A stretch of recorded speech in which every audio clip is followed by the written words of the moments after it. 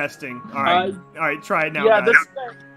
this is an employees only stream. Oh God, this I is hear so music. embarrassing.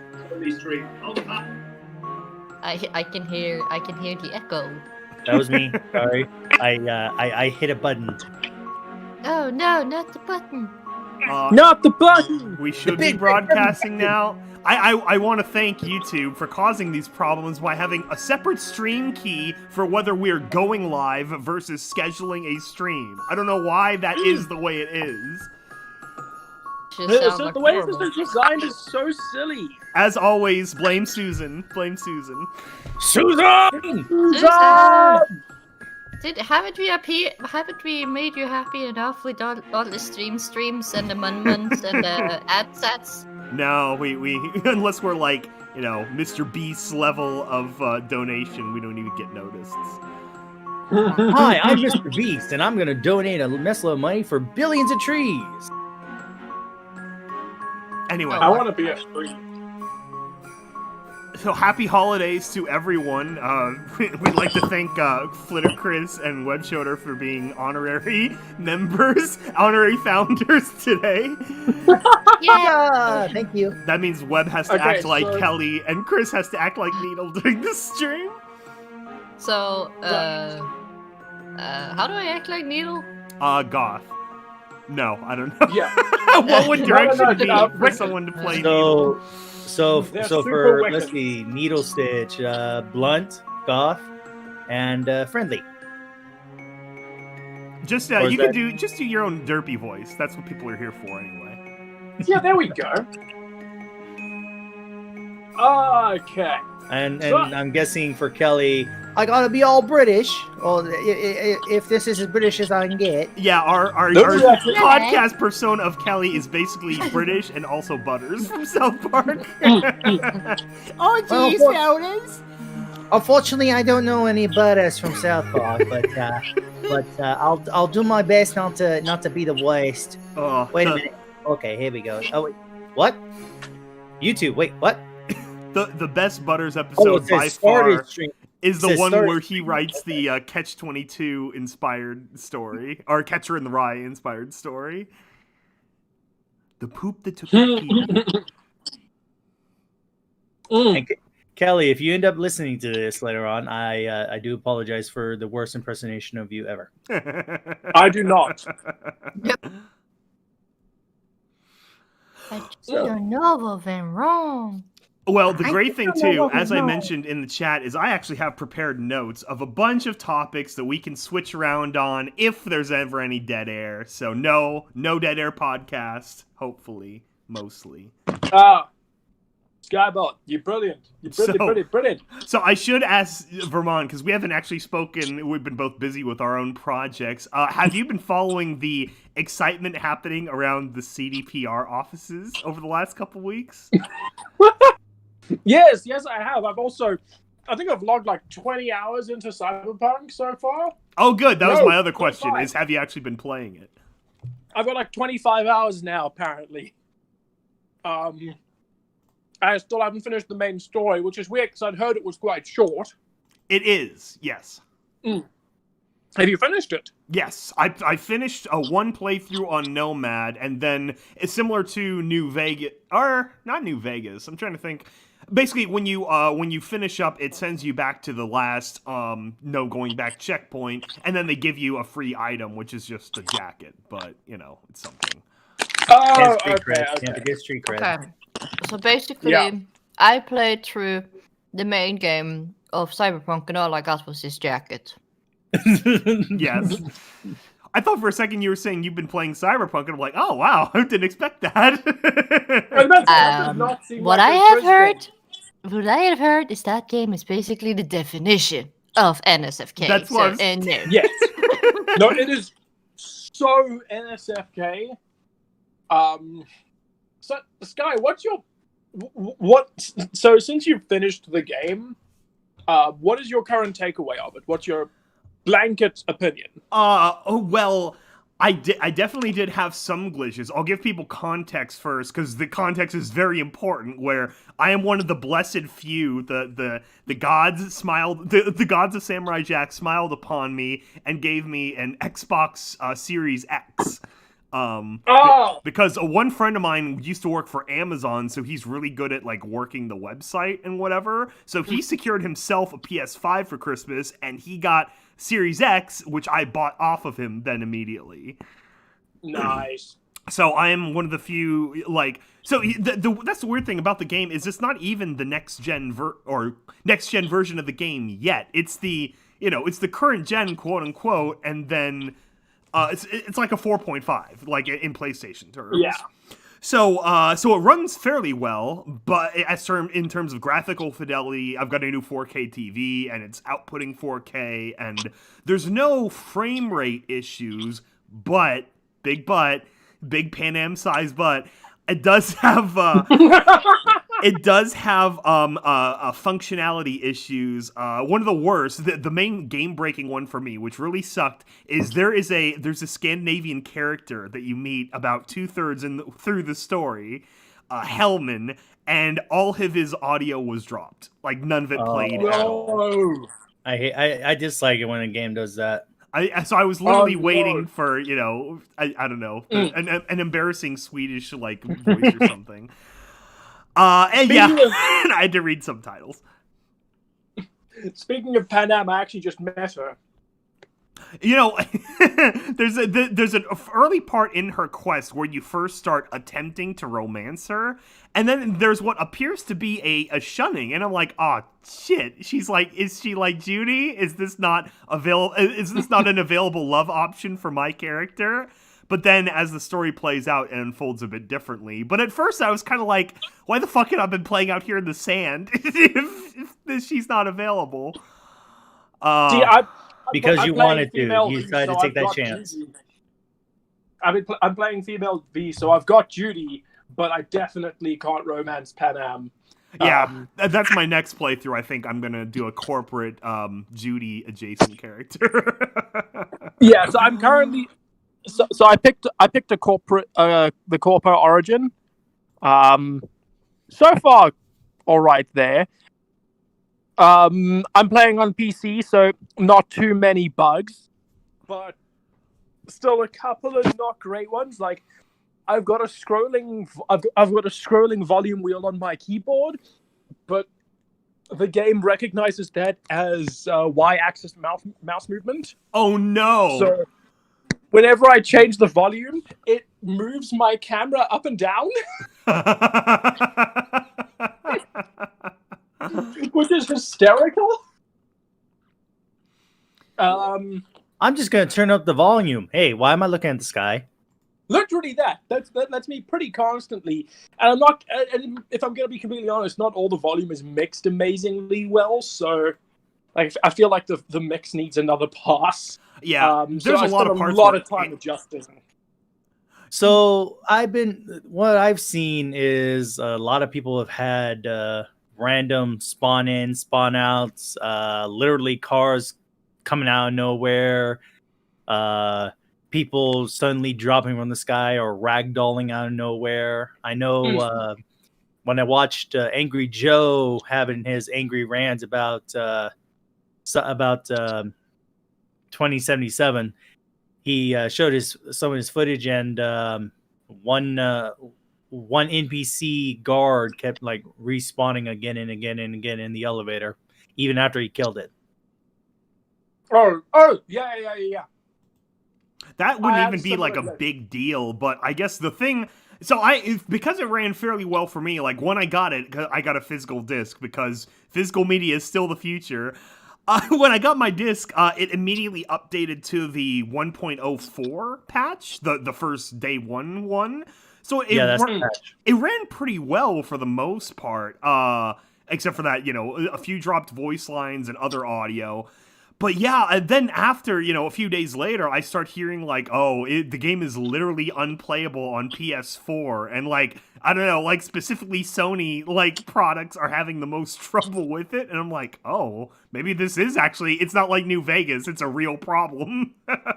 Yeah, it's so much of a real problem that CD Projekt Red pretty much told everyone to go ahead and get refunds, and Sony does not like that when people are wanting refunds. And the thing is, though, they got so many people swarming their lines and emails and so on and so forth. However, you get a refund from Sony, if you can, that literally Sony said, okay, fine. Here's your refunds. By the way, we're taking this game off the market, CD Projekt Red. Until you can get everything fixed, you're not on the store.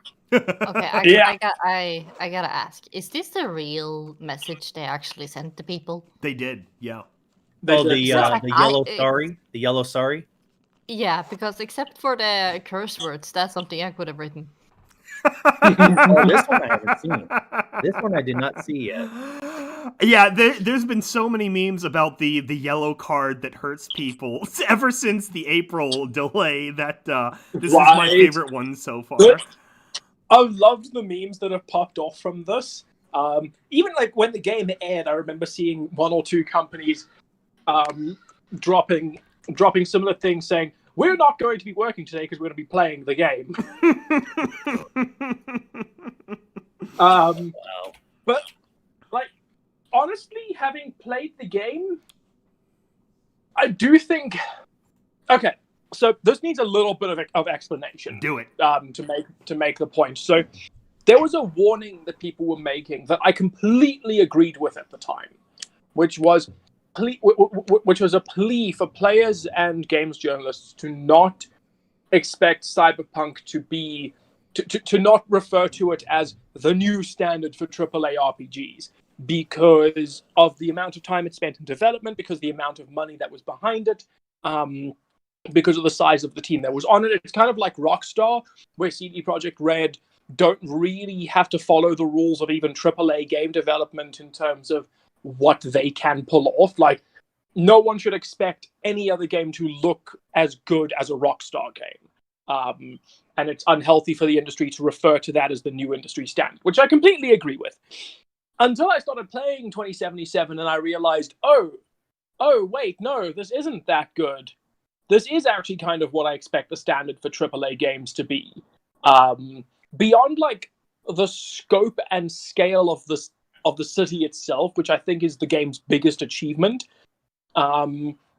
Like the game design itself, the quality of the writing, the extensiveness of the quest choices, those kinds of things. That is kind of the level of polish. Well, not the level of polish, but the level of shit to do that I expect in a AAA game. So that's kind of where Cyberpunk has landed it for me, is that it is a really good AAA game. It's just not a genre defining title in the slightest for the Cyberpunk genre or for RPGs. 1990 to probably 2010, games were made, finished, tested, finished, and then shipped out, and you had a complete product. If the game was bad, they would remake it, and then you have to buy the new one. Nowadays, literally, it's a live service where it's like, okay, here's a game, we'll fix it as time goes on, and if you got any problems, tell us. It's like, I can't start the game. Why can't I not start the game? Oh, well, here's a patch. Well, I'm not talking about the bugs though. I think like even beyond the bugs, I think that the actual design of the game is just, it's good. It's like strong above average, like 7 out of 10. Like not counting the bugs at all, even if it launched with no bugs, that's kind of where the game sits for me. It's not like with like The Witcher 3, which was just earth-shatteringly good. It was genre-defining. Chris, you wanted to say something? Sorry, having my dinner. Oh. I just wanted to say that it sounds like most online games or sold online games nowadays just cut off the test players and they just launch the game and then they just have all the people who pay for the game to test the game. Yeah. Perfect example would be like Fallout 76. It's like, okay, well, here's the game, and modders, we know you love modding, so go ahead and fix our mess for us. It's kind of like, yeah, it definitely, ever since games became, games as a service where you can update things on day one, that's definitely loosened the reins on functionality, but apparently, this is like a new low in terms of non-functionality on release day, which I think one of the biggest problems, or one of the reasons why it's burning so hard right now, or getting burned so hard, is the hype machine, which is something that Vermont and I are very well experienced in. The biggest mistake they ever made was putting out the trailer in 2012. If they didn't put out the personal responsibility trailer with very nice looking graphics of what they definitely intended to do later, like Max Tack looked good, the Mantis Blades looked good, Yeah. But why did you put that out in 2012? Even if people found out like, oh, you're working on this, right? You're like, you don't say anything, or you're like, oh yeah, maybe. And then you leave it at that. You don't build hype until you have the car to put an engine in. Exactly. Or before you even start with the car, perfect the wheel. Basically what you're saying is that don't sell the bear skin before you shot the bear. True. Exactly. Very true. And the thing is, if they had just announced the game, there was always going to be hype for this game. But the 12-year wait for it was such a big contributor to the level of hype that went into it. And if they had just announced the game back in 2018 with that really, really good review, with that really, really good teaser trailer they did back at E3, I think expectations would have been a lot more. Would have been way, way, way different, because people would have been like, "Yeah, cool! It's the next game from CD Projekt Red," as opposed to, "We have been waiting for this game for so many years." And then they throw in that actor guy who has I only know Keanu him from Reeves. one movie. Yeah, I only know him from one movie where he's supposed to be some assassin guy and he has a dog. Oh, that's named John No. Wick, yeah. If you get the chance, check out his other movie that he's also well known for, Bill and Ted. Or I love how no one's mentioned the Matrix. well, yeah, no, that's what I was gonna say. Is he's actually been in quite a few cyberpunk kind of series. Like The Matrix is a big '90s one, and then also Johnny Mnemonic, which is underrated. Skyballs. Yes. You need to get them for the audio drama. Oh my God, we can't afford them. Not now. Right. It's okay. But We'll just take all of James Vermont's paychecks and give it to Keanu. We'll just What have to paychecks? do our best approximation of Keanu Reeves. Oh, hi, Captain. There we go. I think overall, my feelings towards Cyberpunk can be summed up as well to, from a base level. There's this quote that Captain Horse made recently, where he said, "If you're making Cyberpunk and it's just gaudy neon robots without being angry at the state of the world, you're missing the punk. You're kind of just cybering." Nice. And at its core, that's a lot of what this feels like. Is I am loving the aesthetic. I am loving being in Night City. I don't think I've ever played a game where I've loved being inside the game and just walking around so much in my life. It's so much fun there. I'm not getting the punk out of it. I'm not. There is actually some interesting dialogue between the player character V and Johnny. There's even the one scene where he has this sobering realization, oh, I nuked their building and everything is still the same. Nothing changed after 50 years. Oh, nice. That was pretty. Yeah. That was a pretty interesting, come back, getting dragged back down to earth moment for Johnny Mnemonic. But, I should probably mention, that because I haven't finished the game yet, my opinions are not 100% reflective. I could very well be proved wrong by the time I finish the game. I feel like the whole end sequence is interesting. I didn't expect it to unfold the way it did, and because I'm a nomad, I'm wondering how it unfolds differently if you went Corpo or Street Kid. But the way it sounds is probably it sounds like the only real like difference in the end game scenarios is if you're the opening sections, the prelude hours. That's the only thing that's really different. As long as as long as Cyberpunk 2077 doesn't pull a Mass Effect 3 ending, you'll be all right. I don't know. Wait, like my honestly, ending, I thought it was okay. It was, you know. Which color Also, ending would you like? There's not enough choice for this to be comparable to Mass Effect 3's ending. Like, if Cyberpunk 2077 was to... So here's another example is like, so Deus Ex Human Revolution gives you a Mass Effect 3 style ending where it's you can choose ending A, ending B, or ending C. It doesn't get nearly as much flack because all the choices leading up to it have been also fairly stock standard to that. Which very much is the same with Cyberpunk 2077. It's the way a Fallout game offers. Cyberpunk. Susan doesn't approve of Cyberpunk, apparently. No, Sony told her to shut anyone up about Cyberpunk. Oh, they're talking about Project. Quick, shut them or buffer them. Yeah, we're early to have a buffer state. Hello, are we back, everyone? Right. Now it's a real I think we're back. podcast. Now we're back. Testing 1, 2, 3. Eat the rich, hang the parasite. Sorry, what? Testing. All right. No. It isn't a real EAST Corp stream with me and Jam without me telling him, have you checked the Lullaby video? What? Oh my god! Oh my What god. lullaby? What? What lullaby? I still haven't done it! I'm sorry. I want to know. I want to know. So What is this lullaby? I'm sorry. I have been so busy. I should. This is literally like the third or fourth time she said this. It's actually the fifth. I counted. I am absolutely drowning at work at the moment, and even more so now. So I got a new full-time job recently. I'm no longer freelancing. Oh, congrats! Congrats! Congratulations. Thank you very much. I am working at an animation studio.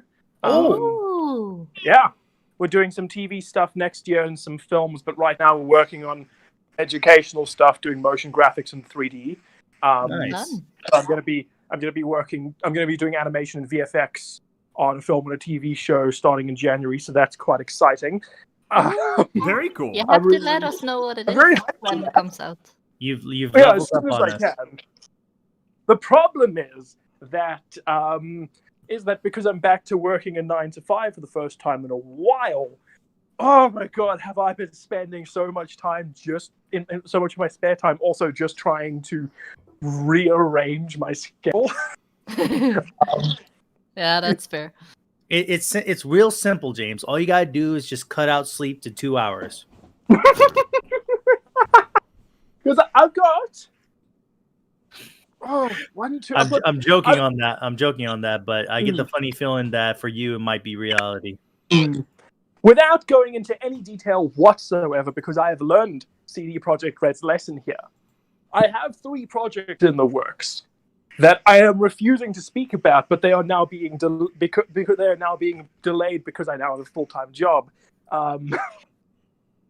But it's absolutely frustrating. Although I do have a larger team than before, because I've learned not to entrust everything to myself because I am not the most reliable human being on the planet. Speaking of which, one thing I can say is that for everyone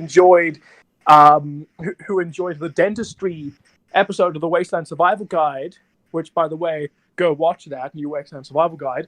A guest writer for that episode is co-writing one of my secret projects with me, which is very exciting. Well, there you go.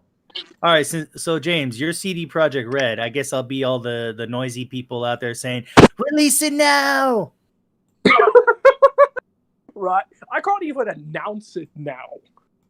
I'm absolutely refusing to announce it until I'm, good and ready. But Oh god damn it! I want to so bad. Two of them are gonna As be very we already exciting. as we already discussed a little bit ago about CD Projekt Red, one of the things that I found troublesome is the fact Sorry, that what? Oh, okay, there we go. what happened? Sorry, your audio cut out for me. Susan. Anyway, so what I found troublesome is that their first trailer was coming out when it's ready. Asterisk.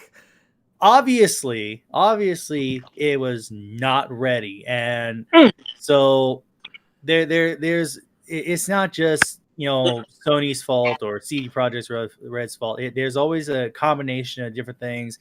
There's always something in the background that we don't know. But I mean, I wanted it as soon as I heard that it was going to come out last Friday.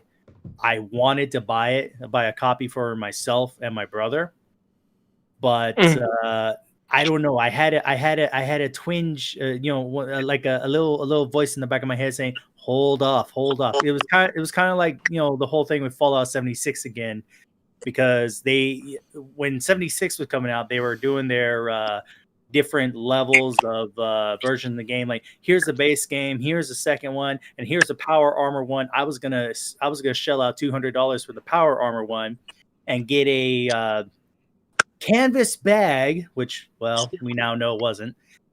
But I'm glad I didn't give them any of that money then. So, I honestly had like a lot of people. I was hyped for this game. I had a lot of high hopes. It looked great. It looked fun. It was something that I was wanting to add to my collection of PlayStation 4 games before PS4 becomes the new PS2. And but after seeing everything that's happened, and after I saw the Angry Rant with Angry Joe, I decided to look into it a bit more, and what I saw was disappointing in so many ways. Anyway, but I mean, Skybolt and James, you two definitely got lucked out because you were able to play the games, get farther, and beat them, or Skybolt was able to beat it.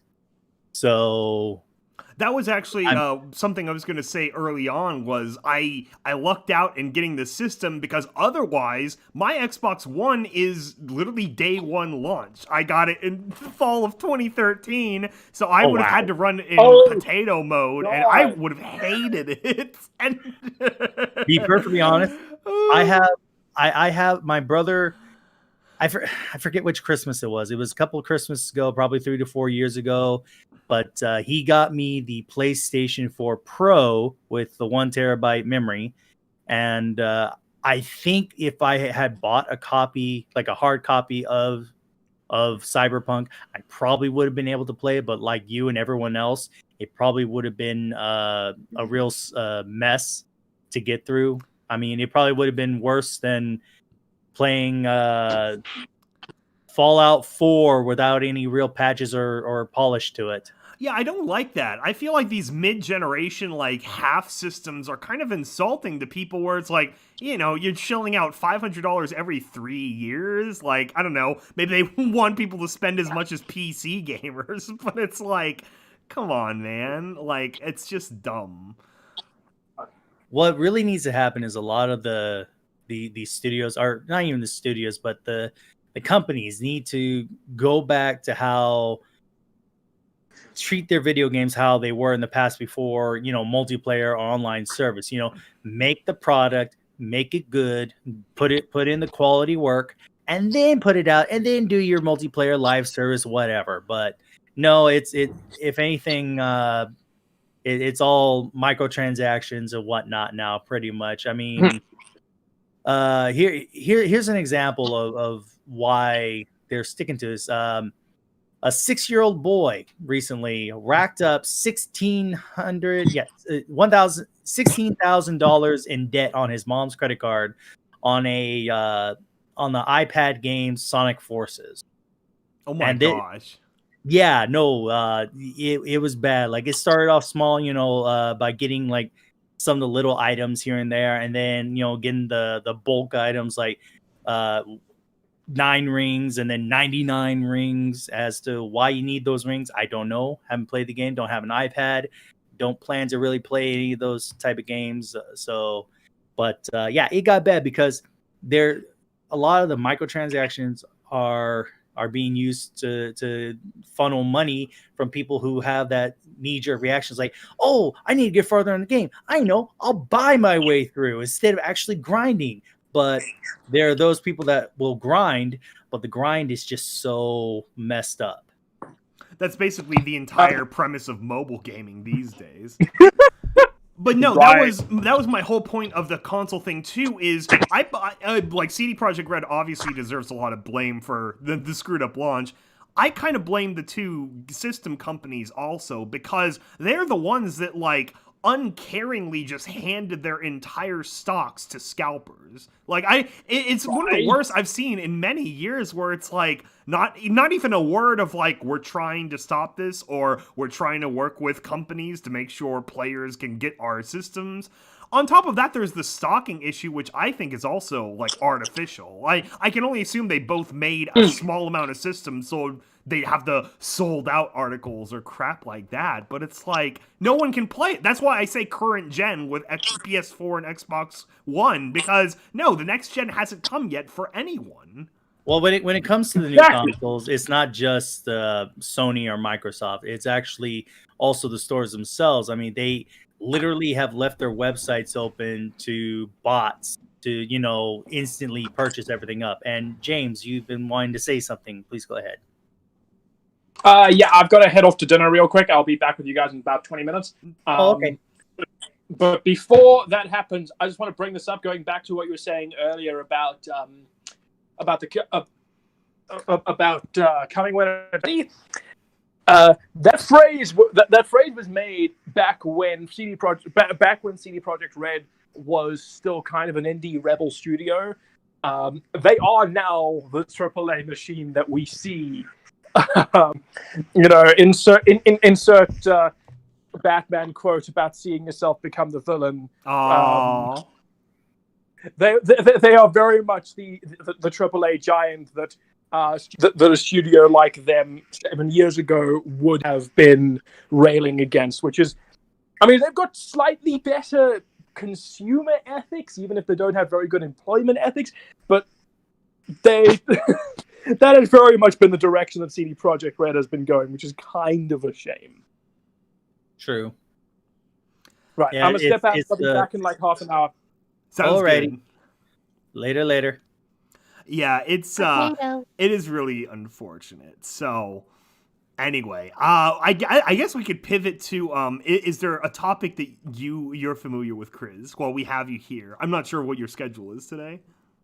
Well, my schedule was a little bit surprised, you can say, because originally it was the live RPG that I do with Fiora the Tank Girl on Saturdays. It was actually cancelled this week, but suddenly they started planning having an early stream. So in about half an hour, I will jump into them and we will have our 3-hour session, apparently. If No, the you DM can't. is... You're ours. You're here first. You're ours. You can't go.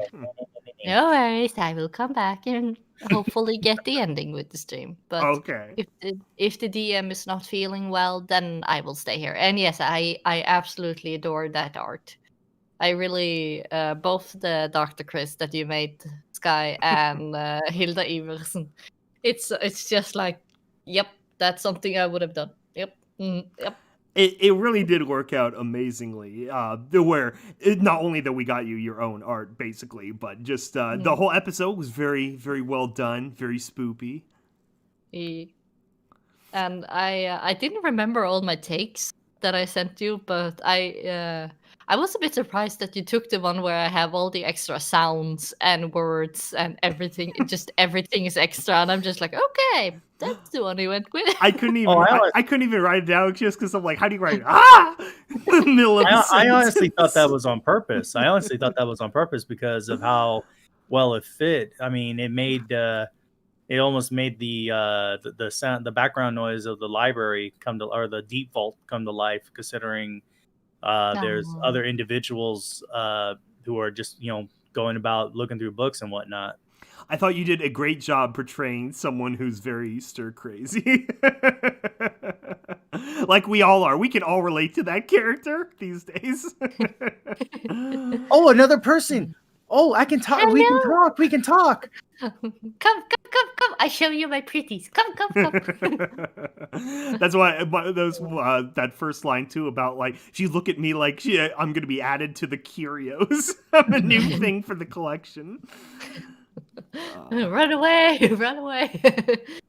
But yeah, I'm happy that one worked because I think with most of the takes, I basically went through my own mind. Like, how would it have been if I was actually stuck in a giant library and have already read a lot of books? So now it's just like, I miss people. How would I sound when I actually can talk to a person again? And I think that was one of those takes. It was So- very lovely. I'm gonna quote Markiplier. Oh, there's people. There's people over there. Yeah. So Yeah. That fits very well too. And then next week we'll give a little tease for our faithful podcast listeners is the volume season finale, and it's also a holiday special, so it's actually going to release early. I'm not sure if Wednesday or Thursday, but it won't be on Christmas Day. It'll probably be the 23rd, I'm guessing. It'll come out when it's ready. No, it is ready. That's what I'm always hazard with holiday stuff because it has a hard deadline. I always get so nervous. That was like the Winter Solstice Ball last year. I was like, oh god, I have to have this ready. It's got to land on time. Is that the one with the bag sound that I thought I had done bad, but it was actually okay? I don't know. The Winter Solstice Ball was just the DJ Pony thing last year. Oh, that was after the events of Chris's the episode. Red After you're Reaper, yeah. dead. Yeah, No, after- she's not dead. I'm not dead. We're not dead. We might be in heaven, but we're not dead. I thought a good tease was the blood. I really hoped it was unsettling for people invested in the story. I did my best. Oh, speaking of episodes, I took the time to listen to that to the re-release of the last Confessions episode, Confessions of a Madman or a Crazy. Oh, the Demented one? Oh yeah. Yeah, and like I got partway through where DJ Pone 3 was talking about what happened at the old hotel. I'm like, and then it finally clicked because I was listening to the music mainly, and then I finally listened to the words. I'm like, wait a minute, this is the last episode being re-released. Oh, that's funny. Yeah. Because I listened to your message at the beginning of the episode, and it's like, okay, this is the message. If you want to skip to the episode part, skip here, da da da. And then the music matching up with certain artworks, da da da. It's like, oh, okay, I'm gonna listen and see if I can pick that up. And I got more invested with the music, and then it's like, oh, pretty music. Plus, it didn't help that I was like listening to this as I was laying in bed about ready to fall asleep, and then suddenly it dawned on me, I was like, this is the last episode. I've already heard this before. It's like I and sad part is like, okay, I'll listen to it again. I woke up and I was like, oh, I missed it. I have to admit, when Sandstone is introduced at the portion where DJ Pony's covering like how Sandstone describes coming back and turning on the radio to hear Carmina, it actually had a really good like fitting moment in there. So I time coded that part, I think. So yeah, if anyone hasn't checked out the Confessions of a Demented Pony, I think it's pretty fun. If you haven't watched any of the Confessions, then why haven't you? Yeah, that's a whole different question. That was the biggest thing. I guess we can also talk end of 2020 stuff as well. Ironically, is because of Corona Pone that I was able to finish that the way I wanted it, which was so nice. It's the biggest dopamine dump I could have wanted. It gave you plenty of time because you're literally working from home. It's like, okay, work's done. Time to work on my other stuff. Yeah, I put so much time into the editing and recording, and it's like, gosh, it was kind of nice to finish that. So let's take some questions from the chat. That's true. Does anyone have any questions? Anyone? No? Okay, moving on. No, kidding. That was quick. Yeah, Well- unfortunately, I haven't followed your streams either, Chris. So why don't you update people on what you've been doing the last couple of months? Well, it's just this 1 month, but I started doing chill and chat streams, which is basically me asking mostly content creators that are friends already or are known of each other at least to Mhm. just sit down and have a chill chat Podcast together. and chill. Yeah, basically. So, like, who did I have last time? I think I had. Who did I have last time? My brain is teacups. That's nice. Let's check my stuffy wuffies. Teacups? Your brain is teacups? That's the first I've heard of that. Yeah. Okay. Last time I had one called Film Shot, Midnight 29 from Pony Wolf Production, and I had Aeon of Dreams. And since he was having visitors, a friend was staying over, and that friend was Solar Flare. He kind of sneaked into the stream anyway, Oh, so he got Nice. added as well. So 2 for 1 deal. yeah, basically. So we had fun just talking, and yeah, it's just that I wasn't prepared for Solar Flare to join, so I was just sitting there like so like, kind of panic. It's like, excuse me, I need to go prepare more snacks and drinks because I only have enough for one person. I'll be right back.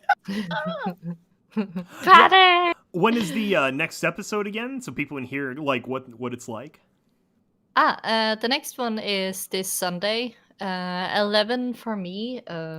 Skybolt, you know time zones. Yeah, 11 p.m. Norway, which I believe is a 9-hour adjustment for the West Coast. So I think it's 2 p.m. Pacific, 5 p.m. Eastern for the burgers out there and Maple Leafs. So yeah, Yeah, Burgers and that's- Maple Leaves. Okay. I think that's how So that works.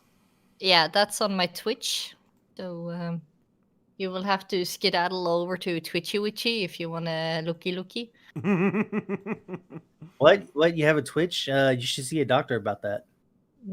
Yeah, it's just a little in the neck. It's okay. Yeah, I got a twitch over my eyebrow during production. Like, oh, it's gotta be done. But I was told Twitches were a good thing. A lot of people get to look at them. Wait, what? Yeah. Anyway, no, I was just sticking. I was living up to my my developed talent of bad jokes. Ah.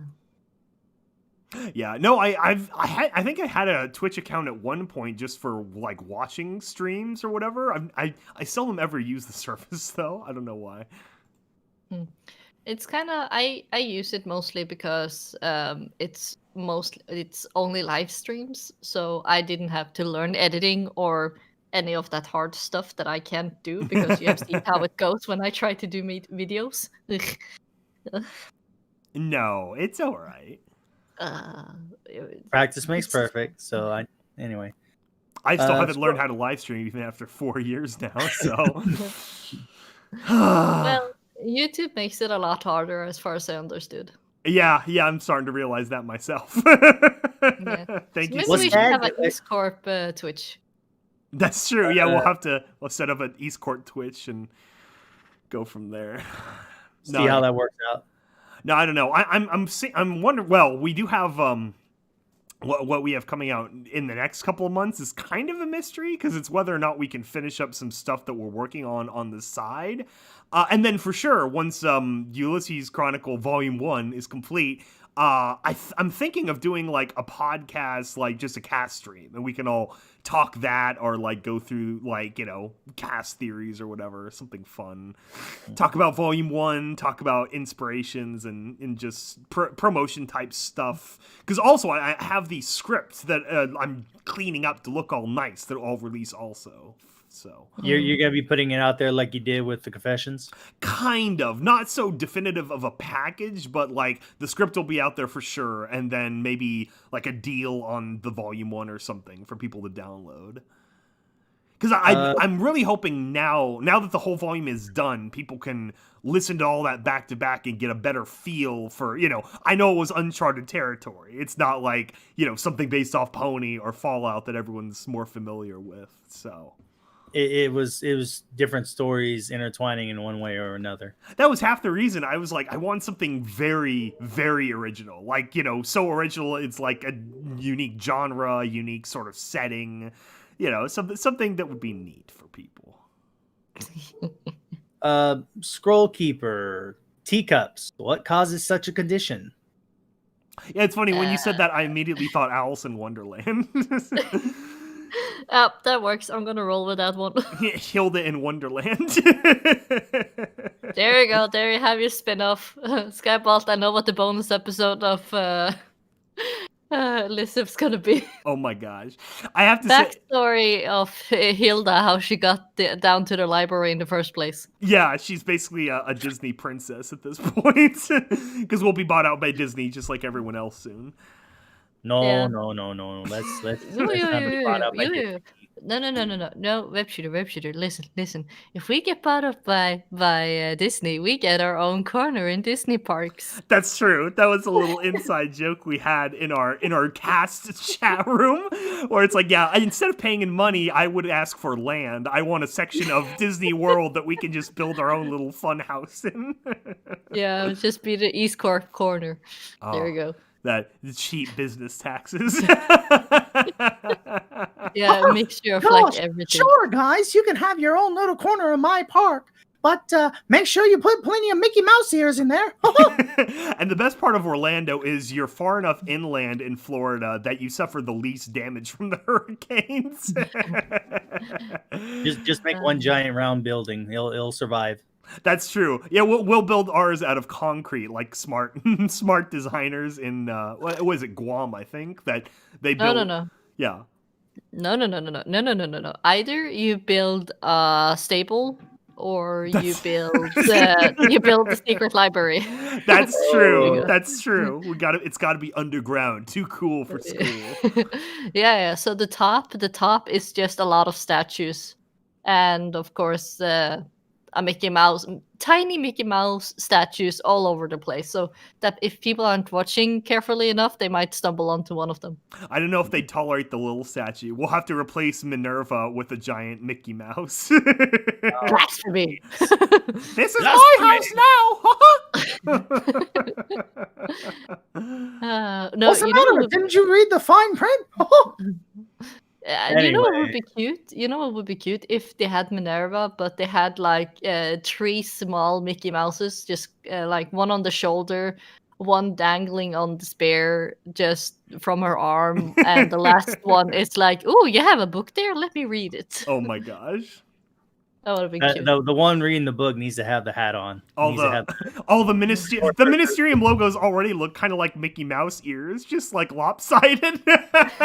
We just have to shift it up. There you go. Oh God. I have a slight confession to make about the logo that you start each episode on. It took me a while, like after the second or third episode, to really realize what that logo was in the beginning of every episode. It's literally the worlds combining into one. And I'm like, oh, that's clever. Yeah. I was very proud of that. I thought it was simple and effective. And for those of you listening in on this podcast now, if you do not know what we're talking about, go check out Ulysses Chronicles. You will not be disappointed. I think it's gonna be neat. I've been working hard on it. I'm drawing from a lot of influence, and we have a long arc coming ahead of us. So we're about to wrap up volume 1 of 5. So we got 4 more goodies. 5? Yes, 4 more good seasons to go through. So sounds like we're gonna be here a while, folks. And each season might change a little bit in terms of execution. So we'll see how things unfold. A lot of possibilities. Let's see who's gonna die first. Season 1, no one. Season 2, Z or G. Well, technically, season 1, everyone dies, but then we go back in time in flashbacks. Spoilers. Let's see. Season 5. The last one to die is Ulysses. Yeah. Yeah. F's in the chat for the whole universe. Yeah, I have to keep reminding myself. It's like, wait a minute, the way this one started, everyone's already dead. Oh no, it's Star Wars Rogue One all over again. That was actually one of the hardest things for writing Volume 1 was that I'm like, okay, the whole premise is very dark and sad, where it's this reflection, of how the story is told. So I'm like, I have to add as much happiness and other random wholesome moments as I can to lighten the mood. So that'll get better over time and then get a lot worse once we actually close the loop. So that's one thing I'm wondering about.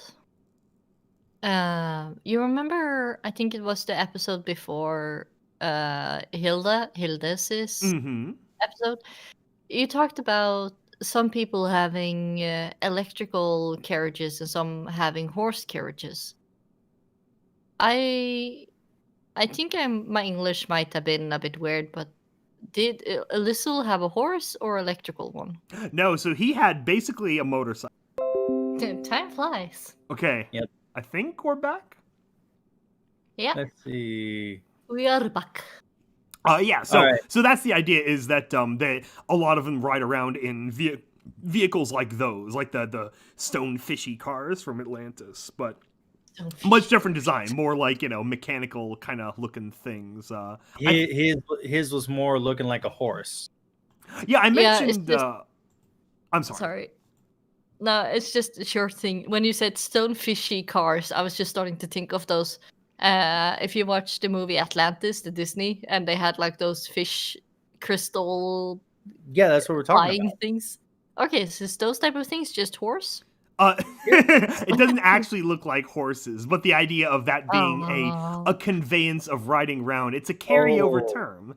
Actually, the idea is a lot of the without saying steampunk, a lot of the technology would look very like mechanical, like this. This is always the picture I use because I love the design of the time machine from the Time Machine remake. Let me find some of my other. Let me look through my other lore pictures to carry across the idea. That you time did. machine's cool and all, but I honestly like the original from the original movie. Oh yeah, from that- the 1960s movie. Yeah, I have that VHS tape. Oh If yeah. It's real good. I mean, I don't know why, but I enjoyed watching it when I was younger because it's like literally he pushes the lever forward and he sees everything like literally speed up around him. Here we go. So in real terms, like real life lore, the idea is like the Antikythera, I don't know how you pronounce it, mechanism, sort of Greek level like mechanisms taken to their logical extreme, basically. Then you add magic crystals, and then they build more cool stuff. So that's sort of the premise, is that the industrial revolution, the mechanical revolution of their world is springboarded off of the Greek mechanisms like this. So that was. But having better power sources and more finer materials to be able to make smaller components and so on and so forth. Yeah. So it's I tried to get across as much of that as I could in Sophia Trachis episode as I could. All right, I have a question. The ships that are used to traverse from one reality to another, the way that you were describing, did you get that idea off of Treasure Planet? Kind of, yes. It's very Treasure Planet inspired. And I even have that line where it's like, they're ready to drop into water just in case they lose power, which I think would be a very like practical reason for them to be like, oh, just in case. It still has to be like a ship. So let's just make it like let's make it like a plane. What's the worst that could happen?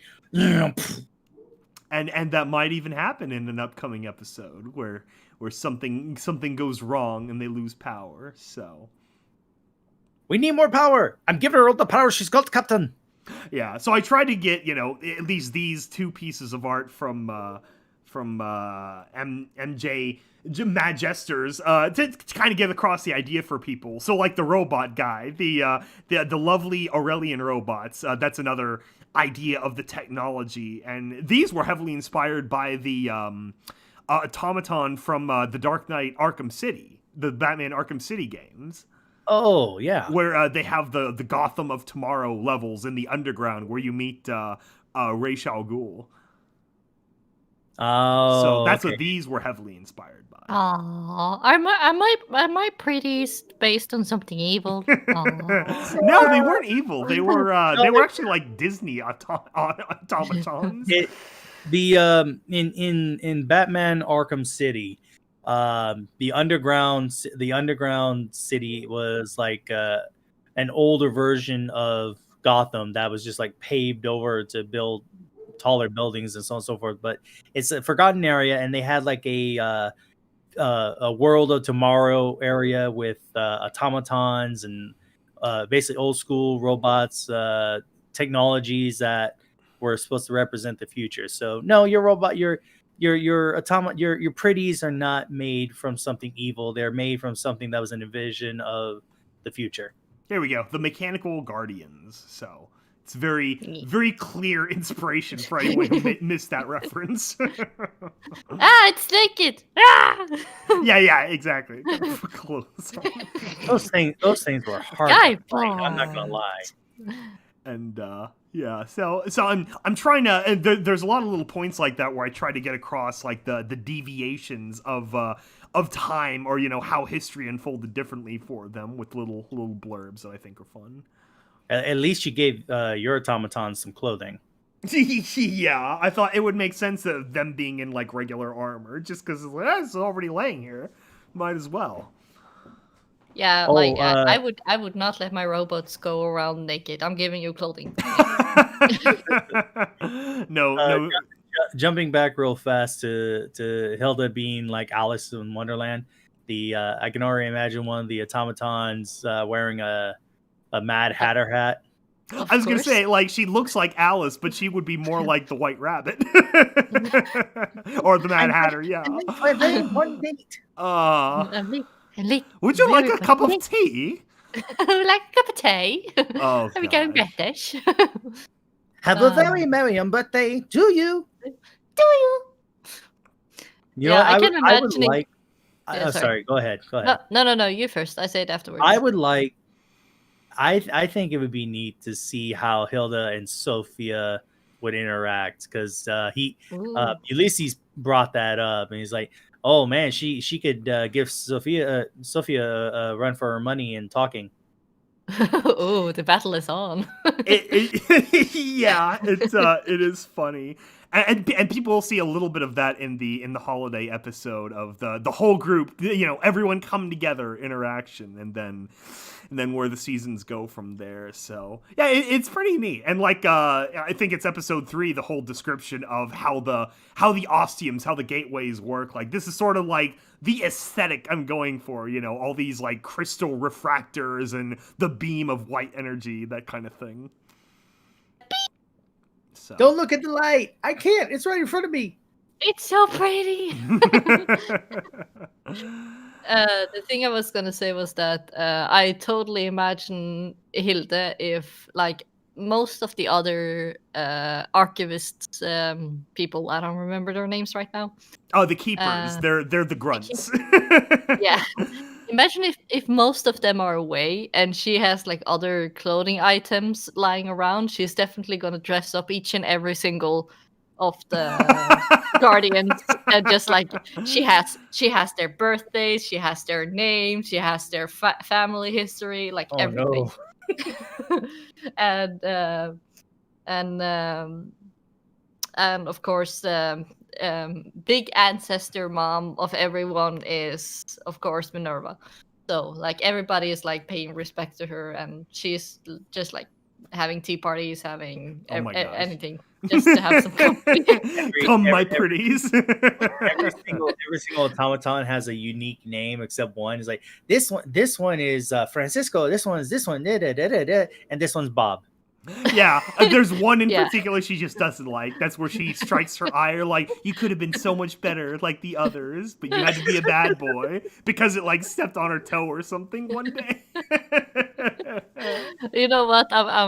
Yeah, that's canon for me. Yep. Bob, Oh. we don't like Bob. Or, well, we like Bob, but we don't like Bob. Do you get what I mean? Yeah. Hey, in Norway, what's a Norwegian name that like jokingly a parent would give their child if they were like, oh, I don't like this child, so Very you get plain or boring. You. you. You. You might have to spell that. Why You're you gonna or be why you? surprised. You.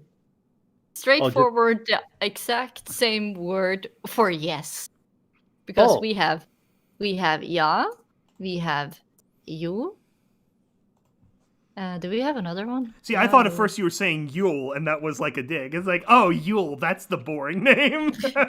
Well, if you're really gonna be what's that? Oh, so it's spelled J-O. I think that's one is one of the, like, why did you name your child this? Like Karl Uvar. Is Ovar like the second, like the middle name, or what is that? No, it's kind of like your name has two parts, Oh, but okay. it's still the first name. Okay, yeah, like Mary Jane or whatever in English. Yeah. So Karl Uvar. It's like it's hard to pronounce, and why would you? Ooh, Why? Carl Beinholt just got owned. I think you're just owning all my characters. This is That's why you got stabbed in the back. Yep. All right. Speaking of characters, the one that got introduced that hit me the hardest at the end, considering the way it ended, was Chapter 8, Galenis de Fleur. Oh yeah. Instead of hearing Ulysses, talk and explain things at the end, you just hear him playing recordings of them together, and I'm just like, oh no, So sad. And the text doesn't come on screen because it's not being chronicled. It's just something he's playing for himself in the background. Yeah, I'm getting sad now.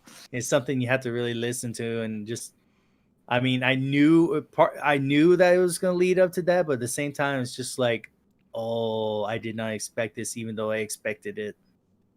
It's just like, it's the thing that you think is gonna happen, but you're not prepared for it. Not emotionally, at least. Even waiting till the end, still hard. You're lying to yourself. You go, I'm ready for this. I'm ready for this. It happens. I wasn't ready. I wasn't ready. She wasn't ready. Grab your plushies and tissues, guys. You're gonna need them. Yeah, no, Maddie did a great job. I'm glad I could bring back Fweezy in some form. Yes.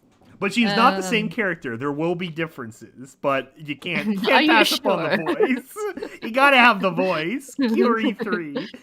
Yeah, so Freezy Peaks gets her lover, and then they both die. And then and Miss Dufleur, she dies, and Ulysses is the only one left. So I'm sad now. Sad pony. It's like, hi all you characters. This is your writer. This is the guy who made your life a living hell. You're welcome. Ugh. Yeah, so it'll be interesting how the story unfolds. I think it will be fun. I have the bones. Obviously, I wouldn't have said from the beginning that there's 5 seasons laid out if I hadn't laid them out already. But how the meat of it goes, that's where the fun will happen. That's all the story along the way. War. Perhaps the real ending was the friends we made along the way.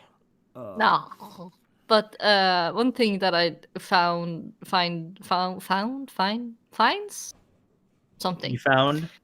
It was a bit funny. I talked to Skybolt about since there were like even numbers of boys and girls, of course, after spending time with different people, their habits sometimes gets affectionate.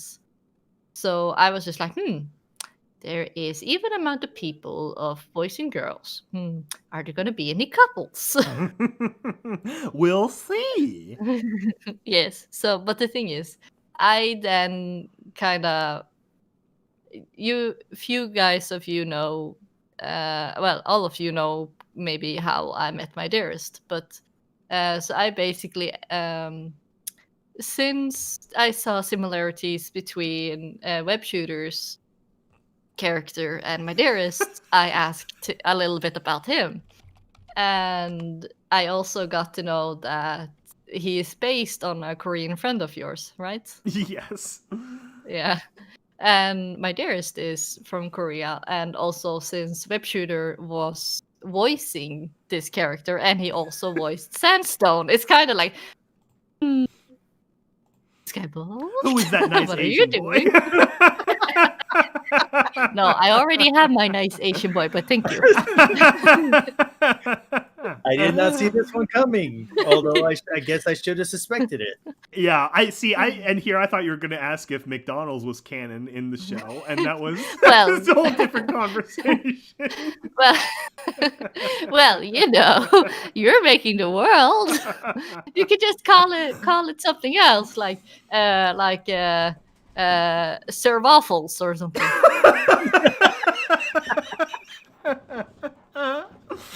Oh my gosh. Okay, so since we're on the topic of couples, does the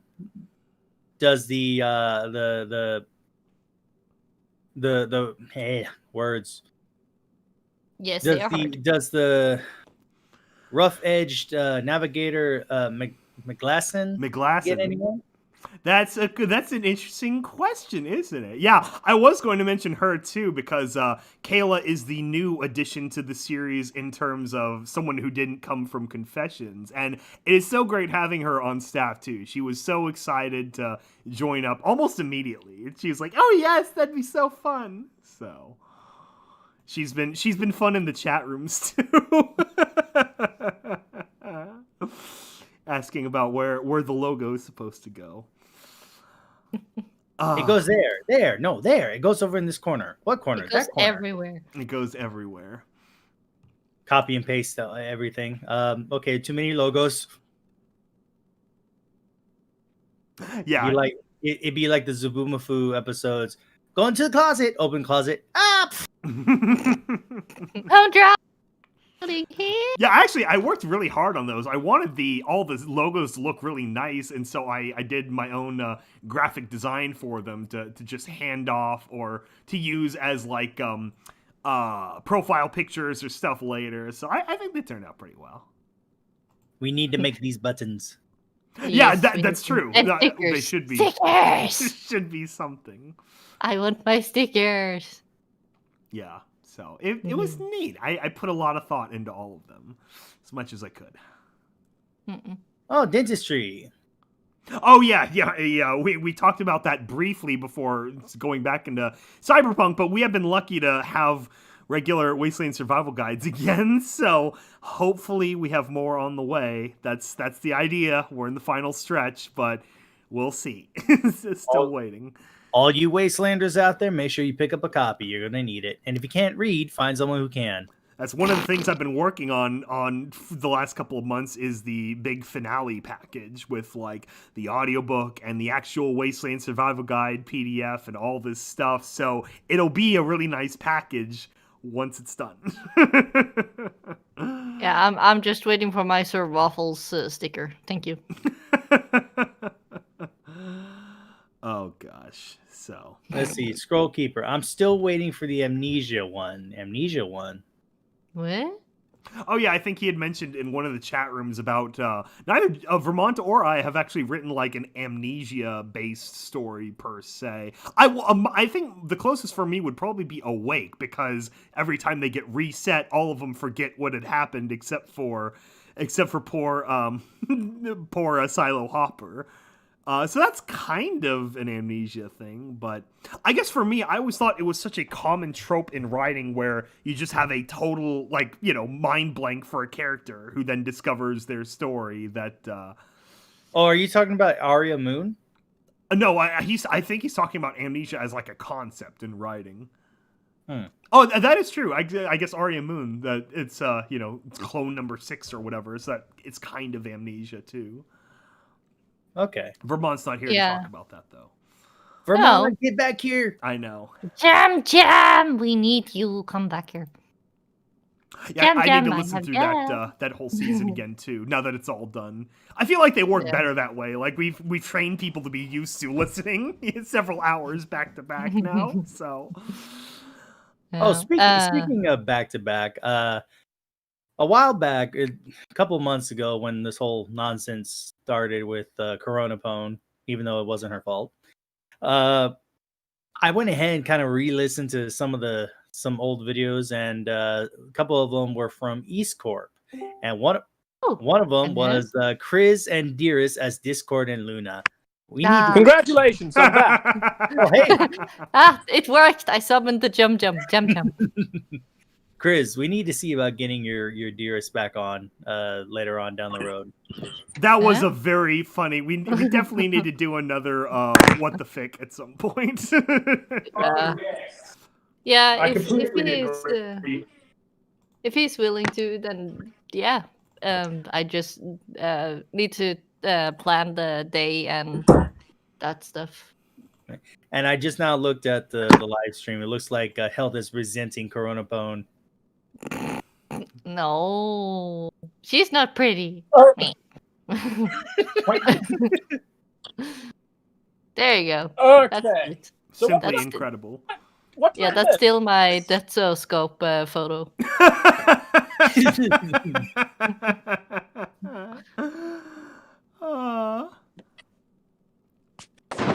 But Vermont, did you want to give a? We're kind of talking about the year as a whole.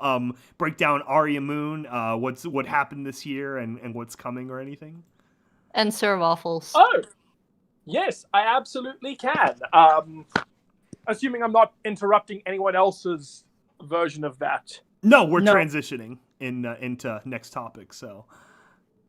All right, cool. So I guess I'll talk that up. So, okay. So since Skybolt has it up on screen, I'm going to talk about Arya Moon, which I think might be one of the coolest things they've done this year, but definitely not at the tippy top. Arya Moon was such a fun experiment for me because I've never done a seasonal production before. At least, sorry, I've never released a seasonal production before. I did,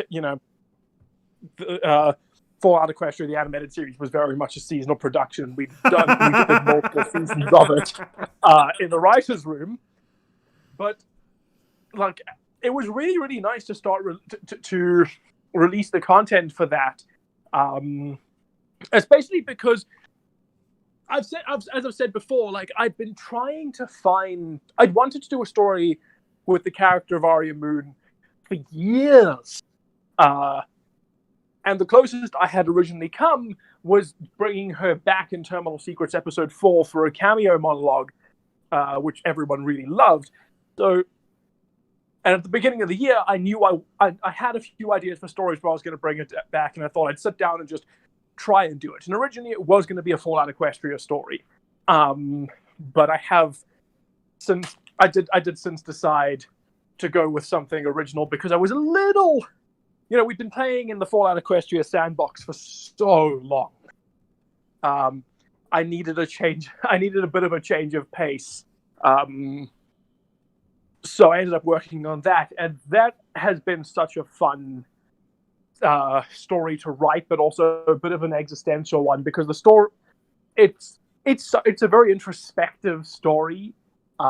We spend so much time in Arya's head as she questions everything that comes about, and she starts trying to work out what it means to her on a personal basis, on a psychological basis, on a philosophical basis.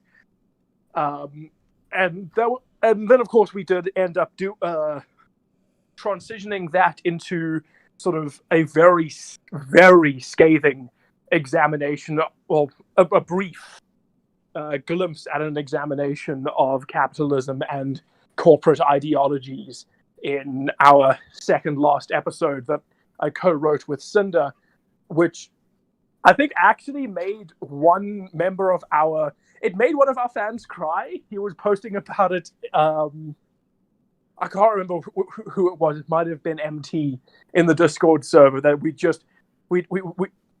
was such a nice one, because I was really nervous because I've never got political in my EAST Corp writing before.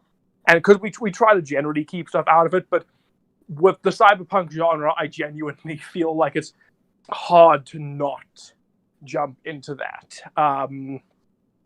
Overall, I'd say the season was a massive success. It ended up on... It concludes on a really downer note with a lot of setup for the rest of the season. For the next season, it was so much fun to have Chris on as Fidget, who is just the most... She is so adorable, and so many of her lines were ad-libbed of just general Chris cute things. Oh boy, I'm gonna go and hide now. Bye. No. It was adorable. It was and as of right now, season 2 is not actually in production. Like it will move, production on it will move forward, but I've given it a delay because firstly I need season 1 to just sit a little bit longer, and secondly because the plot for season 2 is kind of gigantic. It's expanding outward in a lot of different ways from what we did with season 1, and I need time to write that all out a lot more than what it did. Season 1 was written, I had a lot of the big story beats and a lot of the end goals in mind, but most of it was still written seat of the pants style. And I don't really want to do that with season 2, given the scale of narrative that I'm going for. So are the episodes going to be longer? Yes. So my current estimate is that every episode is going to be 20 minutes is going to be a minimum of 20 minutes. All right. Yeah. So we're going a lot bigger, but it's also going to be a lot. It's going to maintain sort of the same level of not being super plot heavy, despite the extended runtime. But it just means there's going to be a lot more time spent with characters sitting and talking to each other about the things that they believe, or the things that they like and the things that they dislike. Going to spend a lot more time with random people around the city to just try and bring it to life a little bit more. I think that playing Cyberpunk over the last few weeks has definitely helped. Like I said, that whilst I have voiced my issues with Cyberpunk, I think the world itself was, like, Night City itself is a breathtakingly spectacular character, and there's a lot to learn from that. So I'm probably not going to be giving updates on Aria Moon for a couple of months, but it will be in production. Next up. No. Let me say something. Yes. Sorry. We have one thing recorded for season 2. We have one thing recorded. We have one thing recorded that I remember. Where are you going with this? It's not something major to the plot. It's just something very Fidget. Especially if you have been paying attention and know what Fidget's form is. What language is it in? It's in English, no worries. That being said, I really want to have some scenes of Fidget and Widget speaking to each other, except they're speaking in Norwegian and Chinese, respectively. Yes. And no subtitles. That's gonna be fun. So that's the other thing. I need to redesign how Aria Moon is visually presented, because season 2 is going to be a lot more subtitle heavy, because I am going to be having Fidget using some Norwegian. Yay! And I am very much going to be committing to what I did in season 1, where, aside from a single scene, all of Widget's dialogue is in Chinese. And I'm going to be committing to that even more heavily with season 2, so there's going to be very little English from that character, and she is quite a key character. So get ready to watch the screen for widget subtitles. I may or may not give warnings ahead of time, like in descriptions of saying, this episode will feature subtitles. Please pay attention to the screen. I haven't decided yet.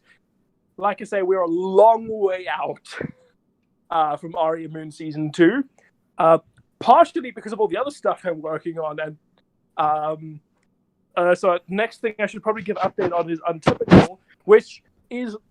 Episode 2 is like 95% done.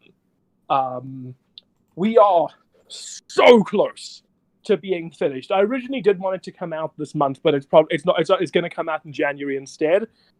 But it is coming out in January. There's not going to be an official announcement of that outside of this podcast, just in case. Just in case. But I'm confident enough to say it in the podcast that you can expect episode 2 to come out in January. It is one of the longest things I have ever made. Patrick Bow Wow. In order. These do not translate necessarily to audio length, but page count-wise. Episode 1, which was 56 minutes, was 59 pages. Episode 2 was 98. Episode 3 is 103. And episode 4 is 128. Nice. Wow. So Apple marmalade out there. right. Yeah, but that's marmalade. That's not jam. Okay, there we go. Are we back? It's mostly. Are we back? Yeah, we're we're back. back. So yeah, that's the so that's the current update on Untypical. There's some other Untypical related stuff in the works beyond the series, but I'm not going to bring that up until I'm further down the line on production on those. Again, trying not to be a CD Projekt Red. Looking in the comments section, Scrollkeeper says, maybe I should listen to Aria Moon to absorb more writing knowledge, yay or nay? So, I would say yay, but I am a biased source. Aria Moon is a very slow show. If you are willing to wait, if you are willing for something that is deliberately slow-paced, then go for it. I think Aria Moon has got some of the best writing I've done in this first season, and it's set up for some stuff that I am so excited to work on. But just to be warned, the first episode kind of takes place in real time over the course of 5 minutes, and it drags. It feels like that, and that is not a mistake. It was very deliberate, but it does start to pace up as the season moves onward, and season 2 is will be a little bit more pacey. It's not like Untypical where I designed, like Untypical which I made into like a rocket train, and it just bolts. It's a pure sprint for an hour. That first episode, which I think was one of my favorite things to read in some of the reviews, was that it just goes. It goes from moment one to the credits. I feel like with Aria Moon, probably similar to what I said with Ulysses, which is now that both, the season is done, it's best to rewatch it in binge, and it kind of plays out better as a binge format. I actually completely agree with you there. I'm actually excited to binge, to do a nice binge of Ulysses Chronicles. And I would recommend that for people who liked Aria Moon. So, in fact, speaking of Aria Moon, completely slipped my mind to announce this. Which is that I was going to do this at the beginning of December, but again, I lost track of time during work. So this has been moved to the first week of January, probably, maybe earlier, depends on my schedule, which is the Aria Moon Complete Edition. Nice. Which will be the entire 4.5-hour first season in one complete video, which features brand new cover art. Which depicts one of the fan favorite scenes of the first season, and it looks absolutely gorgeous. I've got updated sound effects and sound design across the entire season. Getting a couple of lines of dialogue re-recorded, which reminds me, Chris, I got some lines I need you to re-record. Just to fix up a few things here and there.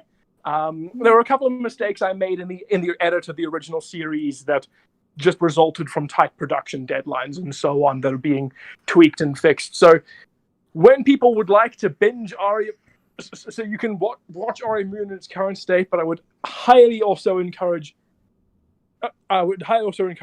re-binging it when the complete edition of season 1 arrives, because it will be really cool. One thing I also want to ask, since you're talking about rewriting and making a whole binge watching, I remember one time we talked about your favorite written line for different characters. Would you be so kind to share your favorite line for at least 5 characters? My favorite lines. Okay, so honestly, okay. So with Arya, I think it might be her final line of the season. When she goes through all of the, she's across the final episode. She's like she feels so claustrophobic because of how loud everything is, and it's all the thoughts in her head. So my favorite line of dialogue from Arya would be the very last line of the season, where she's just where the world seems to grant her some peace, and she says, I know a thing that I can't possibly know to be true, but it remains true. That from the city to the world beyond, to the furthest reaches of space, no one anywhere says a word, and she gets to have just a little bit of silence, but it's also crushingly lonely in the moment. She gets what she wanted, but not in the way that she wanted, and she kind of loses. For Fidget, it's a really, really simple one, which is, I am not insert what person. So someone will describe Fidget as being like, "Are you sad, Fidget?" or "Are you this, Fidget?" And she will say, "I am not sad. I am a fidget." And that remains. It's a nice. Fidget is never sad. She is a fidget. Yeah, I just remember when we talked about it, you said something else. What did I say? Bad Arya. Grrr. Oh yes. I forgot about. I actually completely forgot about that one. Yes, bad Arya. Grrr. See, I think it's not because the line is good. It's because your delivery is hysterical. Yeah, but maybe I should change it to hissing noises. No, the grr is funny. Grrr. It's a good one. That's definitely a pretty solid one. Okay. Then so that's Arya Moon and Untypical. Okay. Oh, how about have you been watching Ruby this season? Yes. I haven't watched the most recent. I haven't watched the most recent episode though, but me neither. Yeah, it's good. Yeah, here, let me pull up the art. I have all the art prepped for the show. There we go. I haven't watched it in a long time. Oh god damn, this season has been strong. Like, I was a little worried because, season 6 was really good. It was like almost on level with season 3, but then season 7 was kind of dull. Like, it was solid, but it was just kind of eh. So I went into this season expecting it to be fairly middling, but god damn, they've done a good job. Yeah, now it's full bore. Like, oh god, time to fight. Like,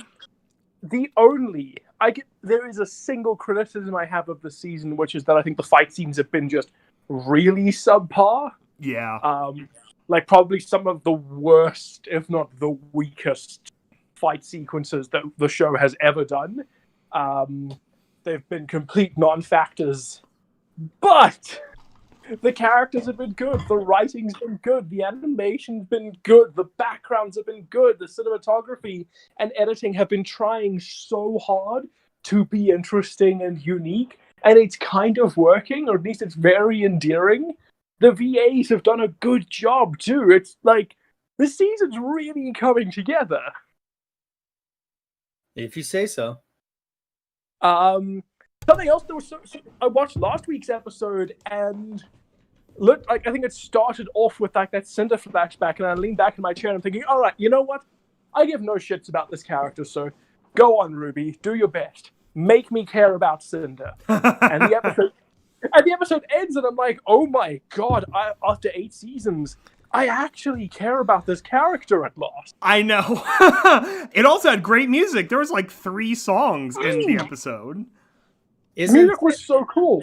Isn't Cinder's background mainly like Cinderella? Just that Yes. she kills all the stepsisters and whatnot? Yes, that's exactly it. It was a pretty good kill too. YouTube's shown me or recommended some clips, and I watched it. I'm like, oh, she has a background story now. Don't care. Yeah, no, like I think seeing the complete background story in order with the way it was edited in and out just really worked for me, and I think the music absolutely helped. Like that montage song of like just expressing all the things that Cinder has to do, and it's like those instructions given to her by her evil stepmother. Like KCB just kills that. It was really good. I'm waiting for this volume soundtrack now more than anything. Right. There was one thing I saw in the clips that did rub me the wrong way. I'm like, I don't care about the show anymore, but I do care about the moment that's being shown. I really hate the fact that Cinder had a quote-unquote shock collar around her neck that looked like a regular jewel. And I'm just like, what the frick? But yeah, that makes sense because she's being controlled. Yeah, but I mean, at the same time, it's just like, oh, no wonder Cinder became twisted. Oh yeah. Yes. Yeah. So, So it's like it's a dark character moment, but does that make Salem one of the fairy godmothers? Like bibbity bobbity boo. Oh, now you've got a scary arm. right. More like bippity boppity boo. Also, I don't think we brought it up yet, but the new OP slaps hard. Oh yeah, the opening theme. Yeah, that is cool. I like it. I quite dig it. I think the animation on it's pretty solid. The visuals are pretty solid, and they're like, I was watching it with my roommate the other day, and he was just sitting there like, God damn, the time signature changes just like every fucking couple of seconds is insane. Yeah, that's one of those things where you try to transcribe it and you're like, what is it? Where is it shifting to? I had that problem what with are you doing, Jeffrey? Like, you try to predict the shifts. It's like, okay, it's gonna shift that way. Wait, where'd it go? Like, look, Come from Cotton Eye Joe. Jeff Williams and Trocadero have been like, their instrumental side is so strong, and it always has been. It really is. Like I think Trocadero is something I always have on my recurring playlists, and their best pieces are always instrumental. Like their lyric writing and their vocal work's usually pretty okay-ish, but they're like the instrumentals where they shine. Yeah, like at the end of the was it the Recovered trilogy of Revelation trilogy is the Outpost Sunset. That's still one of my favorites. Oh, like when I was writing the end of Confessions, I listened to that like every other day. Outpost Sunset was one of the only pieces of music that was on my Terminal Secrets 6 playlist, aside from the soundtrack to The Last of Us. Oh, that's right. Yeah. I was actually, in fact, I think Outpost Sunset was one of the songs I gave to Kelly as reference. I was like, all right, when you're making the original music, here's the Last of Us soundtrack, here's Outpost Sunset. You know, we should probably mention that. I think that's our most underrated video this year is the Terminal Secret soundtrack video.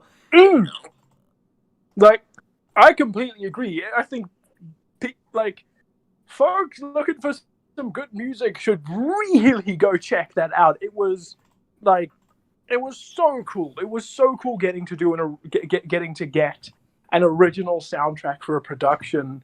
It is something that we are doing again with one of my unannounced projects for next year is getting an original Kelly soundtrack. Woo! Nice. And Wait, you mean we have to do original music? We can't just do copyrighted music and hope to God we don't get struck down? Well, that is literally my whole premise with Ulysses 2 has been nothing copyrightable. For the love of God, please. And then a bot comes along and is like, oh, this sounds like something that so-and-so made. Copyright. Well, ever since the nonsense with the damn British recording company, I'm like, go away, fuck off, Britain. Right. So does that mean I don't get Sir Waffles? We just have to change the country of origin. It's going to be SER, and then waffles has to be something Germanic. No, you don't get waffles. You get pancake. You get pancake, or you'll be happy with it. You know what? We'll make it French. Okay. It'll be crepes, and then DeFleur, she can just cook everyone up. No. I got, dude. I got you. Lefse. That's Oh? right. Oh god. Oh, my mom literally just gave me a big pack. She's like, "Oh, the Lefses come," There you go. which are basically potato tortillas that are kind of cut in rectangles. For those not in the know, they're Those so not Scandinavian they don't even sell them at IKEA. I'll have to learn how to make those myself.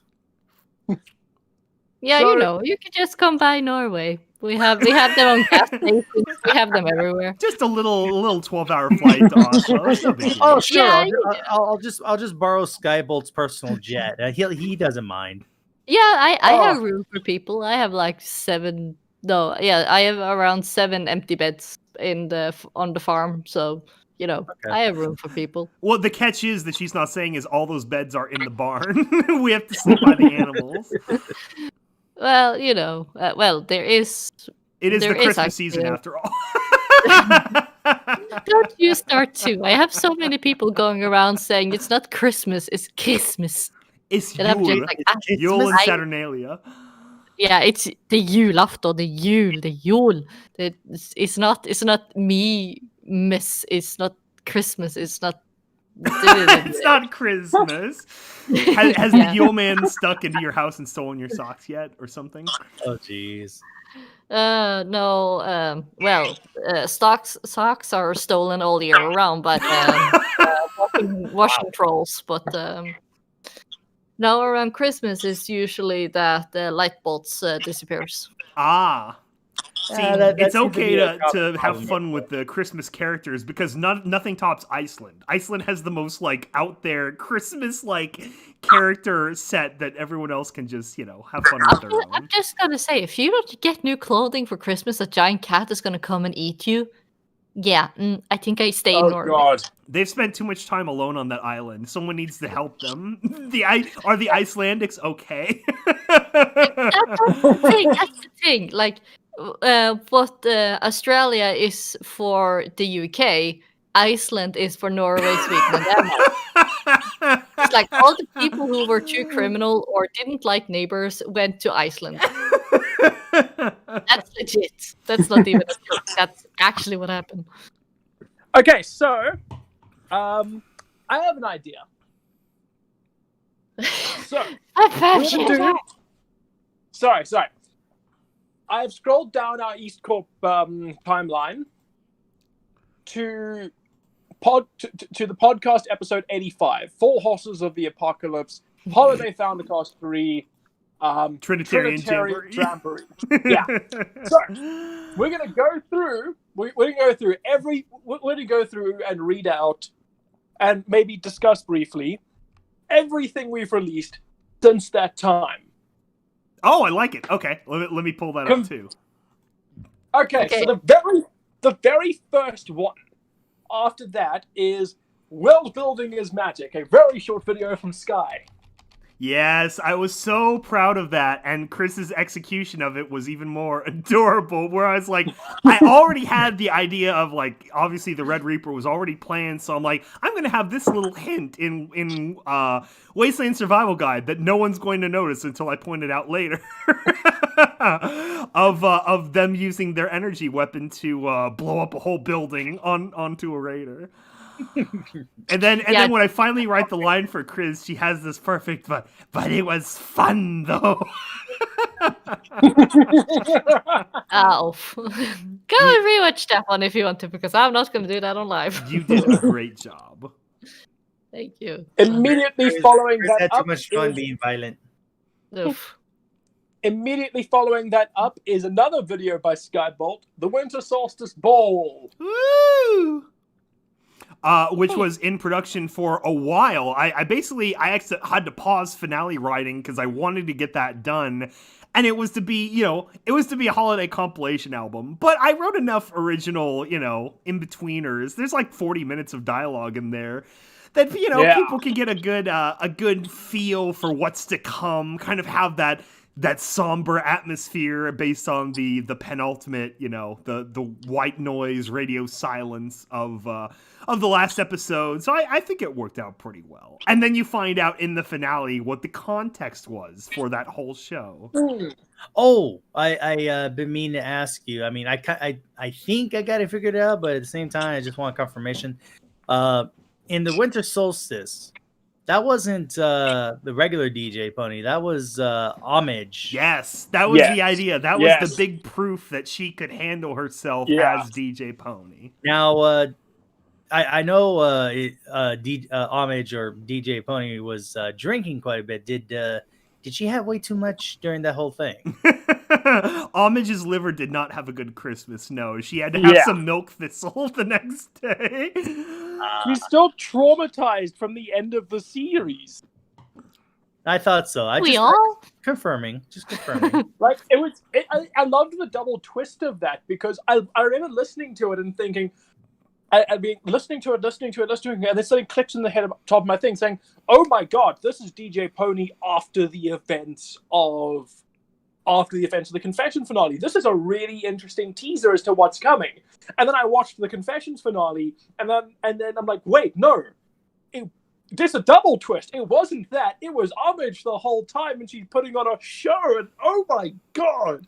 A great double twist. I really tried, to make it so there's enough little things in there that hopefully the second time listening, people can hear all those bits where it's like, oh wait, that makes more sense. It being loudspeaker DJ Pony instead of Duchess Rose, like the whole section where she basically has a confessions moment with Abalone, and Abalone bears her soul to loudspeaker to confess her own sins and go forward from there. Exactly. It's really, really well handled. Speaking of confessions, following that up, another Skybolt video, the Battered Blade compilation. Oh yes, something I've been wanting to do for a while, just because she was the OG and she was so great to come back for season 5 onward. I'm like, I really need to just bring all the Battered Blade bits together for everyone who loves them, like me. With no Battered Blade, there would have been no confessions. We will get to Hell of a Boss soon, I swear. Yes. What? Oh, Scroll Keeper. He was asking thoughts on episode 2. Thoughts on episode 2 of Hell of a Boss. We will get to the whole Vivzy world, expanded universe. I swear. Yeah, that's the I don't have any comments. No, it's very safe for Chris. So safe that you shouldn't watch it. Yeah, there you go. Then the next video, Banana Cast 2020. I'll give a brief backstory on that. That was a day before New Year's, and I was so sick all of New Year's that in retrospect, I was afraid that I got Coronapona. And I still wonder that, actually, if I ever get like an antibody test. But yeah, that was interesting. Hey, you know, if anything, if you're lucky, then yeah, you're already immune to it. I still have my sense of taste and smell, so I'm happy about that anyway. That's good. And then we Hey, have Wild Wasteland, a Vermont episode. Yeah, Wild Wasteland was a really, really fun one to write. Because at that point, I was just basically jumping into... Well, I was just jumping into the Fallout New Vegas wiki and going through the different weird Wild Wasteland shit that happened. And I think I made up a couple of my own as well. That was a fun one because I've done a couple of joke / less serious episodes of the Survival Guide, but this is probably the most enjoyable. This is probably the most enjoyable one to do, if only because of all the New Vegas references.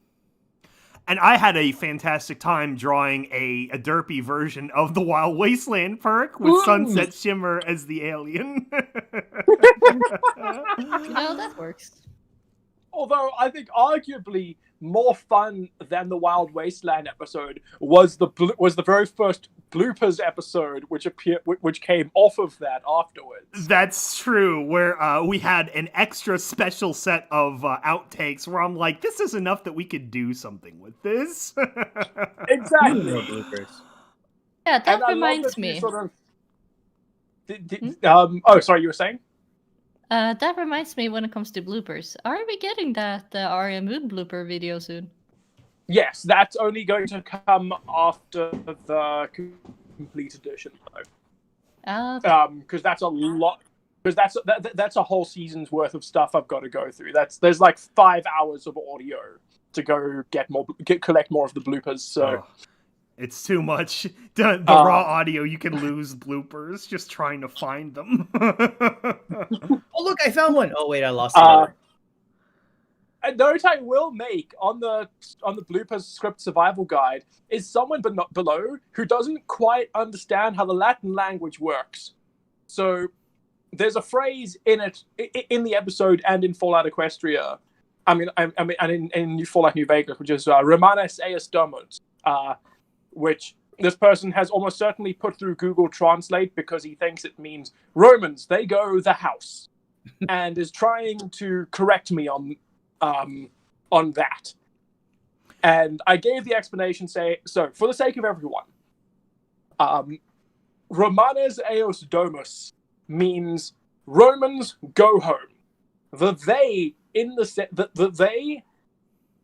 the sentence is completely silent because it is referring to who the action must be taken by. Romans as a whole. So you have in Latin you have your endings are ost mustus int, which is like I, you singular, they, we, you plural, they as a greater whole.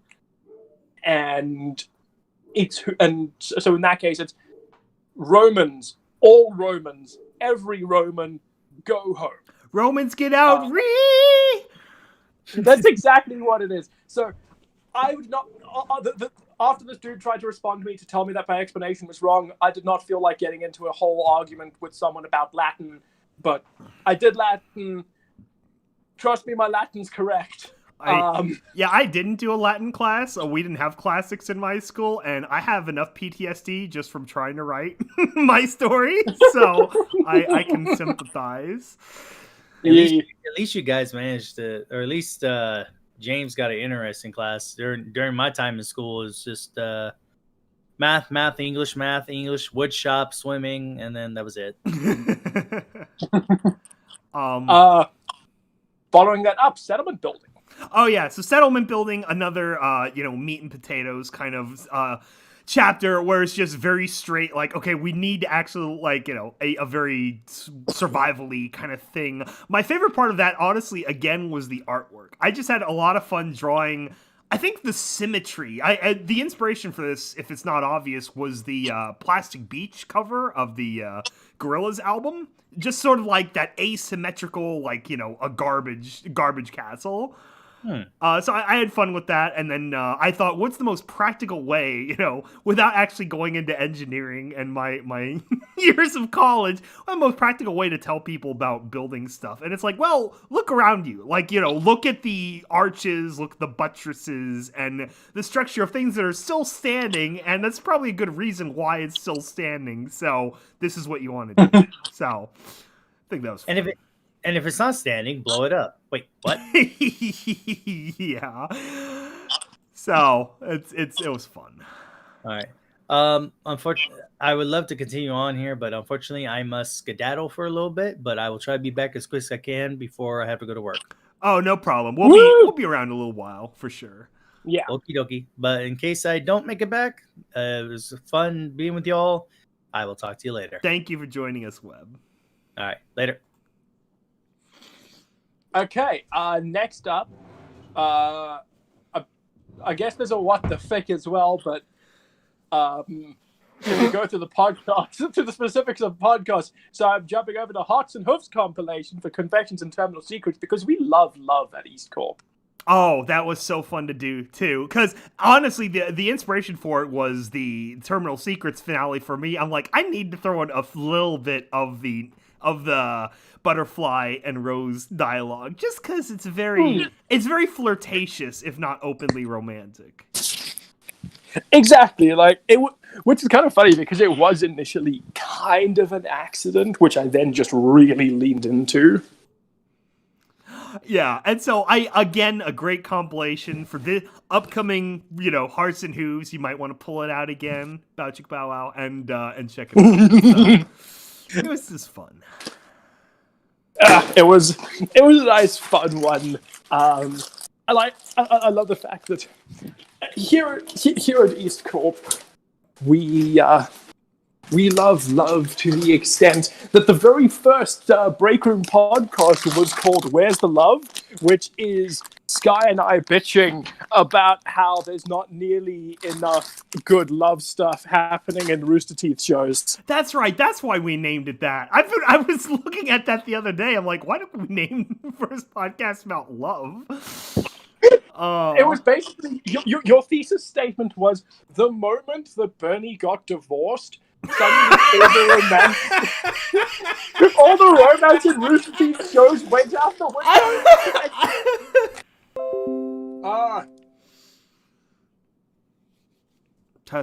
Testing 1 2 3.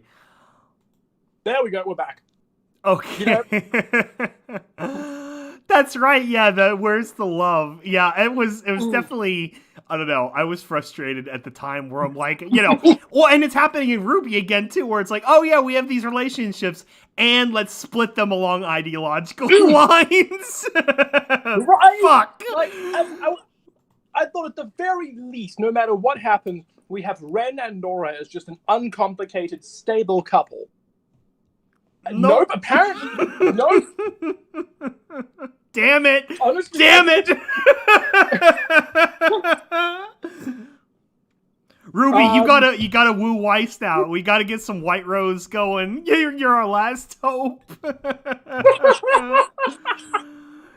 We lost everyone. We lost Bumblebee. We lost what was the ship name? Good Luck Charm or whatever with what's his name and Uncle Drunky. Oh yes, Crow and Clover. Yeah. So it's like no love allowed. This is wartime. No. Which is, I mean, Bernie's got married. Miles is in a relationship, so it must be Carrie. Carrie needs to get laid. We need to get Carrie laid to fix Rooster Teeth storytelling. Oh god. Or at least just give them more, just so that we can have more romance. Following up Hearts and Hooves Day has one of my absolute favorite videos with regard, especially specifically with regards to its thumbnail, which is Venoms and Poisons. Yes, the what was the order? It's like in the 30s of Wasteland Survival Guide episodes, and my favorite part of that was two things. One was let me actually get the art on screen. One was I really, really wanted to draw the pinky hair bun loopies from the one episode. And so I'm like, okay, we'll give a character the little hair buns. And then 2, I'm like, does anyone remember the thief meme? Fefe, the lobster Pepe? And apparently no one did, because I had to explicitly say it in the Facebook group. Good episode as a whole, but I love the fucking face on the scorpion so much. It's so wholesome. It's exactly what Derpy would draw for a rad scorpion face. It also resulted in Toxic Love, another fantastic bloopers video. Oh, yeah. Hail Hydrate! Hail Hydrate. Quite okay. Another banana cast, Future Shock. Oh, yeah, that was funny, where I casually mentioned at one point, like, hey, also, by the way, there's a plague in China or something, so that's crazy. Wow. And also about Cyberpunk. I think that was right after the April delay that we talked about that. 2020 kicks off strong. Stable Talk, Episode 4, 100% Salt. Oh my god. I don't remember why I chose to upload this then, but that was very much the pod. So for the sake of context, we've gone over it before, but for the sake of context, for anyone who might not have heard of it, that is the episode of the Stable Talk podcast where immediately afterwards, Sky and I decided to leave the studio, and you can if you listen to us recording the episode, we're getting salty about a whole bunch of different things, but you can actually kind of hear me breaking across the course of it. It's so like the Simpson meme. You can pinpoint the heart as heart rips in half. And literally, like, we stopped recording on the episode. I took a breath. I was like, I actually can't do this anymore. Sky, I want to quit. Very nostalgic.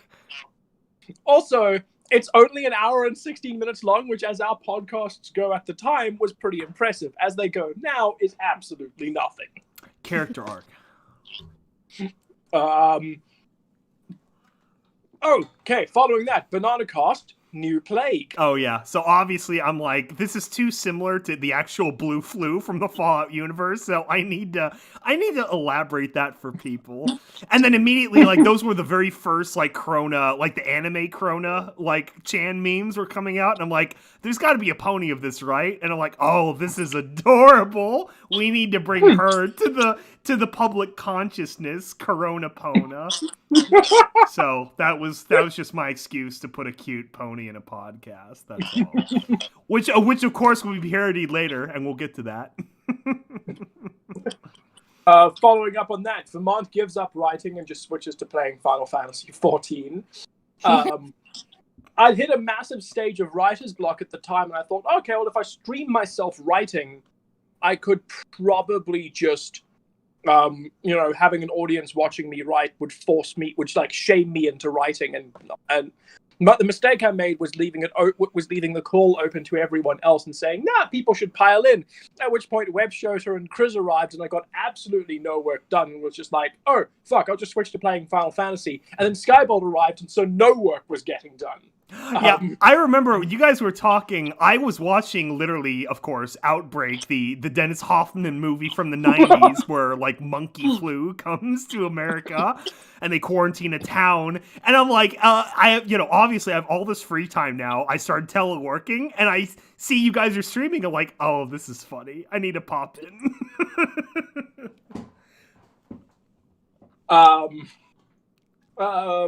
So that was a nice short one, and definitely a failed attempt. Directly after that, the very first episode of Aria Moon,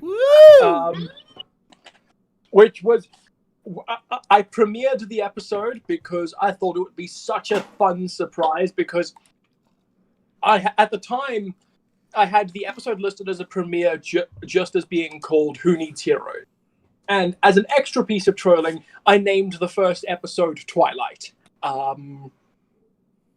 To see if audiences might start thinking it was a pony thing. I was being kind of a dick. Clever girl. But but also because Twilight is the beginning of the night, and this is a story about a character whose name is Moon, so it also made a good one for the beginning of it. And like literally the entire opening was built around like the slow drop of the titles to slowly reveal Arya Moon's name, which I thought would be quite a nice, fun one. It was a really fun episode. Got a great response from audiences. Art for it was really solid. So that's what caught me right away. I was like, oh man, I really need to go looking for non-pony artists whenever I finish Confessions. You found a good one though. Holy shit! Yeah, no, she's been great. And who was your artist again? Who did this? Oh, Tanya. Who is? I think she's on the Discord server as was it the Biconic Woman? I think. Oh, cool. Yeah, she's somewhere in there. She does a bunch of the art for Thingy as well, for Untypical.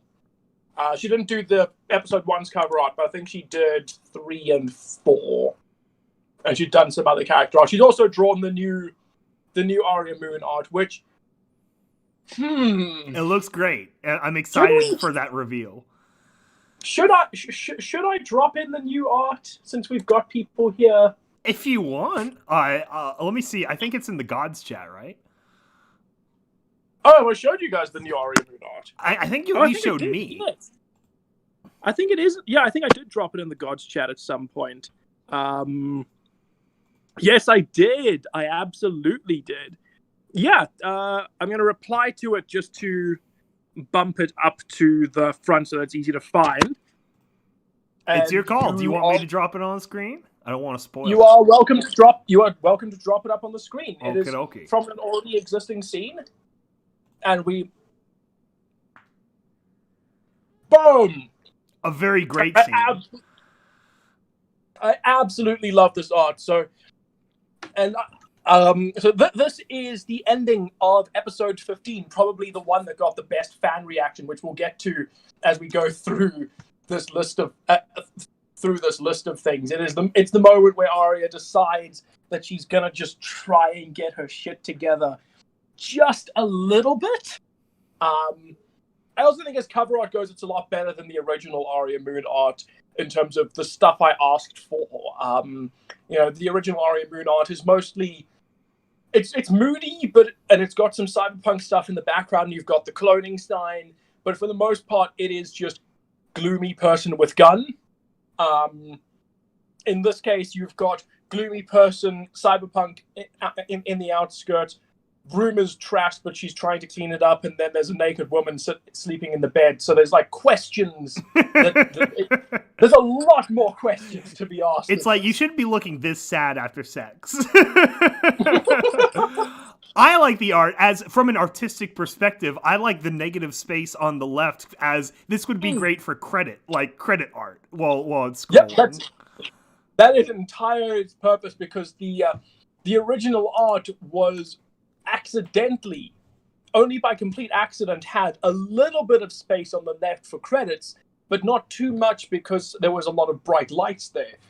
So it made I had to make some of the credits a bit smaller than I liked. Whereas there's a lot more negative space. So I when I sketched out my original plan for this, I tried to get a lot more negative space with and get it all a lot darker on the far left so that I could have more room to play with credits. It's perfect, definitely. I think it came out very nicely. And it's a reward for everyone who watches the podcast. They get sneak peeks at shit that the rest of the fans aren't going to see till January. That's right. Following up on that, an excerpt from What the Fick, Octi and Vinyl in My Roommate is Not a Vampire. Oh yeah. Oh, that was so great. Every What the Fick, I try to find one choice gem just to outtake for people, to get them into the streams, but also just because it should stand on its own. And that one in particular was fun just because I hadn't had that much interaction with Kayla in I don't think ever before. And so I'm like, oh, this is just so fun. It's just so fun. It was such a fun what the feck to do, and the story itself was so wacky and so silly. Yeah, and I was at that point, like, very early in the, pandemic, where I think everyone was starting to get a little bit of that, like, surreal, like, attitude on everything. So it's like, we need to do something silly, because the whole world is shutting down. I agree. There was that. I remember that point in the pandemic where it was like, wait a second. This is actually happening. Yeah. Oh shit. Oh, I can't go to work anymore. Okay with this. And then, so I think that definitely came at the right time. Oh god, I love the cover art so much. Violet is just in full goof mode. It was so fun editing it too, because I'm like, I found this vinyl as the vampire thing, but I need to edit a stain onto it, and so I put that little brown thing in the bottom. Oh god. And then of course, following it up, Oof. my favorite video of the year, the best thing I've made for EAST Corp this year. I probably have to agree. Highlight. The Great Experiment. Oh, shit. Where's the art? Soiled it. Great Experiment. What happened to Stable Tech Studios and the Fallout Equestria animated series? It had to get a subtitle just for like people who, for people who weren't following that we were making it the entire time. So I was like, all right, cool. Let me just stick a subtitle in here to, try and get in the extra stray viewer. It's almost on 3,000 views now. It's good. Not bad. Search engine optimized for an hour and a half video. That's very impressive. Exactly. It's been a long time since I've made. It's been a long time since I've made the a video that's gone over 1,000 views. I think the Terminal Secrets finale has only just. Yeah, there we go. Kill the World is 1,100 views, and the Stable Analyst is 1,200 views. So I'm very glad that the Great Experiment is about to hit 3K, because I haven't hit those numbers in a while. What was sad too is it was the last piece of art we got from Zepplich before he had to go do his other stuff. Yeah. And it's like, okay, what's a good way to make it a documentary style? And I thought, okay, we'll put National Geographic borders around the edges. We'll rip off Emblem in there. The other thing I like about the green border, though, is that, like, when you're scrolling through, it is impossible to miss the two videos that are linked to this documentary. Yes, like, they pop really well off of the timeline. This video was an absolute banger to make. It was so emotional. It was a solid story. It was great to finally put a wrap on, everything, and to show it off, to a bunch of people. If it wasn't for all the licensed music that was in it, there was a point where I really wanted to try and submit it to a couple of film festivals. But it's got so much licensed music in it, and a lot of it can't be removed because it's stuff that we directly reference. Yeah. It's stuff that we just didn't own the rights for, even the re-recording rights for some of the Balefire Symphony stuff. But I still. I thought it was that good enough that I thought it would stand a chance if I entered it into a festival. Oh, I agree. It was exactly what I hoped for when we first talked about it, because we both were inspired by the Waking Sleeping Beauty documentary. Waking Sleeping Beauty, yeah. It's just the go-to. Well, because it's very similar in theme of just these, like, production higher-ups completely screwing up an artistic process, where it's like, come on, guys, just hold it together. We gotta make something. Absolutely fantastic video to make. It also, I can't talk about it. I will go into more detail about it later, but 2 of the 3 secret projects I've been working on exist because of the Great Experiment. I showed them to a person, and the person was like, this is cool. I want you to do this for me. Ah. I'm going into absolutely no more detail beyond that. It's a project I've already presented to Sky and the other heads at EAST Corp. Well, the That two should go well. projects. So I will go into more detail about how this got me those when I announced those. But that's one of the other reasons I've enjoyed the Great Experiment, because I think one of my favorite releases of next year is the result of one of my favorite releases of this year. It's gonna be great. Strong things for 2021. Oh god, yeah. Following up on that, one for Skybolt, the final animatic. Yeah, so this is another thing years in the making where, and I explained in the opening little like prologue for the animatic where it's like when Vermont put up the compiled animatic, I was like, I was in such a weird emotional state where I was just so happy and that the engineer could be out there that I'd given up completely on Stable Tech 2, and I'm like, I'm not gonna put in any effort. But as time went on, I felt really bad that the sound was as garbled and messed up as it was. So I wanted to do one more pass and pull the animatic and the sound and everything together for one definitive, like, to tack onto the Great Experiment. This is the ultimate sum of the work that went into everything. So one of my absolute favorite parts of this, which was a thing that, so the production of the final animatic was really weird because I'd been pushing for it at Stable Tech itself for months. Yeah. I think over a year actually.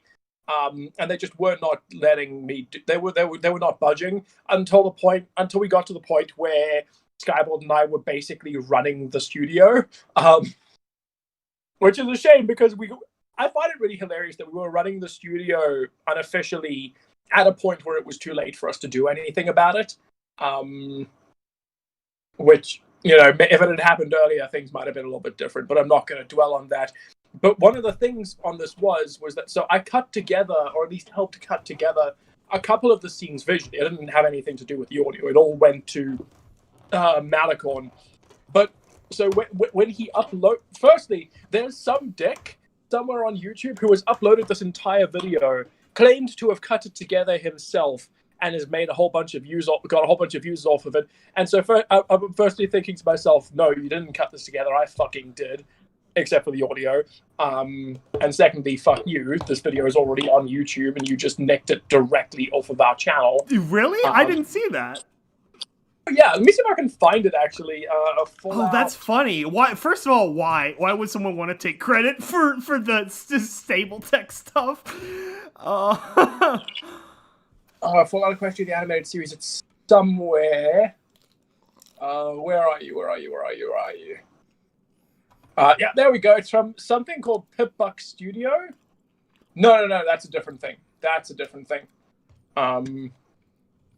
If you type in Fallout Equestria, the animated series, this current video is showing up as live, but that's nice. I like to see us. Because we were competent. Weirdly enough, I am just seeing Stable Tech stuff now. Maybe the guy took it down. Not stealing our shit anymore. That would be nice. Anyway. So the biggest thing about this video for me was the fact that when the video originally uploaded on Stable Tech, whoever actually did the upload didn't include the credits. It just cuts to black.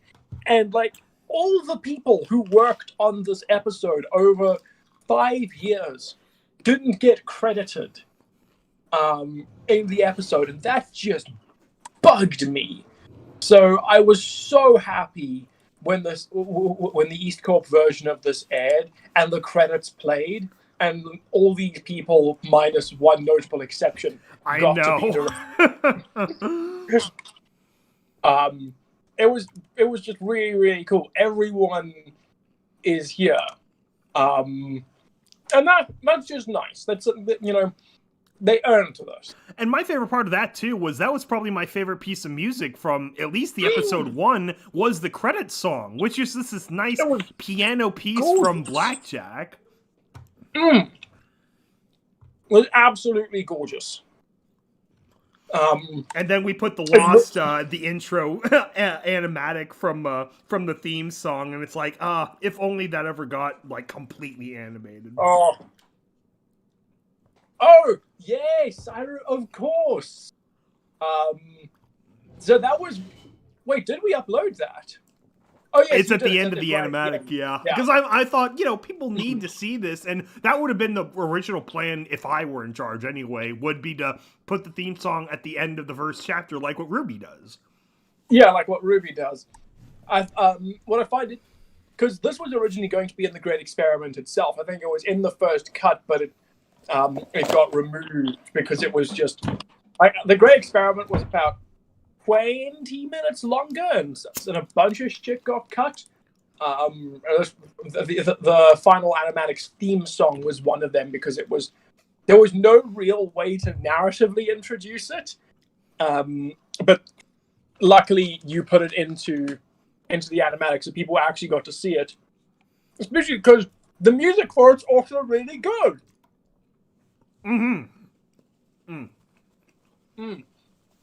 Following the animatic, Ori Moon Episode 2, Bodies in Motion. I will take this time to point... For one, I'm not going to go into a breakdown of all 20 episodes of the first season. There are so fucking many. But I'm going to take this time to bring up... I absolutely love naming episodes. I love it so much. And being able to do a short-form series where I could name 20 episodes was a lot of fun. So expect me, across the course of this little recap, to be very proud of some of the names I came up with. And that's basically all I'm going to bring up about this episode. They are very fun. The Looney Tunes Con live stream. What was that? That was that first like online con, like some random thing by, I don't know who the guy is, but this loony guy. I think he's a furry or scaly animator or something. But yeah, somehow we had a panel for that, and I'm like, I have no idea what the fuck this is. So I cut together that thumbnail real quick, and I'm like, okay, I guess we're doing this. And I have never re-listened to it. I have no idea what we've been talking about in there. See, honestly, that was kind of the thing for me about the online panels, that I don't like them. That's not the point of a con. The point of a con is to meet people in person.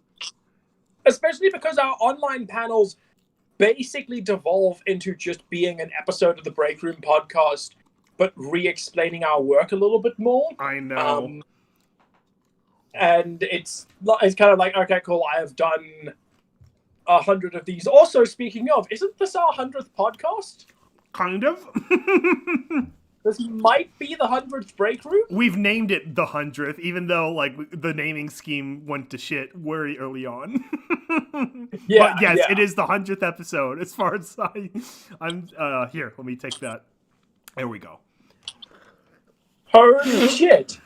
We've done 100 of these motherfuckers. I know. That's so many. I know. What the hell? Oh my god. Okay, yeah. So we have done 100 of these things. So whenever we do like an online con thing, it pulls in a couple new subscribers, like 5 or 6. But mostly it's kind of just like, all right, cool. I'm going through the motions of the usual Break Room podcast stuff. We're just not calling it a Break Room podcast. Mm-hmm.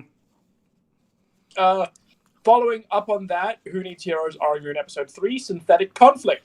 First episode to introduce a character who isn't voiced by Maddie, where we have Kayla playing Madame Shale, where she is just giving the backstory of this world, because I learned my lesson after so many people were confused about Untypical and chose to really early on into Aria Moon just tell everyone exactly what is going on in the fiction of this world. Mm-hmm.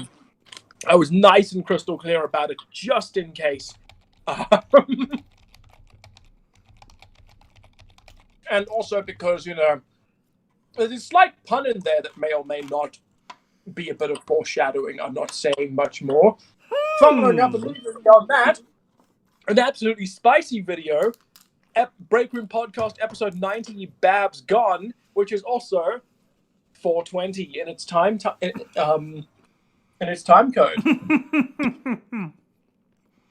And that's always fun. Sorry, I'm also having breakfast while we're recapping. Yeah, I've been munching on like some after dinner snacks. That was a sad episode where it's like, yeah, we had all these BabsCon plans, and then Babs is gone. Oh. Also, I think we only did, given that the previous live streams of this year were Banana Cast and What the Fick, we've only done 10 break rooms this year. Yeah, basically. Like, in what I think might be our busiest year in terms of, like, output, I think we've put out more videos this year than we have in any other year. I think this has probably got our least, our fewest episodes of the podcast. Mm-hmm. Ironically, our schedules have been all over the place. Exactly. I don't know, it still has, I think it's got a much higher than average count of banana casts, though. Yeah, my schedule luckily opened up enough where I could finish like confessions and stuff, because that was a way bigger hurdle than I expected. I don't know why I expected it to be shorter, but like I really at one point thought it would be shorter than the Red Reaper, and that was just dumb. Of course it wasn't. Following up on that, another episode of Aria Moon, bathed in a neon light, which, you know, it's nice to get noir with some of these titles. Mm-hmm. Since Aria Moon is a cyberpunk noir, and I got to lean into the detective monologuing so much. Oh yeah. I did eventually ease up on the jazz music, though. I think this was one of the last episodes. Like, I think the first 5 episodes are basically wall-to-wall background music underneath whatever Maddie is saying at any given moment. I did eventually ease up on that, primarily because searching for and cutting them together and getting the sound right was just taking, like, half an hour extra in what was a 1-week production schedule. Yeah. Because, like, I'd made the first, like, 5 episodes before the first episode even dropped. Yes. But at the time, the season wasn't. Okay, I think we're back.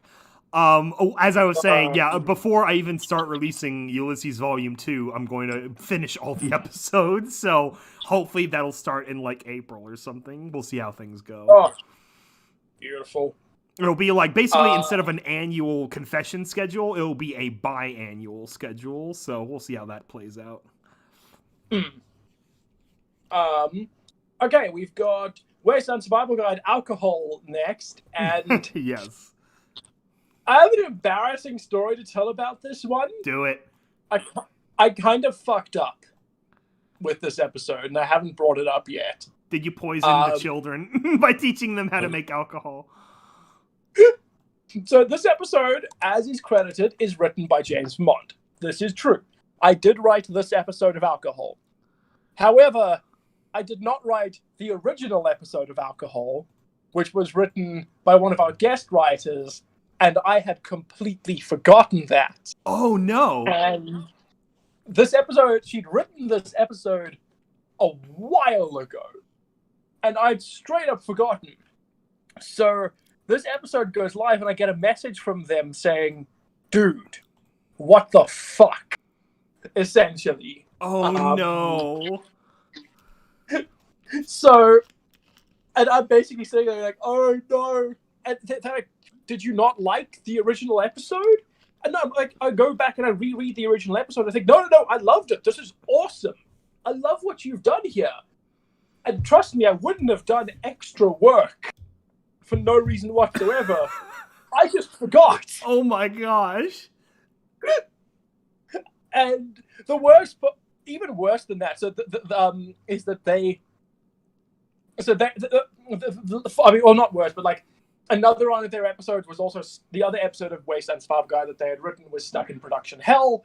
but it did finally get released, and they did get to see their own chapter up on that they'd written up on screen. But I genuinely felt so bad about this chapter because I fucked up hard. Oh no, I didn't know that. And the worst part was, because of the way our episodes are formatted, you just see Wasteland Survival Guide alcohol. So I'm imagining this person seeing this and being like, my episode's gone live, starting to watch it and being like, wait a second. Oh no. I didn't write this. And then clicking towards the end and seeing my name credited there, it's like, Vermont, you asshole. Sometimes, sometimes shit just gets away from us. It's like trying to do all of this content in our spare time is really difficult. Yeah, and I'm sure people realize, even from the outside, that the production hell of Wasteland Survival Guide is a Dante's divine comedy worth of story on its own. But fortunately, following that up was another bloopers video. Yes. And these are always so much fun. Especially sort of every time something like the editing, especially just accentuating all of Needle's little verbal tics and pops. It's just a lot of fun. It adds to the comedy of it. Yeah, it's basically if there's enough good stuff there to work off of, is one gets created. So we had a good run early on, but oh hell, it's so much editing. Each of them are 4 hours of just editing, and I'm like, I want to die. The absolute best of it is its conclusion, though, because I had put in I'd repeatedly used the word reasons, and it was intentional. It was for a number of reasons, for reasons that I've outlined time and again in this very book, but mostly because of the reason I started writing this book, the real reason for the guide, at which point you cut to Kronk. Cusco's poison for Cusco, that poison. I really didn't want to be mean about it at all. That was the first thing I thought of, and I'm like, I have to put in that clip. So bad you did, because oh god, it was so funny. And then one of the comments is someone I can't imagine Derpy with Kronk's voice now.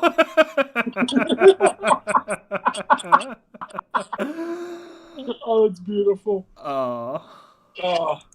Following up on that, another episode of Already Moon, episode 5, A Second First Impression. Honestly, just love some good wordplay. It was the point where I think the episodes were starting to get a little bit longer as I was writing new ones.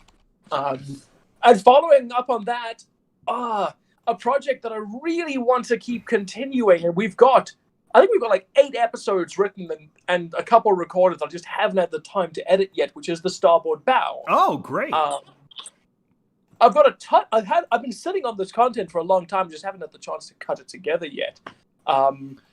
So Starboard Bow, for audiences, is a writing challenge with myself and 8 other writers, and we use a revolving door of writers where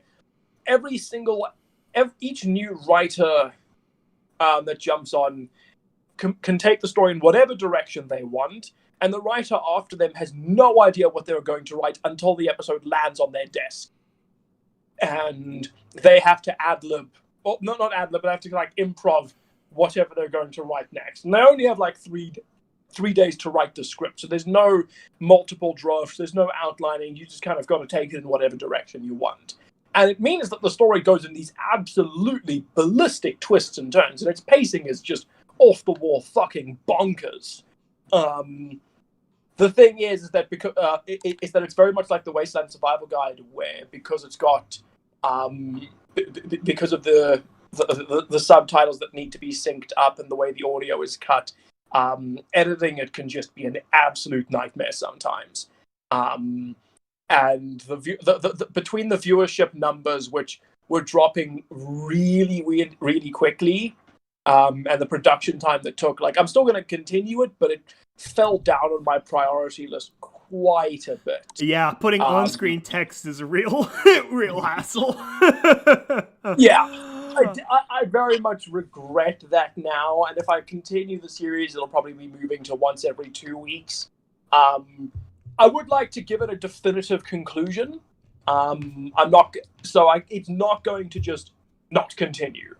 Like I said, there are 8 episodes that have already been written, and we'll probably do like another 18, just to bring it to a close. But so that'll happen next year. But I'm seeing all of these here, and I am feeling a little bit bummed out, over them, because it's a good story. It's a very good story. I would recommend people take a look at it, especially because it just got very few views.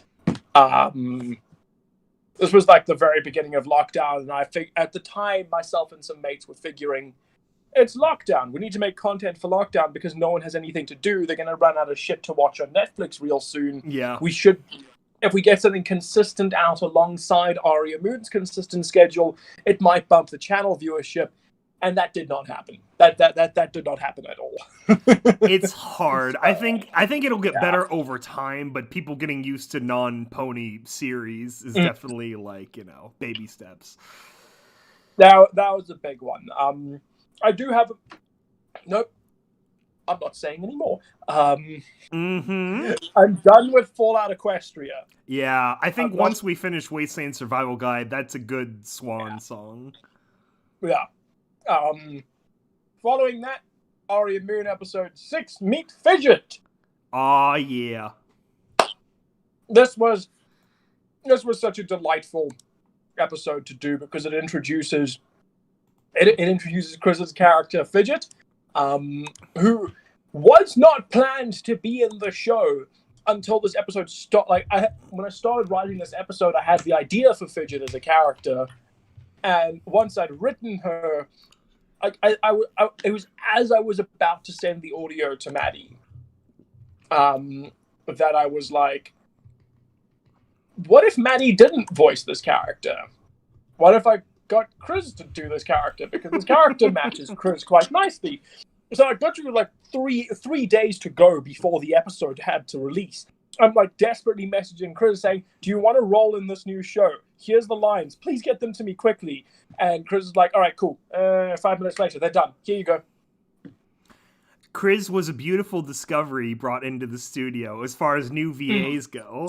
And it's like, after the Red Reaper, now you can put her to good use. And now I have Kayla in my show, which we'll talk about later. Exactly. We swapped. Oh, it was so funny. So this is a thing I can talk about now, because the episode has gone live.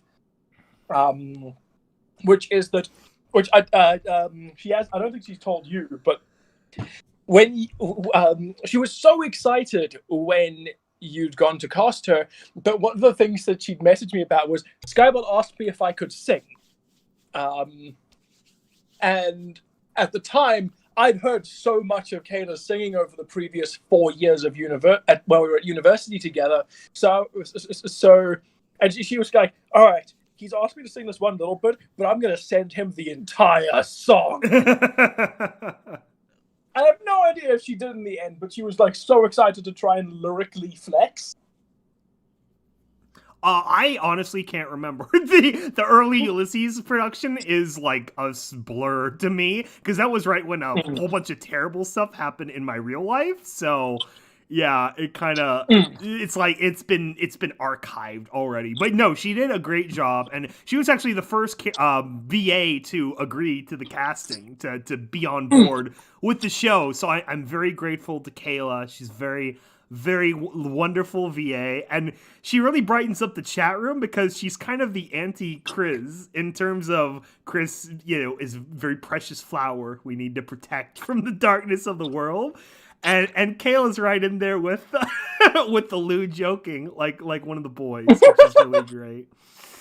Oh yes, Kayla is intensely not safe for Chris, like as a person. And it's going to work really well. It's already being worked into her character now. So I imagine Volume 2 is going to be much stronger as I'm working off of their characterizations for the future. Oh man, I'm excited to continue seeing. I'm excited to keep seeing more of that. It's going to be fun. Skipping over a bunch of Starboard Bow stuff in here because there's not really a lot to say about it. Ari Moon Episode 7, Little Bird, which features Chris singing, which came from a really, I'm not going to lie, that actually came from kind of a really weird a really weird conversation I'd had with this person I was flirting with via some text messages, which resulted in the other person sending me a voice note where they were singing where they were singing that song Little Bird, and they're like, you get bonus points if you can guess what this is from. And I remembered it was from Futurama, but I thought the song is so calming, and I'm busy writing this new episode of Aria Moon. What if Chris, can you sing this song? So that's how that ended up in Aria Moon. I think I might have given a different version of the story in a podcast after that happened, but that is a lie. This is very much the truth of what happened. A quick aside, because you mentioned Futurama, I've always had a weird association of Futurama as a Christmas show, because I remember when the premiere came out over New Year's, same as The Simpsons, but then the Futurama theme, like the most recognizable instrument is the damn Jingle Bells. So in a weird way, I've always thought of it as like the Christmas future show. And then you have some standout episodes like Fry and Seymour and stuff. Anyway. Oh god. as a look back in Skybold's childhood, I had to mention that. Futurama is 20 years old now. Oh my god. Oh my god. I can feel the wrinkles popping. Oh, that's fantastic. Popping up next, we're starting to enter Confessions finale territory, is the promo and the mix. This was so great. So this is something that I'm trying to remember when I first approached Kelly with this. I think it was before the pandemic started. And I was like, okay, for the finale, we gotta do a big, cool remix of the original theme. Like a very epic orchestral remix. Because we'd already tried that with years before when we did the Winter Solstice episode of Wasteland Survival Guide, which you should totally check out. It's a very classical holiday video of ours. When we did the Winter Solstice episode, I was like, because Winter Wrap-Up's kind of a theme, or Autumn Wrap-Up, whatever, hey, Kelly, would you be interested in doing a Christmassy remix of Winter Wrap-Up? And he just blew it away. And so I'm like, okay, we gotta try this again. And then he delivered this just incredible remix of the original Every Story Must Come to an End by where's the art? By PSP7 Master. That I was like, it's great. Well, that was the other thing, is I wanted the remix song for the promo, because I'm like, as soon as it's ready, as soon as I have a release date, I want to put out a really cool promo. Which, even though I didn't actually put the release date in the promo, it was basically when I knew I could make the annual the 6th anniversary. That was the whole end game for the whole spring production process. Oof. Did I tell you I finished the writing of the script? I think I put it on the Facebook on the Ides of March, on March 15th. So it was like the whole world shut down. I finished the script and I'm like, okay, now voice production starts, and I'm working from home.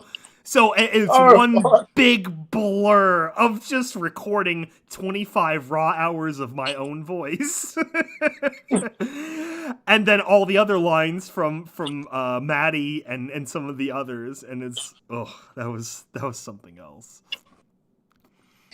Oh, and also this video then introduced for the finale. I thought, okay, we got to have a little art style thing. So in Photoshop, there's a simple halftone like color, like digital TV filter you can apply. And so I did this, and it was a tease of the ultimate plot of the Confessions finale, which is within the EAST Corp Blue technology system, you have this other thing, this foreign burning entity that's existing within it. So I hope people enjoyed that little tease.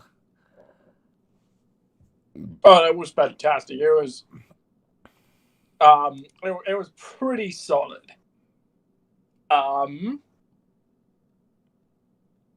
Oh man, it's such a good song too. Yeah, because really... the original was just so solid that a PSP 7 Master, also the composer for the Wasteland Survival Guide theme song. So he was one of the greats, the OGs.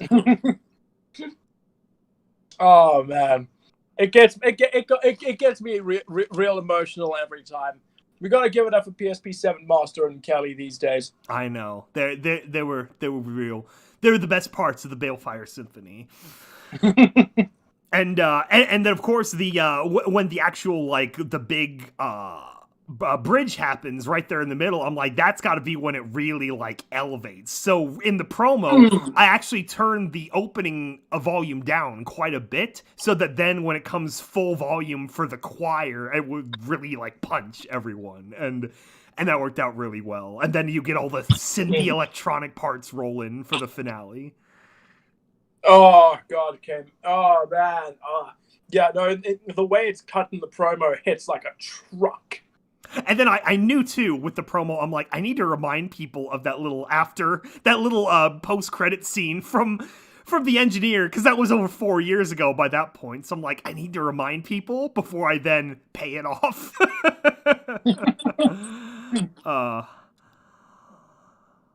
Following up that, Ari Moon episode 8, A Small Sound.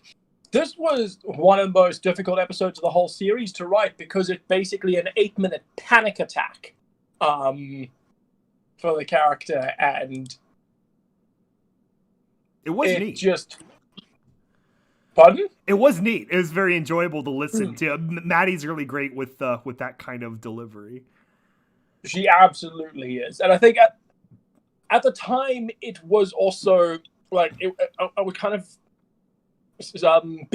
Because Arya has the exact same physical disability that I do, regarding her balance and needing a walking stick and constantly collapsing, and it was a really it was also, that was the other reason there was such a difficult episode to write, because I got to sort of put in and express a lot of my own fears about my disability into text format. So writing it down, trying to get it as high quality as possible, and then hearing Maddie read all of that back to me as I cut the episode together was just really, really overwhelming.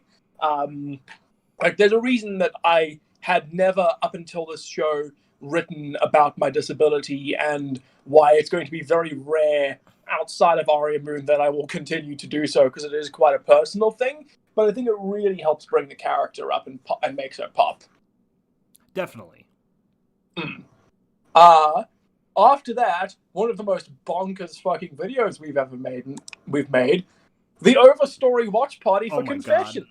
I don't know why we had to watch. Watch the Overstory, because the standard version of Confessions is 24 hours long. Yeah, that's something I totally forgot from last year. That, I spent I think 2 weeks cutting that together, where the idea was I just wanted to if people didn't want to re-listen to all 24 hours, that it would be something simple, quote unquote, something shorter that they can catch up on basically everything unresolved, all the unresolved plot lines from the show. And so it focuses a lot on the opening segments and closing segments, and then, other little bits in the middle. And then really the latter half is just Mercenary and Red Reaper, basically.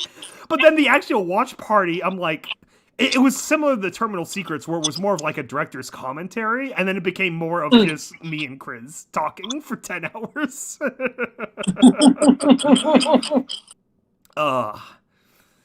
If anyone is curious, because she doesn't appear on many podcasts, we had a lot of Maddie scenes in the original Terminal Secrets marathon before the finale. She had some good segments in there. Oh, yeah. Directly after that, I think we brought up already, which is the Terminal Secrets finale official soundtrack. Yes. Where did I put that art? It is, like Skybolt said, criminally underviewed with only 424 views. It is 20 minutes long. The 8 of you watching this, including the 2 people who disliked this video for no reason. What the fuck? I think those 2 came when we were shit talking. Well, when I was shit talking Cyberpunk. Aww. Yeah. But regardless, the people watching this need to go when this video is done and watch and go and just watch or rewatch the finale soundtrack because it is so good. Kelly just did such a good job.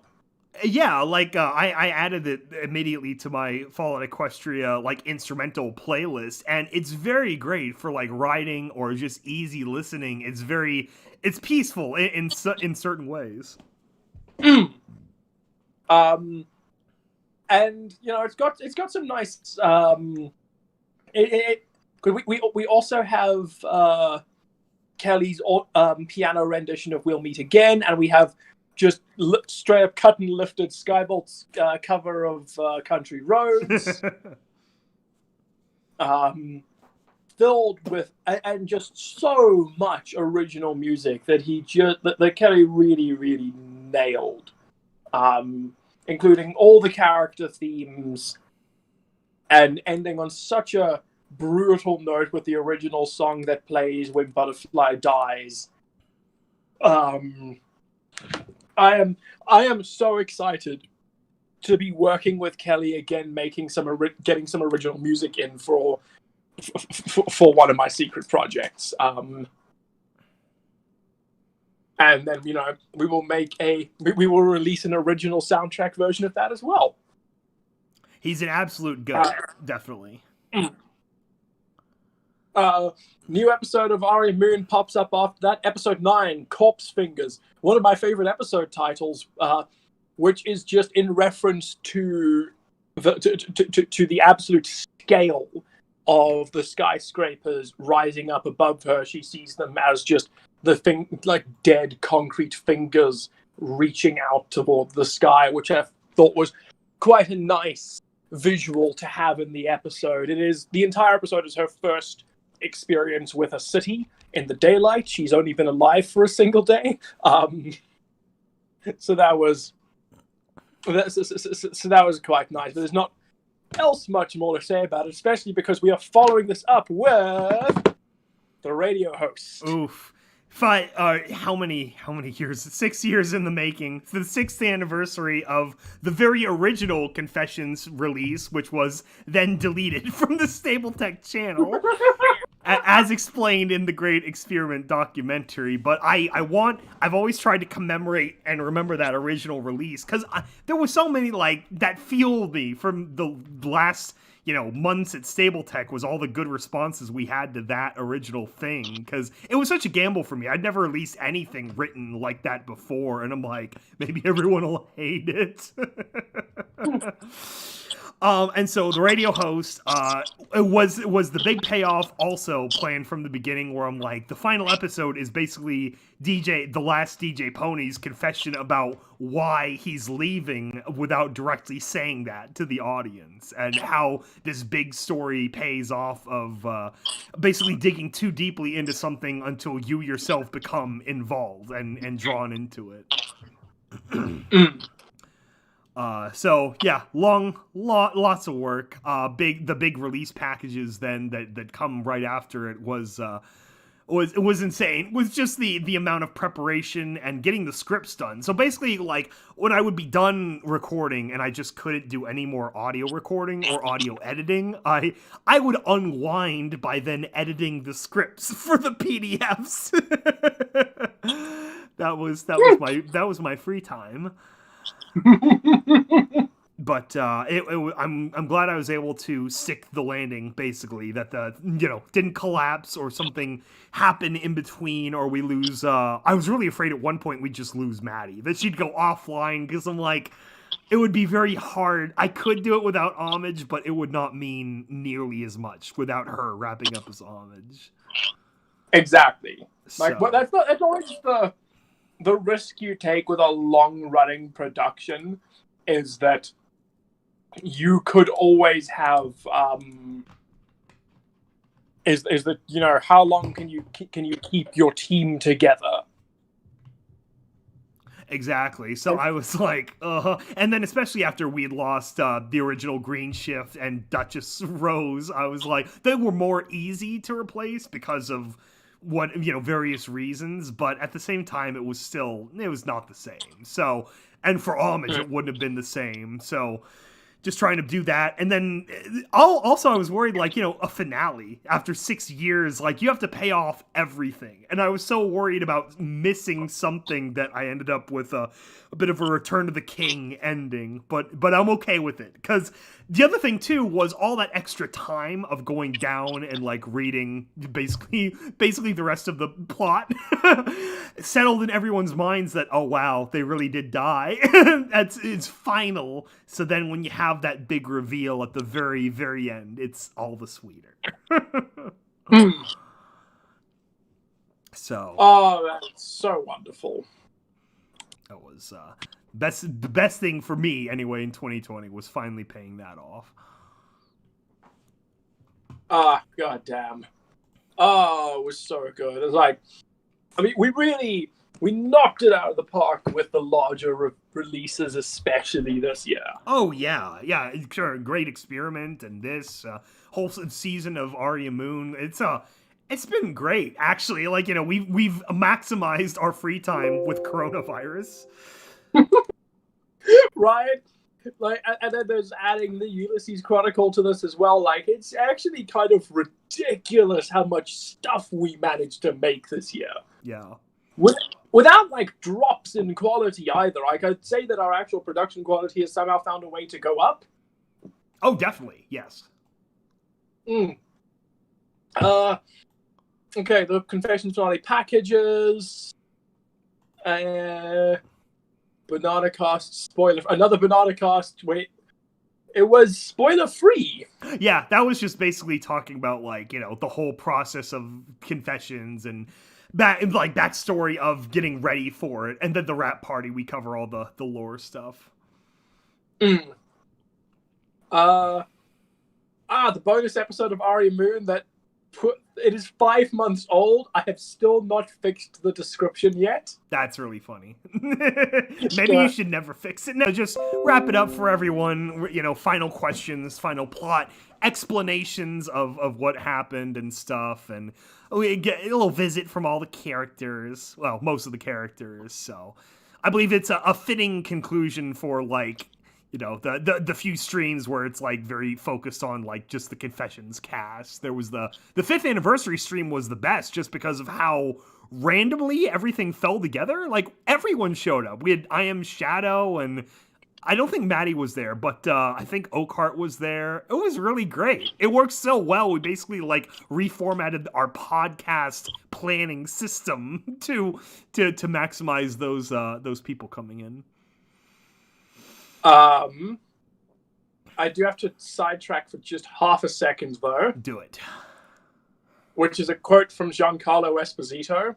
Oh, yeah. That popped up on my Twitter feed, which is, my 4 daughters watch this show, and obviously the world is like, it's the Baby Yoda show. And I'm never jealous or have any problem with that. But I have to say, 2 of my daughters texted me, and 2 of them called me, and all of them said, Papa, please don't hurt that baby. Don't hurt that baby.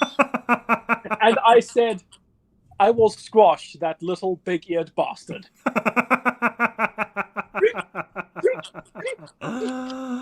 That's so great.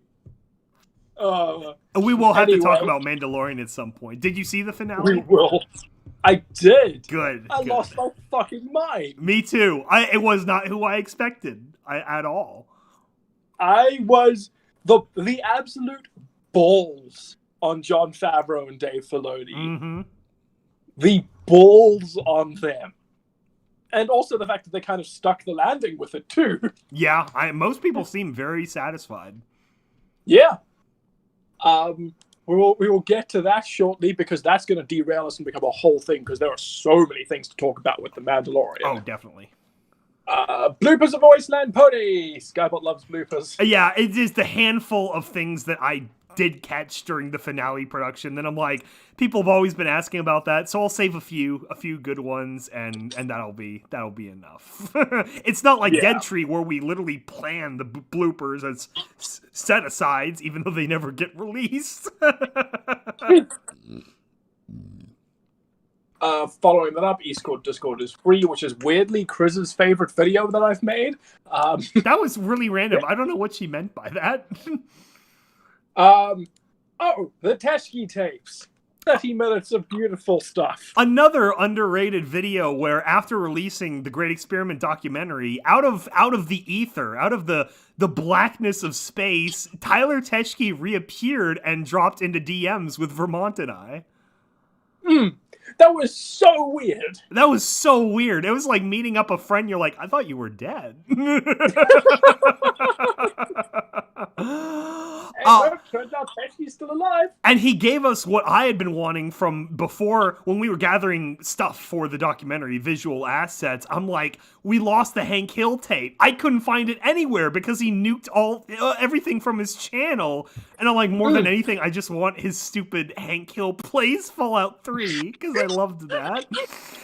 And he gave us everything, a big download of all of his animations and stuff, and so I synthesized it all into the Teshke tapes, the lost stable tech remnants. I think we've managed to like recover so much of that old nuked stuff. I think I still have all. Yeah, I mean I know I do because it appeared in the Great Experiment, but I've got all 3 of the missing episodes of the original Stable Talk. Oh wow. Do you even have the one where I rant about DC stuff for like 20 minutes? Oh, yeah. Oh, we've got to release that at some point. That's a hidden gem.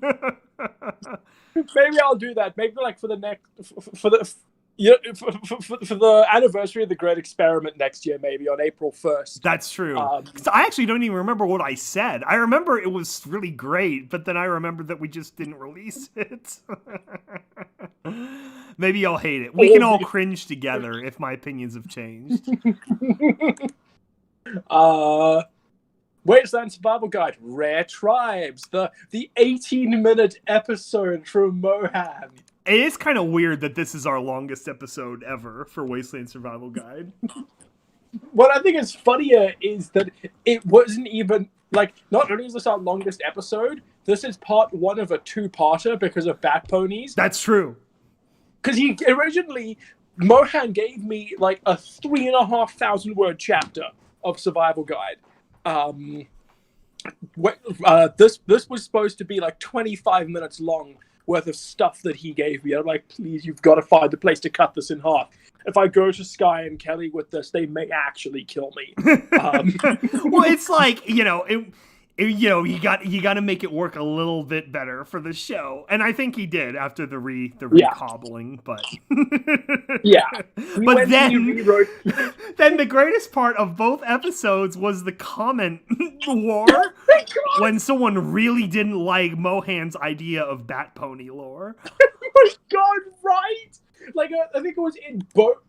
It was simultaneously in both the Rare Tribes video and the Bat Ponies video that there's this one dude who just fucking hated that they were sanguivores. There we go, scurvy. That's it. He and Neil got into a whole argument, and then he went and made a burner account just to like that shows up just to agree with him. It was so surreal, like. I mean, his main point was something that it's like, I'm sorry, bro, but no one is familiar with that Portuguese, whatever vampire lore. Everyone knows the Eastern European version of vampires because that's the one that became super famous by Bram Stoker and everything. And it's like, I'm sorry, that's neat. Best of luck writing your stories, but this is what everyone recognizes for vampires. Exactly, and the thing is, he did go and write his own. He did go and write his own one. Yeah. It's 3 minutes. It is 3 minutes long, and I mean, we wrote. Well, Mohan wrote like an 18-minute video. So there's clearly a lot more meat to talk about in some areas. Yeah. And I'm not trying to shit talk the Portuguese version of Bat Ponies, especially because I am half Portuguese, but like fucking my grandmother lives one room away from me, so she could hear me and she's gonna come give me a talking to. But at the end of the day, that's not the version that the writer wanted to tell. The writer is Celtic. He was going to go with something more European. Yeah, and it's just, I'm sorry, no one knows that story. It's not familiar with a more straightforward, version of Bat Ponies. So that was such a weird thing that happened. Like, I was expecting like some general lore related comments, and every now and then we get a commenter who's like, but this doesn't line up with Project Horizon's lore. Yeah, and I'm not the person to ask on that. It's all Mohan. He wrote these. I don't know any of this shit. Well, I think apparently this does fit into Project Horizon's lore, but he didn't do that on purpose. He just kind of did it, and it happened by accident, and that's basically every time any of us write something. If it fits into the lore of other shows, we did that by accident. We just try keep consistency with each other and with KCAT, and that's it. And yeah, it's so glad we're almost done with that now. We just have to keep consistent within our own shows now. It's a lot easier. Oh my god, right. Oh. So that was a great episode. Weird conflict happening in there. Aria Moon episode 10, Analog, follows up after that. The halfway point of the season. And I think that was like the last point where we started was one of the last points where episodes were a bit shorter. This one ended up at 14 minutes, and I think after that, one or two of them dropped below the 10-minute mark, but then they're all just like longer and longer and longer. Oh yeah. And it introduces the punk side of the cyberpunk story in the form of the analog movement, who try and use like old school technology, like they're driving old gas guzzlers and big trucks. Hell yeah. And like these 1950s muscle cars that they've rebuilt. They don't use Fidget because they don't like her. They're not on the net. Like they are. They try and live outside of sort of the corporate life cycle.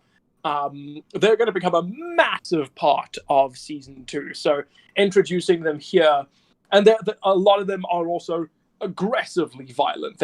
All of them carry guns, and they're very isolationist. And I'm so excited to write the rest of them because they're going to have some great fucking scenes moving forward. Next video up there.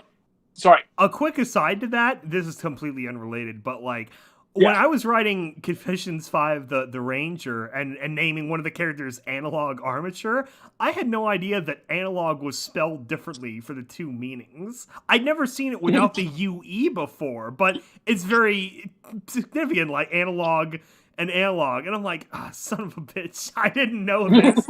So that was one more thing when I was doing the scripts I had to run through and check. I'm like, okay, did I spell it right? That's why after that I'm like, it's just armature now. Make it easier. Following up with that, care package of a wasteland pony. Yeah, this was something completely random where when I first cast Chris for the Red Reaper, when I first cast her, I had no idea what the accent was. I legitimately was like trying to like deconstruct it like an anthropologist or something. I'm like, what the fuck? Where the fuck do you come from? And I think I told someone like I thought it was Celtic. I thought she was like very traditional, like Welsh or Manx or something like that. It sounded very like old Britannic, like, you know, pre-Roman, pre-Anglo-Saxon, but nope, Norwegian. So that's how connected I still am to the old Yggdrasil. Anyway, so ever since then, I then started telling her about like my own Scandinavian side of my family, and she's like, "I'm going to send you care package," and there you go. So you can see all that backstory there. Also, the return of Skybolt Cypher impression. Yeah, that's the other thing. I don't know why I default to Cypher. Well, I love Cypher, so you know. Yes, Oh. Cypher is waifu of the decade. I don't even know, when did Castlevania Season 3 even come out? I feel like it was during the pandemic, but now I'm not sure. It was during the pandemic. It came out in May. May, that's right. Season 3 was so good, just in terms of how much it's setting up for the future. And Season 4 is already, like, far in production. Like, they're weirdly moving a lot faster on this than they did on Season 3. I hope so. As an aside, did you see the studio, the Blood of Hercules, that other little series they did? Oh, no, I haven't seen that yet. Like, I keep meaning to, because it basically looks like Castlevania, but with Greek mythology. Yeah, sorry, Blood of Zeus. Yeah, it's Blood perfect, of Zeus, like, self-encapsulating. I don't think there's going to be a Season 2, but it's a solid, like, I think 8 hours worth of story. Oh, shit. Then, yeah, I should probably go check that out. Worth checking out for Castlevania fans. Following Care Package of the Wasteland Pony is the single dumbest video I've made in my life. EAST Corp has Vines. Do we have to explain to the audience what Vines are? That's been dead for a long time now. It's like TikTok, but shorter and with less flossing. That's really the reason it failed, I think. I mean, 6 seconds, you can't get... I mean, some people can make content out of that, but it's just not long enough. You need a minute or so. Like, even Twitter did that, like, early on with, what was it, Periscope? Whatever?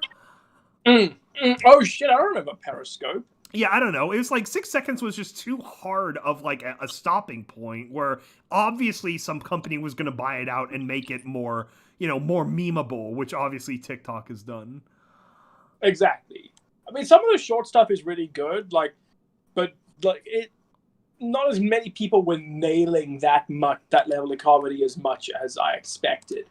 I remember the Rooster Teeth as Vines. Those were good compilations, and that was the first thing I thought of. I very much enjoyed this. Let me put out there. I really loved the video. I'm just saying Vines as a concept were, you know, very short windowed.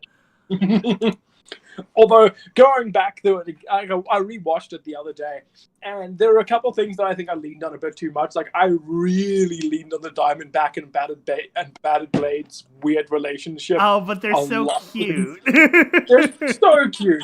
That was the best thing when the Red Reaver came out. It's like Diamondback has this primo scene, and he's not even in the episode. His sexual exploits are just being heralded by Amber. Oh man, it was really nice. It was nice to try and find some more obscure one-time jokes to make, like Mohan being really like. There's the one girl being like, "It's flipping bats. I love Halloween," and sticking it over Mohan, which was fun. Referencing Fuel Rod or. There's a joke talking Stable Tech in there at one point. There's gotta be. It was a nice, fun, very dumb video to make. No, it was very great. We got 2 episodes of it's What the Fick and then the excerpt. Yeah, Isolation Ward. We were proper and full into the pandemic at that point. Yeah, and that was another point where I'm like, we need to fill the void, and so I pulled up from the very first episode, the very first one we recorded, which was the classic, and it was just so random, and then the surprise of what it was a fan fiction of was so shocking. I'm like, I need to bring this back into the consciousness for those who aren't familiar with the show.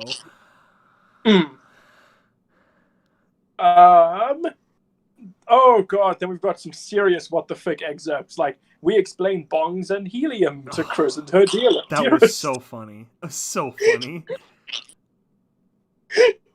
Presidential voices with Skybolt Needle and James Vermont. Oh, James Kelly. Okay. Yes, I'm pretty sure I wasn't because there. no one realized the second Christmas episode, the Founderscast 2 Deuteronomical Boogaloo, it turned into a what the fick in the second half, and this got lost from that. And I'm like, we have Kelly doing a what the fick. I need to bring this back out.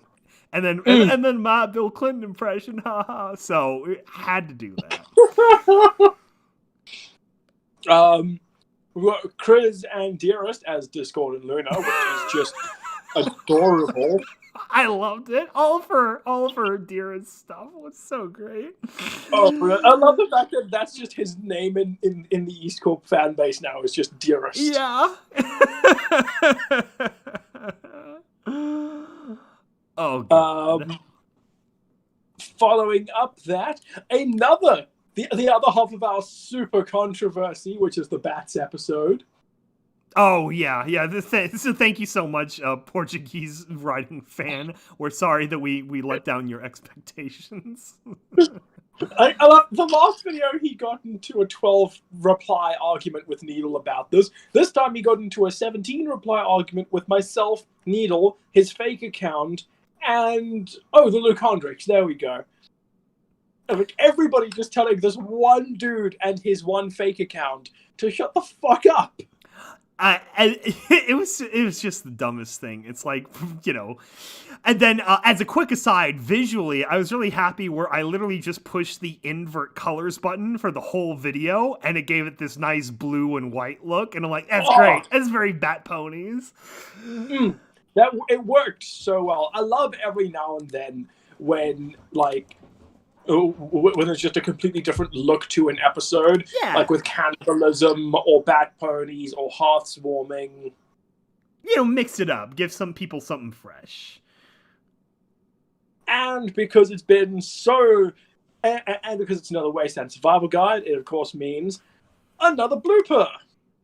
This was so funny because Needle she had begun doing some courier work as a side job, I believe DoorDash or GitHub, one of those, and she had a bit of a Coronapona scare, and we were like, are you okay?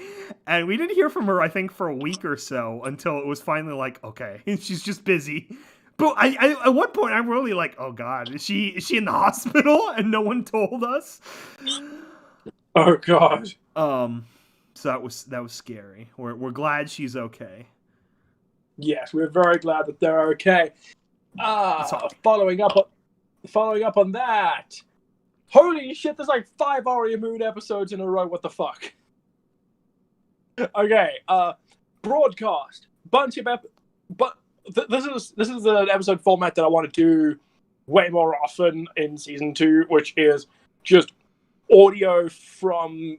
So in this case, it's one person doing a citywide broadcast. I would like to try and experiment with the format a little bit more, like just doing phone calls and emails and stuff in an episode format, which I think could be quite fun. Just try and get a whole bunch of different characters together. 12, A Dark True Thought. Fantastic. Fantastically fun episode to write. I think it was the point where I was starting the arc toward the best episode of the season, and it was nice to start building in. It was the part where we were introducing with the core of what the series' big themes were going to be about identity, and what death means in a world of cloning.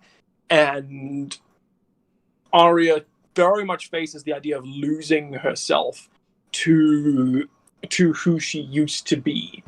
While also facing with a lot of the mistakes of the people behind her. So that was a really good arc of episodes to do between A Dark True Thought, Last Call, which introduced our surprise character of Widget, played by Leafheart.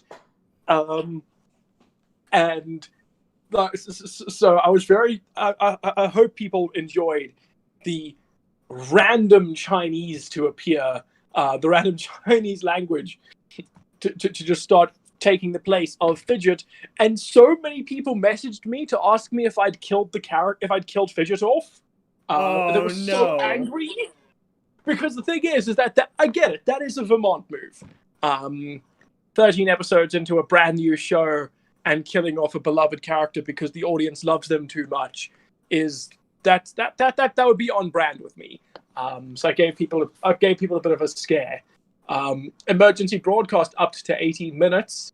Solid enough episode. Everything started like really gaining ground there. Yes. But I think after that, we had episode 15, Afterglow, which favorite episode of the season. So much fun to write, so much fun to edit. Audience gave it a fantastic reaction. It was really great because we got to the end of the episode and Maddie, Maddie finished recording the episode, and immediately afterwards, her audio picks up again to be like, James, what the fuck? This was so good. You absolute legend. Which was nice. It was a nice compliment to get. It is the episode for which we have art that will be the new. There'll be the art for the complete edition, which is nice. And that would be it for that. Moving forward, there is that. Oh yes, it's the same break room podcast, but twice in a row because one's 5 minutes and the other is 5 hours. Oh yeah, that was that false start where I literally wasn't sure if it was actually broadcasting, so I had to finally cut the stream and restart, and then it was an actual podcast. That was a great stream because after not having we hadn't had Okar Han in a while because she did get coronavirus and she had it for 3 weeks with, I think she said pneumonia-like symptoms. She talks about it in the podcast, and then randomly she's like, "Oh, by the way, I'm getting married." It's like, whoa, what? Oh, yes, that was hysterical. Yeah, so that was a random aside. So we talked about her impending marriage for a while. Oncoming nuptials. And she showed us her rings and everything. It was very cute. It was very adorbs. Oh yeah, no, it was V cute. I was a big fan of that. After that, there was an Ari Moon world building stream where I made a logo for a single wing of a single company in about an hour and a half, and it looks a lot like a turnip. Nice. Which I didn't realize it, and then someone pointed it out to me, and my response was kind of like, well, I could try and change it to make it something normal, but it would be so much more fun if I just kept it in, and in season 2 have people reference that this company's logo looks like a fucking turnip. Just call it Turnip Broadcasting. Fallout Series X Break Room Podcast, episode 96. Oh, yeah. Which is... basically, yeah, it was part of a series of streams where Chris and I were, up in the middle of the night, and she's like, "Do you want to stream?"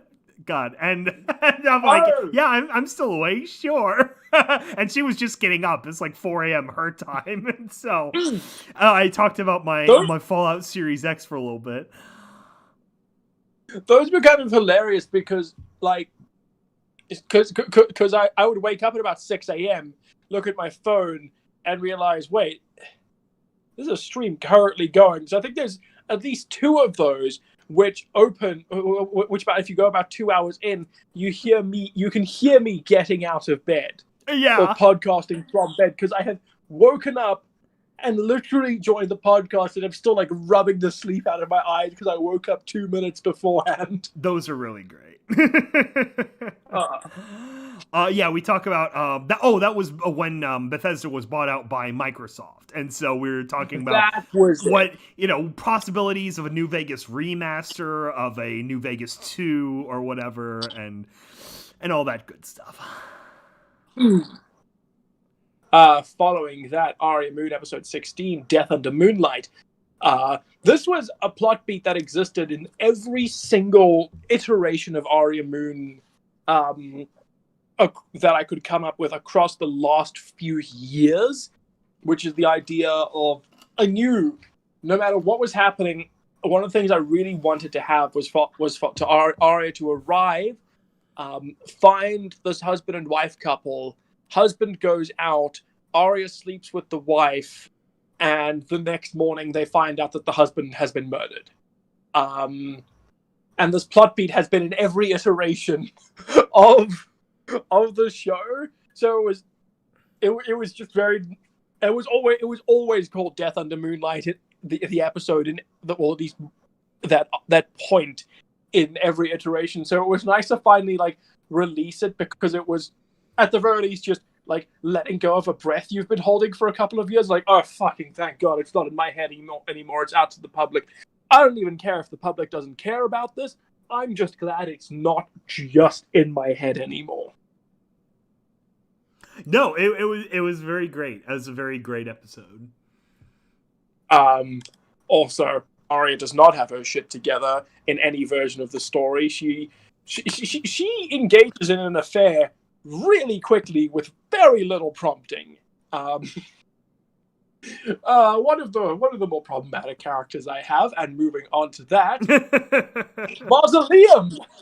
Oh yeah, so it's really not so much an episode as it is like an opening prologue. Like, yeah, it had to be still a chapter because it has to set up the premise of the series. But it is just very sad. The whole thing is just like everything's dead and I'm all that's left. So I need to record. I'd mentioned it on one podcast before where I first got the idea from that old Twilight Zone episode of the guy who just wanted to be left alone and read, and then the nuclear war happens and his glasses break. But I'm like, if not for that very, Rod Serling-esque ending, what if he was just by himself? You pop out of this library and everyone's dead, and you have nothing but the last remnants of knowledge of your civilization to either pass on or, process while you're waiting for your own death eventually. And so that was kind of the general, setup of what I wanted to play upon. And so then now it's him collecting his old thoughts and his diary of how it all came to this. Oh man, it's a really, really good setup and a good place to take inspiration from, for certain. Oh yeah, I mean, he's such a legendary, strange writer of the 20th century, Rod Serling. He's just very outside the norm of his age, and even since then, there have been so many Twilight Zone inspired shows, but none of them quite have that a very recognizable synthesis of storytelling and meaning, a clear message without being beat over the head with it, basically. Exactly. Man, it was really good, and it was a good start. Yeah, good start and introduction to the. Well, I mean, Mausoleum's not the Twilight Zone. Mausoleum was a really good start to the Ulysses Chronicle. A nice prologue chapter.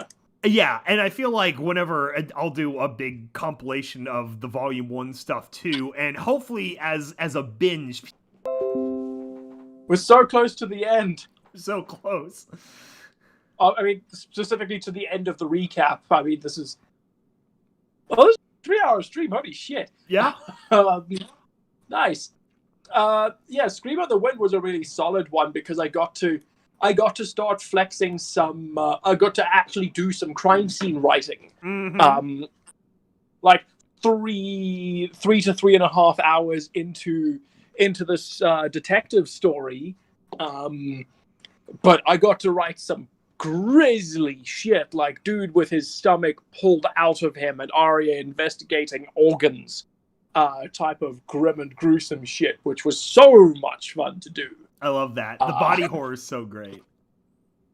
And it was also really cool to sit down and work out, okay, this is how this person has died. This is the information I'm going to withhold from the audience, and this is the information I'm going to put in place. And technically speaking, everything is... it's one of those things where I try and present as much to the audience as possible, but I withhold the correct direction. Like, Arya goes in a completely different direction to what happened in her own head in a lot of ways. And that was really fun to write, to see if I can keep the pieces in there enough that the audience could feasibly work it out by themselves after a couple episodes of season 2. Hopefully they'll have enough new information that they could go back to this and be like, oh, I know how this person died and who killed this person. But it's one of the reasons season 2 is taking so long to write. It's because fucking trying to write a mystery show is hard. Oh yeah. Following it up, another one of our biggest releases of the year, and probably a new contender for my favorite Balefire Symphony song. The last one was the current #1 slot is Gilded Age. I Love You. It was like I knew after the Confessions finale I wanted to do something to play off of that, and we'd already had a Confessions storyline song from which was the Gilded Age, which was basically Harvest Orange's impression of right before the end of things, readying his family and his own personal, technocracy to take over when the government obviously is going to screw something up. And this is the payoff of that, of basically, nope, even all your plans fall to ruin, ashes in your hooves. And ultimately, just he had one thing left he was focused on, and even that didn't quite work out the way he wanted. Oh god damn, it was good. I have to say that one of the worst parts of this release was literally the next day. I thought of what I want to do for next year, and I'm like, oh shit, that's a really good song. Why haven't we done that yet? So pre-production on next year's song is already well underway.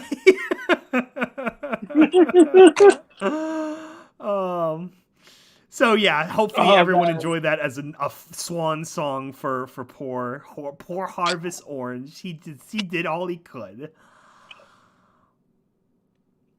As long as he did his best. He maybe the real TikTok was the friends we made along the way.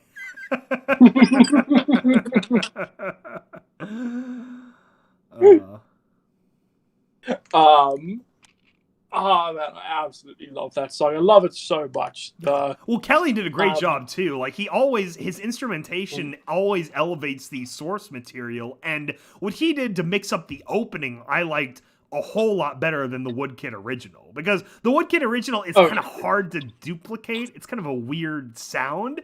But Kelly was like, brass? All the brass? And I'm like, yes, all the brass. I think it's a really close call for me between this and the Gilded Age. But I think the Gilded Age still kind of clinches it, but it's so fucking close, and they're so good. Well, I just love Woodkid, and he just came out with a new album too. So I've been listening to that, beautiful. And definitely possibilities for down the road. Yeah.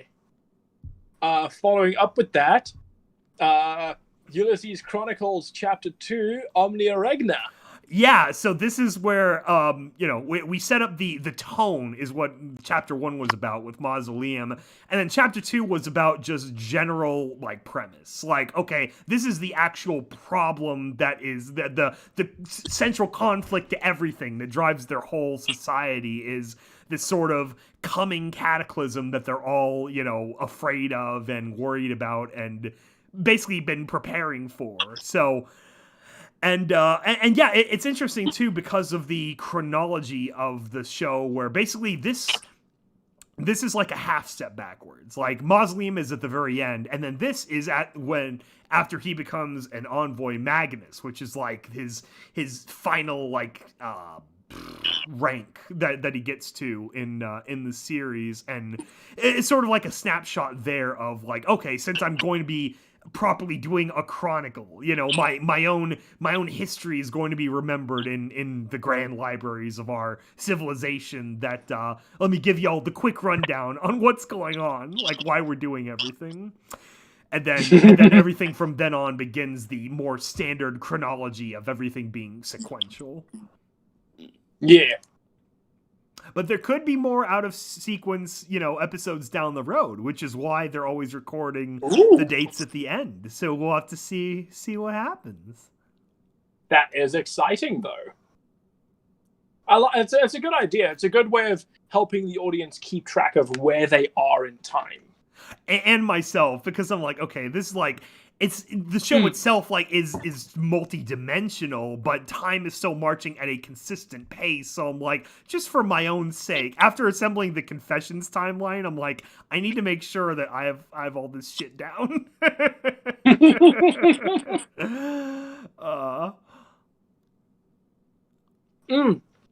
Directly after that, we got episode 97 of the Break Room podcast, Fallout Day. Yeah, that was a fun episode. Our 4-year anniversary with EAST Corp. Can you imagine that? Now we've surpassed our tenure at Stapletech with our own thing. I know, right? And we've done so much more. So much more, and including more with Stapletech stuff. I mean, we've done more in this year alone than Stapletech did in their entire tenure. Oh, it is so ridiculous. But it is really interesting to think of EAST Corp as now having been as now having been around longer than Stapletech. It's very surreal, yeah, that we've been doing all this in general for 7 years now. Like, I thought about that with my last channel anniversary too. I'm like, it's a long, strange trip it's been.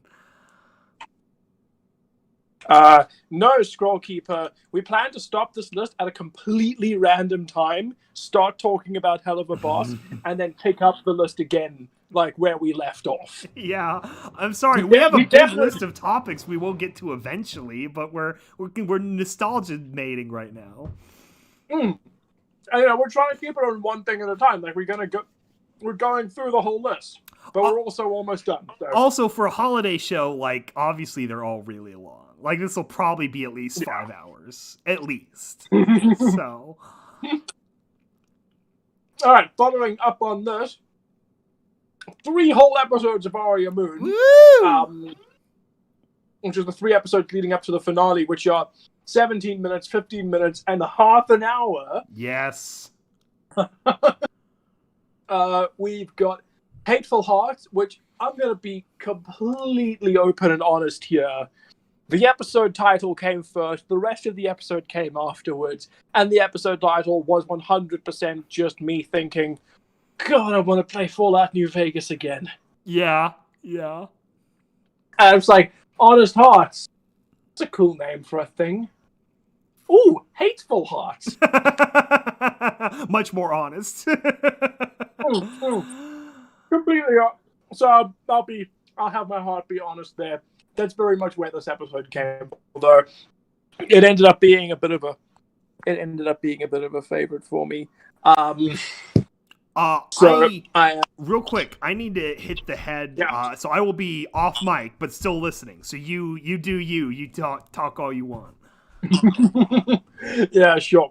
It was a really, really fun episode of Aria Moon to write because we got to do a lot more location changes, a lot more character work. We've got Aria and Lancer interacting a lot more. We get our first piece of conflict between Aria and Fidget, which was a thing that I was actually kind of scared to write in as early as I did because audiences formed this really intense attachment to Fidget because of Chris's performance of her, and because I was now exaggerating all of those really friendly and happy and excitable attitudes that Fidget has. So to have this, but across the entire season, Aria's view of Fidget has been that this sentient, omniscient robot AI is kind of sus. And Aria's not a fan. She's one of the few people who is just not a fan of Fidget at all. So when she gets to this point where she thinks that Fidget is either intentionally or unintentionally involved in or responsible tangentially for the death of do not actually remember the motherfucker's name, but of the dude I gave him such a weird name. Crema, that was it. It was Crema. Why the fuck did I name him that? Such a bad name. Anyway, he died. So she spends this now that Arya has has the suspicion of Fidget, there's tension between them across the episode, and it doesn't help that Fidget can read her mind.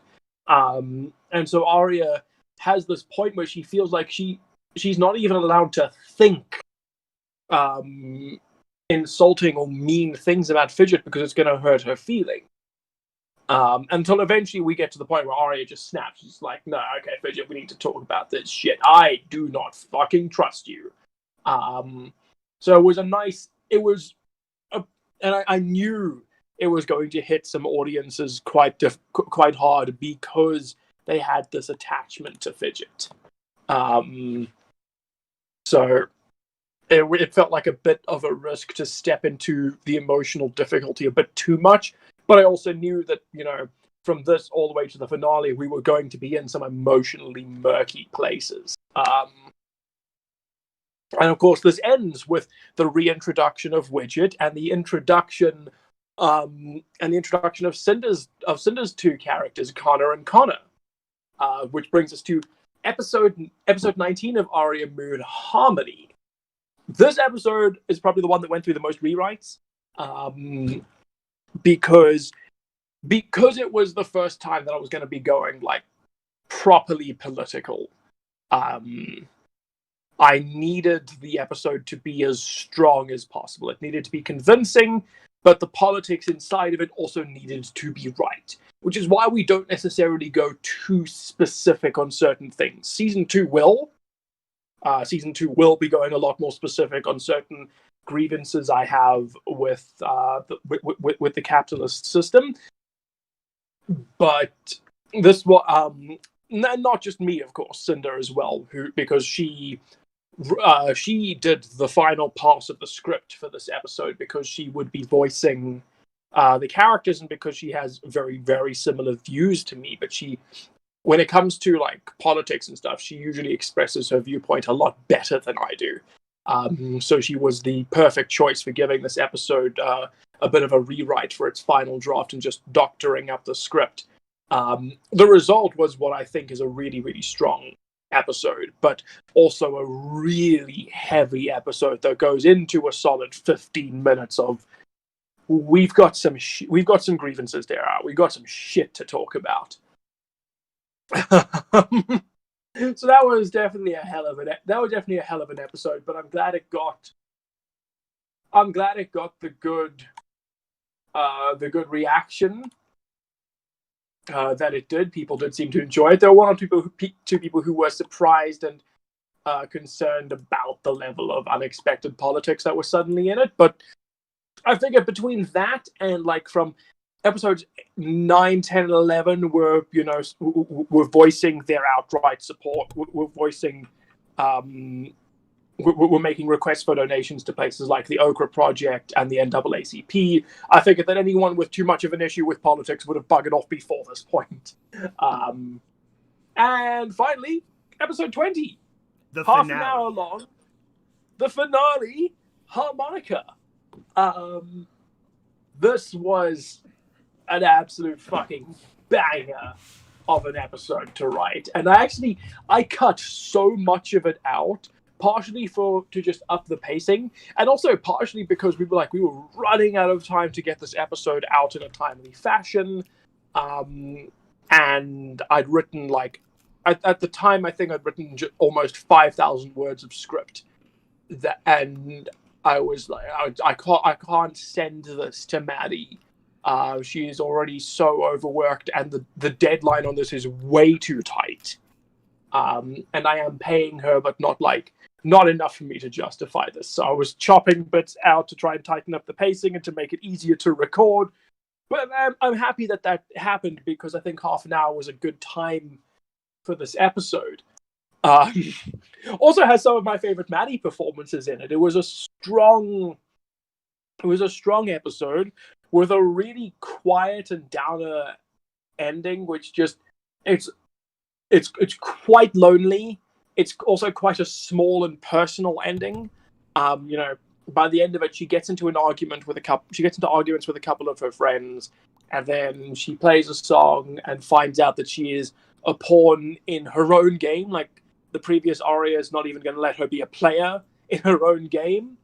And then she sits down and is lonely for a few minutes, and that's where the season ends. And it was one of those points where I think I took a bit of a risk again in allowing, in having the season finale to our first seasonal show have such a small and kind of like not massive in the big scheme of things ending.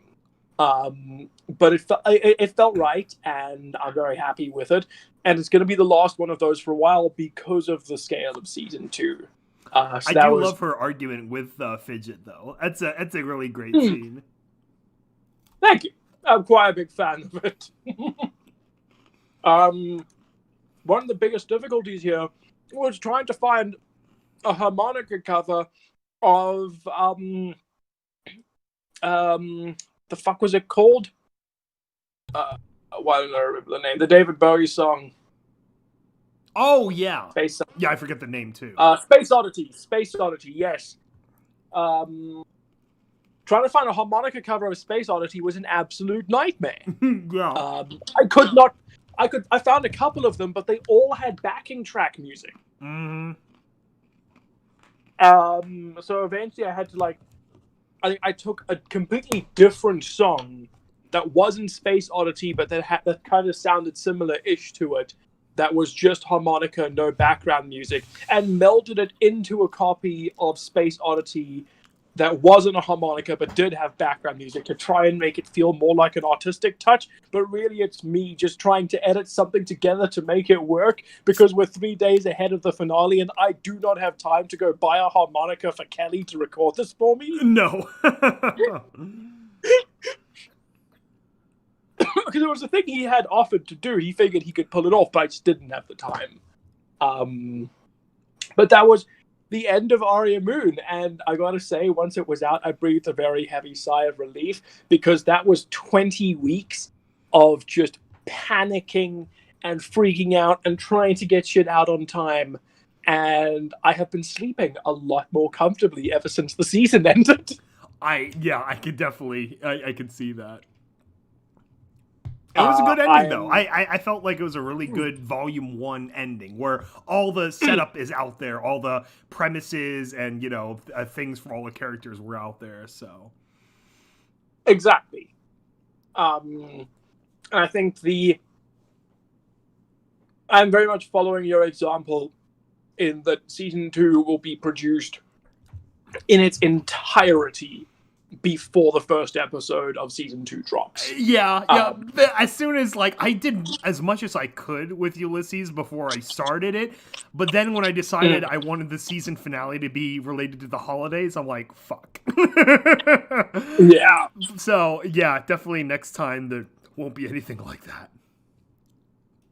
It is something I completely recommend to anyone, all 7 of you listening to this, and anyone who watches this after the stream ends and you're working on something, if you can get an entire season written and produced before you start airing it, try and do that, because trying to make, especially once you get to the point where you are making it week by week by week, it is so stressful. I've been on that on a couple of different productions, both audio drama, and I've done it a couple times on TV. Where I've been editing some TV shows, like a reality series and a talk show over the last few years, where the next episode was coming out that weekend, and we were editing together the footage and cutting audio and trying to get the presenter in to do green screen footage, and it was an absolute nightmare, and no one was sleeping, and Oh, try and get as much done beforehand as you can, or you will die. The worst example of that, and I still don't know why or how they do it. Well, I know why, but like South Park, they even did a documentary called 6 Days to Air, and it's like, yeah, basically as soon as one episode airs, then they begin production on the one that's coming out next Wednesday or whatever. It's like, oh my god, how are they not like old men just from stress? Like, why don't they look like grandparents? Oh, I couldn't do that. Oh man, it's kind of redonkulous. Yeah, no, it's I'd never done a weekly production like this before either, but I definitely agree.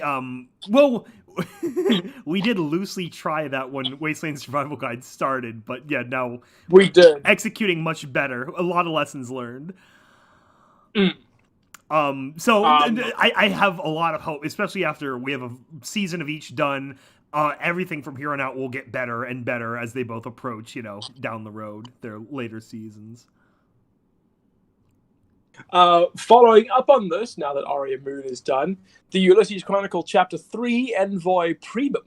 Yeah, so now that we're getting into more of the, basically I want an example of, just a core mission, like their day-to-day basically work of what this entails of you have these gateways to thousands of other worlds, and you have all these jobs like moving around, just coming down as plans from above of, okay, we need to get this and go do this. And so I sort of imagine the one Futurama episode where Hermes is carrying everything through the bureaucracy building, and it's just all pipes and tubes, and you're like, that it's kind of how it would be, because it's just like with airlines where you're trying to maximize your return, but to do that, you have to have all these really counterintuitive connections and things, and so you have people just running all around to different places doing different things, and also just give a blanket introduction of all the characters by literally going back to his first mission with all of them. So, where the hell is my artwork? Did I delete that? There it is. Yeah. So that was a good of just introducing the Contus and to everyone. So to kick off the individual episodes of his interactions with them and more about what their specialties are and what their personalities are. Because, as I mentioned, one of the big inspirations was Atlantis the Lost Empire, and that's especially true in the ensemble cast of, each of them are, a bit of a stereotype, but they each have a much deeper story behind them that'll start getting unfolded over the course of the series. So that was fun. Oh man, it was so much fun. Following that, the 4-year anniversary special of the Break Room podcast. Our birthday. Also featuring Chris, because she's just very reliable now. I mean, we could just pull her into stream, so it's like, okay. I mean, the audience doesn't complain, that's for sure. She's very adorable. Exactly.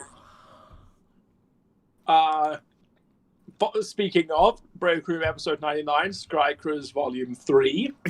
Yeah, another one where it's just like we're up way too late, so it's like, okay, why not? And now we enter full and proper into the Skybolt section. Skybolt closing out the year with Decanus Nucci. Nucci, yeah. So I'll also, as you did earlier with Aria Moon, I'll premiere the technically the original art for Ulysses Chronicle. What we've been rolling out with the individual characters has been sort of like Ruby with the original trailer panels, but the full actual art that was planned is this one with all the characters on a ledge, sort of posing for the world or whatever foreign realm that they're in. I absolutely love it. It's fantastic. Yeah. So this was the original plan, and anyway, you can see everyone there that they got their weapons, which we haven't really even gone into yet. Volume 2 will set up now that they're going to be having more action related missions based on what Envoy God, I did Kaja, Envoy Kaja. God damn it. It's been a long year. Has directed where they episode 4 now, we set up Decanus Nucci, and sort of when you look at a lot of Roman history, the way the bureaucracy evolved between the original Republic and, you know, end of Western Empire Rome.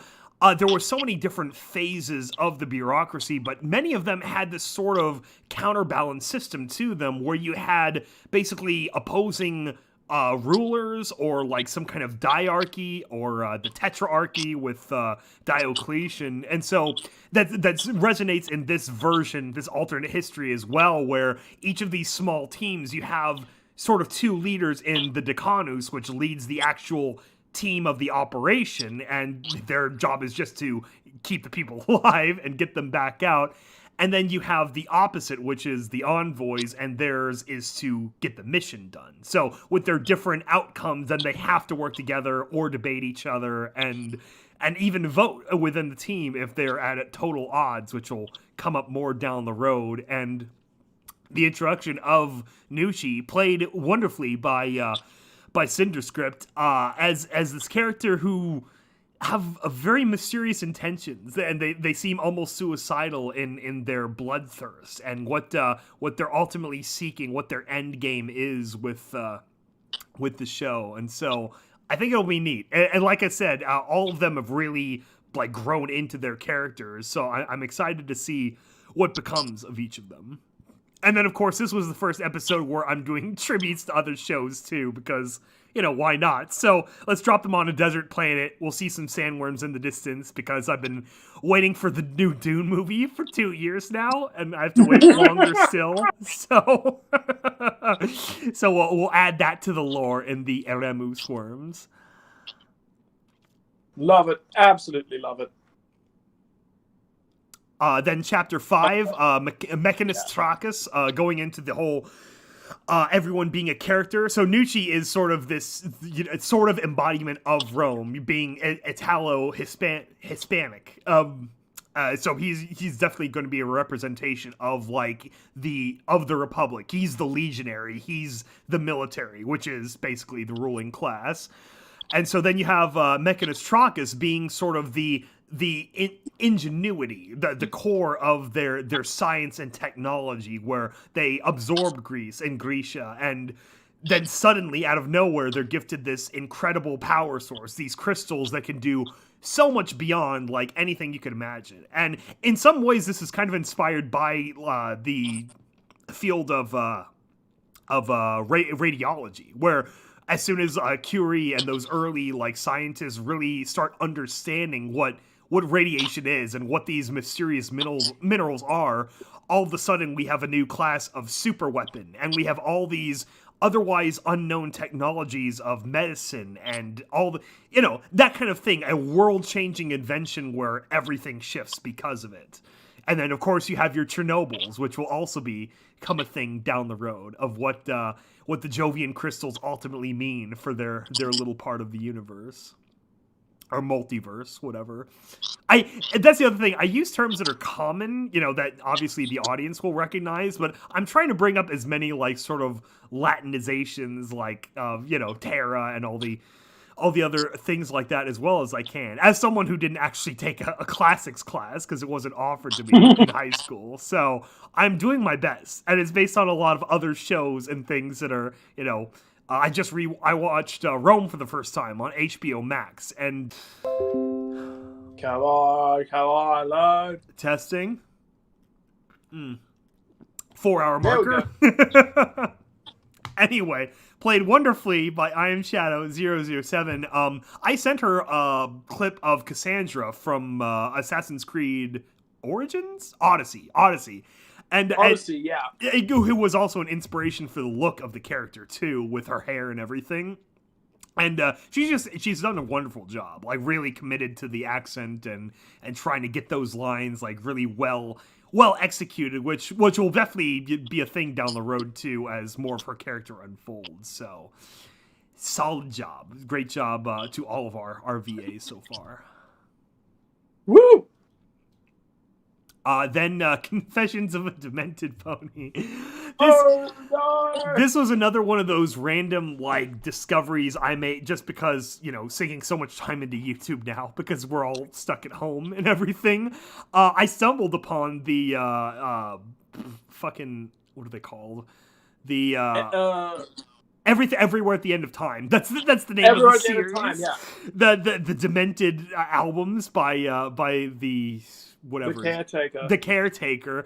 And it's really a really interesting like concept premise for these ambient albums, and I just thought listening to all of them back to back, I'm like, hey, this is 6.5 hours, and I wonder if it works as a Wizard of Oz Dark Side of the Moon thing. Dark Side of the Moon thing, yeah. And it did pretty well. Like, if people haven't tried it, like, check out some of those time codes where it feels like it really syncs together well, and it's just neat. I thought if anyone, hasn't re-listened to it yet and wants to, it might be a version worth trying, just for fun. And at the very least, it adds some background music to the storytelling, so it makes it a little bit more engaging.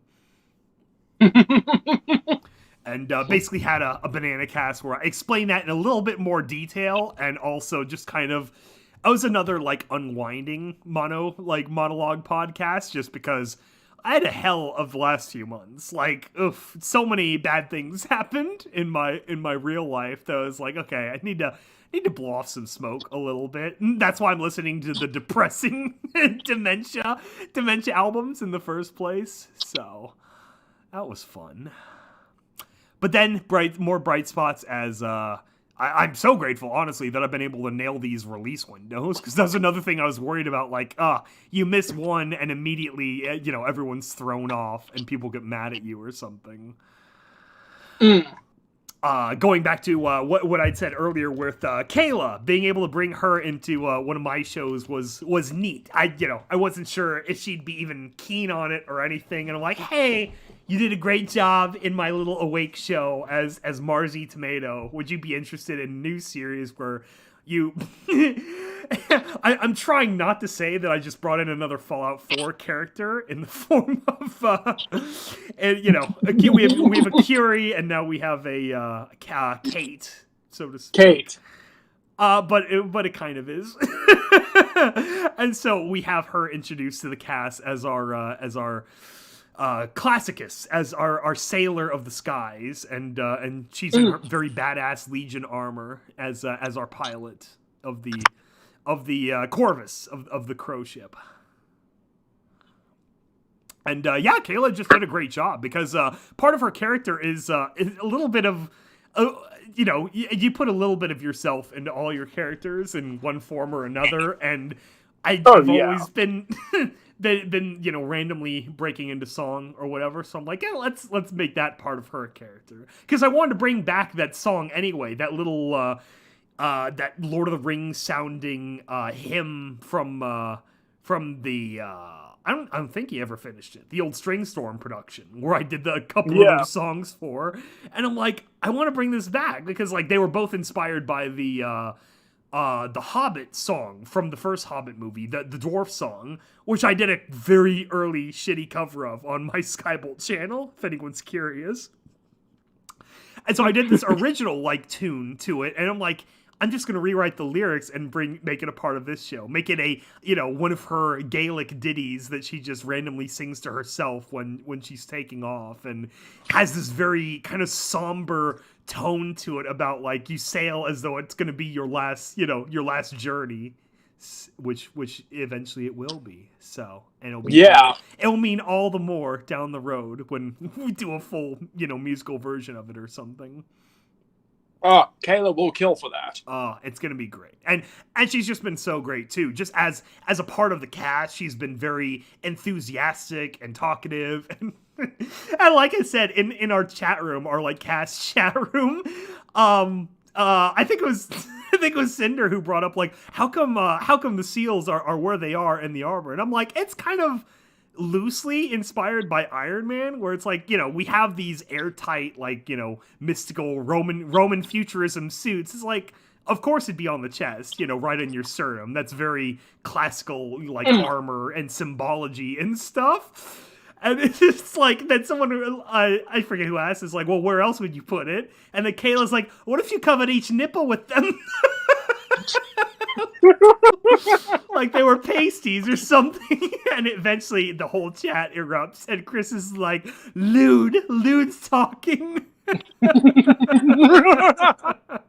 Yeah, so that's the problem is, it is dangerous to put Kayla and Chris in a call together. I love because her. they are exact opposites. I love her so much. So I got to work that into the story somehow. Now, a logo bikini or something. So that was fun. Again, it's one of those little breaks of the tone because the tone is so somber. Because each of these are like, it's the voices of the dead, so to speak. So going back to the Trachis episode too, it's like this is where you can get into some lore of Roman society. Like there was this really weird back and forth of Roman morality, where it's like, we all have these public baths that everyone likes as a concept, but can you get naked in them or not? And it kind of like pendulumed back and forth over time. And so I thought that would be a really neat way to put in a little lewd segment and also bring up the discussion, which is still kind of like unsettled by history about, where the Roman morality shifted from time to time, even before the Christianity and Constantine and all that stuff. So it's very neat. It's been fun, like digging even deeper, during all the research and everything. And so I'm like, that'd be a great way to throw in a characterization of, a little bit, of what's the right word? An openness. What's the word I use? Confidence. Because I had a friend in high school who was just like that. Like she didn't strip down in front of me or anything like that, but she was very open about things like that to our general group of friends, including 50% guys and stuff. So I was like that. She was a good friend. Anyway, then Alchemist Chung. And so then with each of these characters, then we're introducing more parts of the universe, things that got them to where they are now, so many centuries down the road from where, time deviates, as well as these, as well as the dynamics of the Empire and their specific, sections. Obviously there's a big diverging point in the conquest of Germania itself, which is where everything is set. And I can mention that too with the names of the places. So I found a Wikipedia article of basically just the Latin names of European cities. Like anyone can pull it up at any time, and it's just like, okay, what would be the alternate version of Munich? Okay, it's Monachium. Let's go with that. That sounds pretty. And then you had some real ones that were like Roman settlements, which pops up down the road in Glenys de Fleur's episode, because she's the Frankish woman from Paris, which in their timeline was Lutetia. So it's kind of neat. I love alternate history just as a genre, and so then getting to really almost start from scratch, but it's like have enough of these sort of fringe dual reality kind of references to our own world that I think it keeps it fun for people without going full Warhammer 40k or anything like that. Alchemist Chung, so then that was a good dynamic of the other empires, a short peek into one of their neighbors, which of course was Han China, which at the time that was sort of one of the early golden ages of Chinese civilization too. I mean, they call themselves Han as a people now, which is a really big turning point for their own technology and learning and just cultural development. So it's like, if that Han age had continued forward for many more centuries, how it would have then developed with this magical crystal introduced, powering everything around them. And there are other empires too, which we'll open up more and more about in Volume 2, especially, and beyond that, which I think will be a lot of fun. And then Chapter 8, Glenys de Fleur, where you're finally introduced to Ulysses' wife, late wife, Faye. It was fun too. I was like, okay, what's obviously I'm not going to use Curie. I know these are all the descendants of my fascination with Curie as a character, but Faye, actually, that's a reference to Cowboy Bebop. Speaking of sort of, genre things that I'm pulling from, Faye Valentine from Cowboy Bebop is referenced there, and she'll have a really interesting character too. I think things that differentiate her, obviously, from Curie or from Freezy from Confessions. So it's great though, and as a love interest, obviously, it's something that. Honestly, Maddie was really good at. She did great with the characterization and the accent, and for a French character, obviously having some kind of romance subplot is natural, and I think people really enjoy where that goes. And then after that, we have a break in our regularly scheduled programming with a return to Wasteland Survival Guide. Let me see. Let me pull up the chapter art here. There we go. Diseases, where after 8-9 months of making references to Corona Pona, I finally had a chance to draw her myself. So I was really happy with how she turned out based on that original art by what's his name? I'm sorry, I forget the original artist name. I tried to make her a little more general. I dropped the leggings or stockings or whatever just to remove a little bit of the characteristics, just to make it more of a general like disease pone. I thought it was neat though.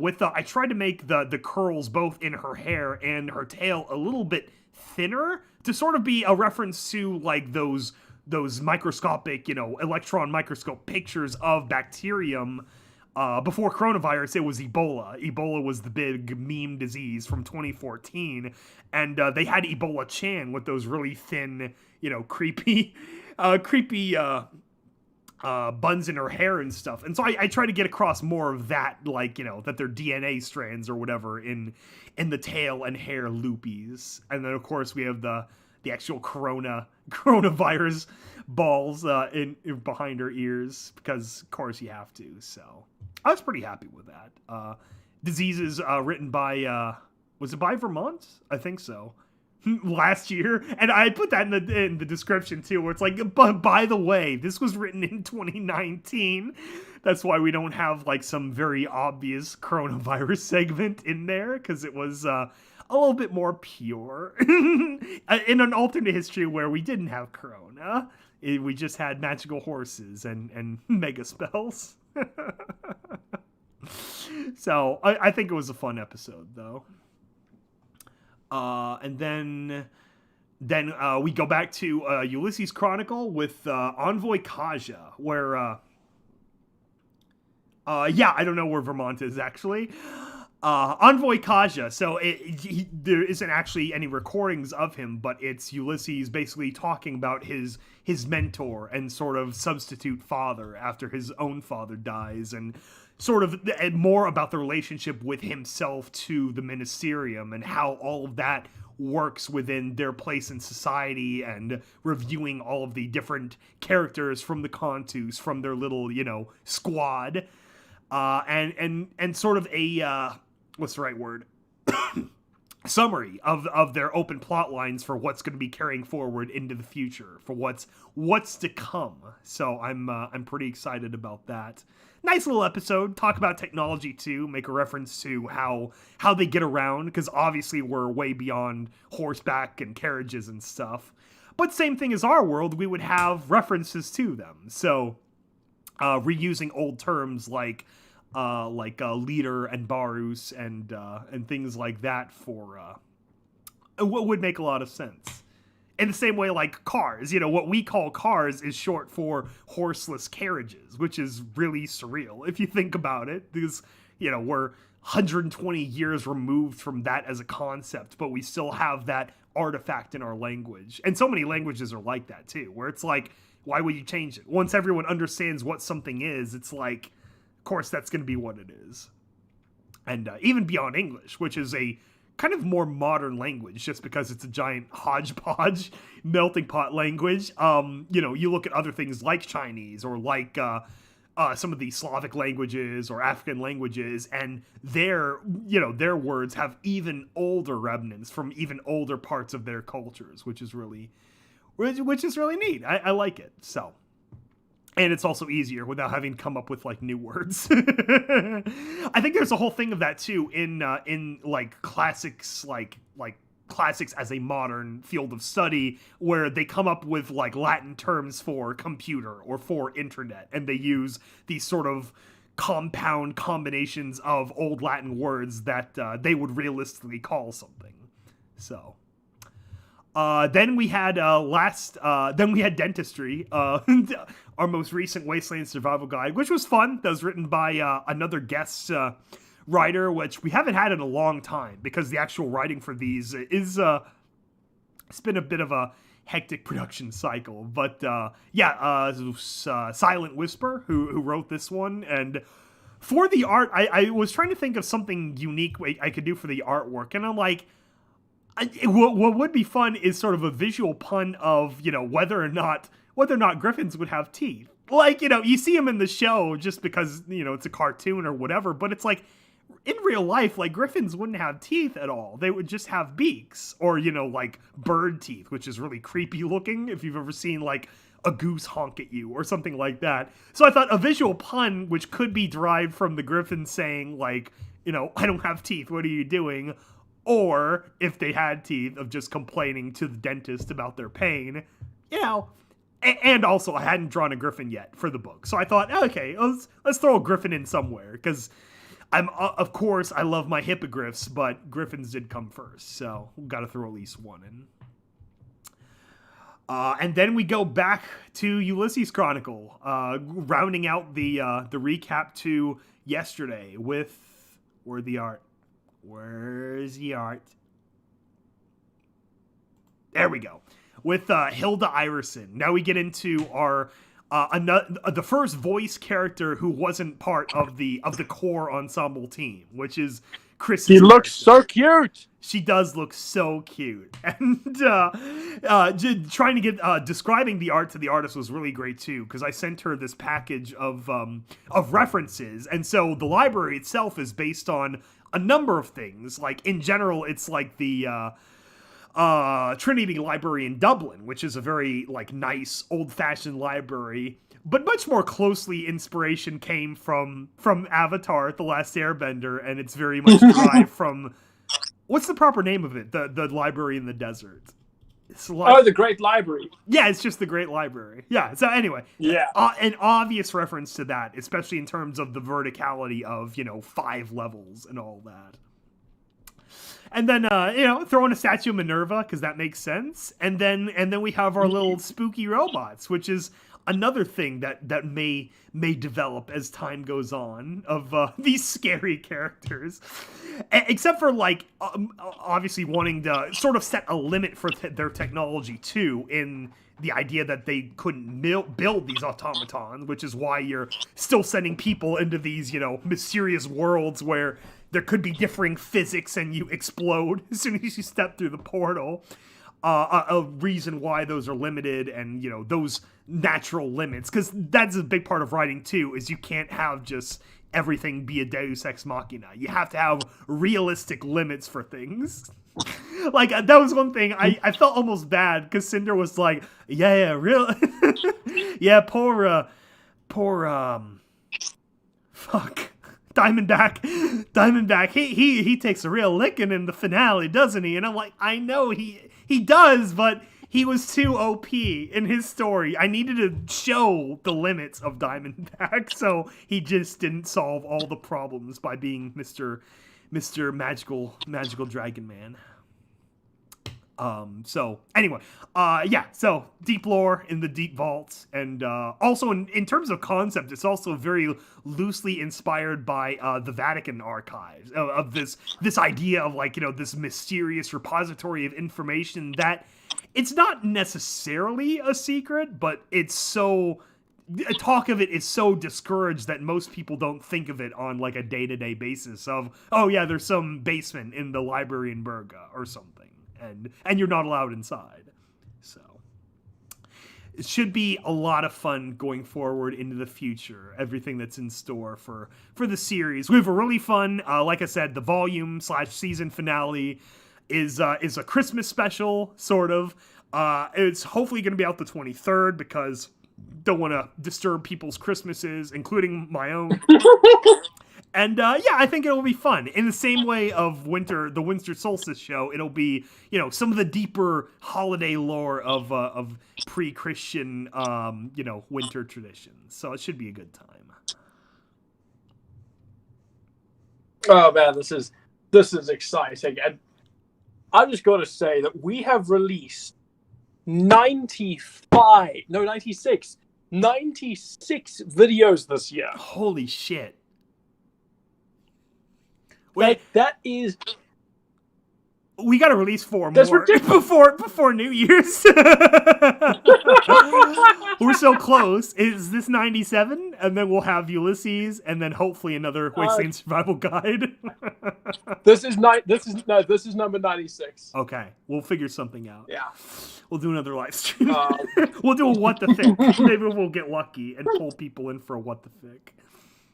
Right, we have 12 days? We have 12 days to release 4 videos. We can do it. We can easily do it. We have... I mean, that's incredible. We've basically, released maybe a quarter of our total content. No, more. We released so much content in 1 year. It's kind of insane. I absolutely love it.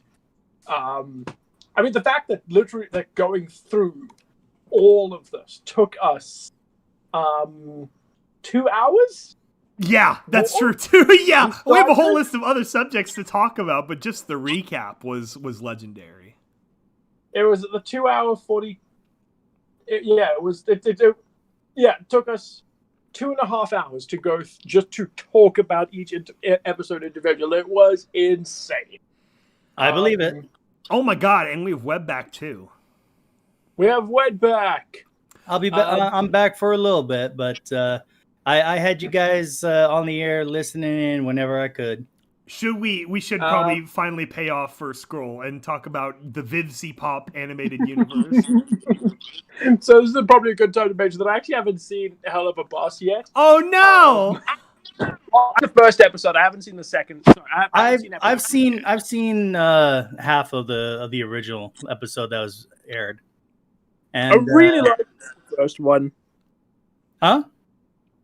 I said I really liked the first one. It was good. I assume by first one you guys mean the pilot rather than the episode 1 that came out like a month ago. Well, that is episode 1. No, we're talking about the pilot. actual episode, the one where they actually get a client and they have to. Okay, good. Unless that is episode 2, then I wouldn't know. I have to say, I like, just starting off, I like the way the animation style has synthesized, where it seems like they had have a more consistent, level of detail for each of the characters and that they've set on. So it should, it sounds like they've got a pretty good production cycle going where these will come out monthly or something. I think of them almost even though they're quote unquote separate shows, this is like the B plot line of the Hell of a Boss, the storyline, basically. The B plot line? Like how you have in shows, you'll have a main, an A plot, and then a B plot that kind of mixes things up just to keep the storytelling fresh. Okay. Especially in TV, you'll see that a lot with The Office. You'll have a main plot involving, say, Jim and Dwight, and then every few minutes you'll have a cutaway to something that BJ Novak, what's his name, is doing. That's B plot line storytelling. Okay, exactly. I confused the word plot line with other production for some reason. Yeah. So, in Pokemon with Team Rocket, you'll have the main, you'll follow the main cast, and then every once in a while you'll cut away to Team Rocket and their silly adventures. Yeah, for some reason my mind jumped to B plot. You mean has been hotels? No. Yeah, so it's interesting. So I really like it. I mean, obviously there's been more episodes, so I like it more than the actual show now. But Especially too, I was surprised in episode 2, the one that just came out, featuring Stolas and his daughter Octavia, who is British, but she is not she is not a musician as far as we know. But yeah, it was surprisingly sweet. It was like, it added so much more depth to this character who was otherwise just a John requisitioning sexual favors from what's his name, Blitzo. And then also some of his backstory too, when they go to Lululand and where Blitz came from, what some of his origins and some of his backstory is very, very heartwarming and sweet, surprisingly. I'll have to give that one a proper watch because I only remember the first one where they're trying to assassinate the family, but it turns out the family they're trying to assassinate is actually murderers. It was very great as a nice way to episode 1 the series. For anyone who hasn't watched these or in a long time, I recommend just watch them in release order. Start with Hazbin Hotel and then the Hell of a Boss pilot and then the episode 1 and 2. And it works really well. Didn't Hazbin Hotel get bought up like into an actual TV show? Yeah, and I think that's part of Hell of a Boss too, where I think Hell of a Boss will basically be the quote-unquote online series that promotes the main series. I'm trying to think of an analog, like, I don't know, without being silly, it's like the Avatar and the Chibi show. I don't know. Okay, I see what you mean. It is very unique because, I mean, there aren't a lot of productions that haven't gone so directly from, like, internet show into proper, like, television or whatever series. I'm guessing it'll end up being like a Netflix or something, because obviously traditional television is dead. Yeah. So I don't know what network, what was it, A24? Like that independent production? Whoever bought them up or signed them. I don't know what they released their stuff I'm not through. quite sure. I'm hoping it's not a weird, Well, unique one like Chiller or like, one of those streaming services that very few people actually have. I really hope it's one of the bigger ones just so it actually gets a lot of traction. Exactly. God forbid it ends up being it's something that's similar to Quibi. A Quibi original? Oh god. Isn't Quibi dead? Yes. Like it Yeah. just like it said, okay, bye, poof. If I recall, the guy in charge of Quibi, he ended up getting another job of being in charge of another service or something like that. That's always how it goes. If you fail a company and then you just get hired somewhere else for some reason, like no effect on your job prospects whatsoever. Oh, you ran a company into the ground? Perfect. We'll hire you. Wait, what? Yeah, basically. It's truly another world. Yeah, it's called failing upwards, and honestly, it's annoying. Because Yep. you have people who know what the heck they're doing, they know their job, they know what to do, and yet they're still on the unemployment line because another company's like, "Oh, you're overqualified." Oh, that's the worst thing. Yeah, overqualified or not having enough years of experience for an entry-level job. Like, bro, come on, stop. It's like, wait. How am I supposed to get experience if you're not even going to allow me to get that experience? Well, we don't know. You're on your own. Anyway, All right, that's all I have to. Okay.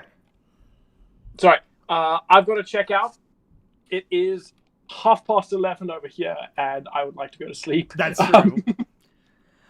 Okay, yeah, that's right. You have a 9-to-5 job now. Yeah, this was a solid 4.5 hours. I love the Founders stream. It was fun going through all of this, and I am very, very excited for everything that we are going to create next year. It is going to be a massive year for EAST Corp. Definitely. It just shows what happens when you put your best foot forward a lot, other than the fact that you guys went through every single episode that was released this year. Yeah, basically. We just recapping all of our videos from the last year. Probably something we should have done on the anniversary stream, but whatever. We did it now. At the time, we were just enjoying everything, and I guess we're back. Yeah. Anyway, so I guess what haven't we talked about yet? I have my big list. Do you follow Attack on Titan? I'm afraid not. Okay. I mean, it's on my list of to watch, but the last time I tried watching or even reading the manga, it was way too slow for me. But my brother swears by it that I need to take the time to watch the first season so I can really enjoy the second season. What about The Expanse on Amazon Prime? I have not heard anything. What do you know? Oh, well, it is a show I've been following for. Well, it started off with the corona outbreak. So The Expanse is great. I think it started on Sci-Fi Channel, but then after 3 seasons, they couldn't afford it or whatever. Screwy Sci-Fi, and so Amazon bought it up for. I believe season 4 was the first one made exclusively for Amazon, and now they're starting to release season 5, and it is a very good show. Like I described in the Discord chat rooms, it has a lot of the trappings of like a Halo show in terms of sort of execution or some of the themes and like things that happen in the plotline of the show. It's very interesting. I may have seen the advertisement for it, but I probably just like tuned it out. I was like, yeah, advertiser, come on, let's go. So yeah, it's worth watching from the beginning for people who like that kind of sci-fi show. It has a pretty decent pace. It's fairly, deep lore and action packed and stuff. I think it's very entertaining. It almost looks like it has a Firefly sort of feel to it, at least from the cover art you're showing right now. There is a little bit of that in terms of like, the evading an evil, galactic empire, which of course is the UN. But unfortunately, I'm also seeing a little Star Trek Discovery. But I'm hoping I'm wrong because of what I've seen and heard so far. Yeah, I don't know. I don't watch Star Trek stuff. Well, it has now been confirmed that Star Trek Discovery, a show that as time has gone on, a lot of people have come to dislike in one way or another because of the writing and the constant tropes that are constantly played of, we don't know what we're supposed to do. And the person comes in and is like, I know what to do. And it's the same person every single time. Mary Sue syndrome. Oh, no. Yeah, bad. Bad. My understanding of current Star Trek is how much it's causing pain to the creators of Red Letter Media. Poor Mike Stacklasa and Rich Evans. So that's my entire understanding of current Star Trek. In I guess in the recent episode, they just finally admitted that everything that's happened in Star Trek Discovery is not part of the main Star Trek universe. It's part of the alternate Star Trek universe that happened from the movies. That's so great. That's a great way to distance yourself from bad writing. Yeah, but here's the kicker. Here's the kicker. Apparently, the hint on that was so subtle that not everyone who watched it picked it up. I mean, like literally, it started off as a trickle, and then some people were having like a knee-jerk reaction, like, "Nuh-uh, that's not true." And then they're like, "Yeah, rewatch the scene, you'll see what we're talking about." It's like, oh no, they're right. That's so great. But apparently, only one individual from like literally one person in that show on that ship, whatever the ship is, Discovery, is only from the original timeline. That's funny.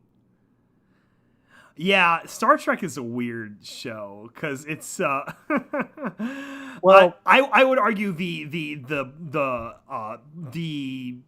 worldview of The Expanse is more opposite to Star Trek as a show than in line with it. It is not about Earth as this pinnacle of humanity or what some of the original trappings of old Star Trek. This is about competing governments and the sleaziness of their reality. Oh, a bit like the universe of Alien, where corporations have a say-so on government and space travel and so on and so forth. No, not like that at all. It's not. It doesn't have those trappings. There is an organization that's sort of corporate, like an independent science group, maybe. So maybe something like the Rand Corporation. But it's interesting. I'll say that it's not like what you're probably thinking of for Star Trek. So I think it's good. Well, no, in Star. Okay, the E. Sorry, had something in my throat.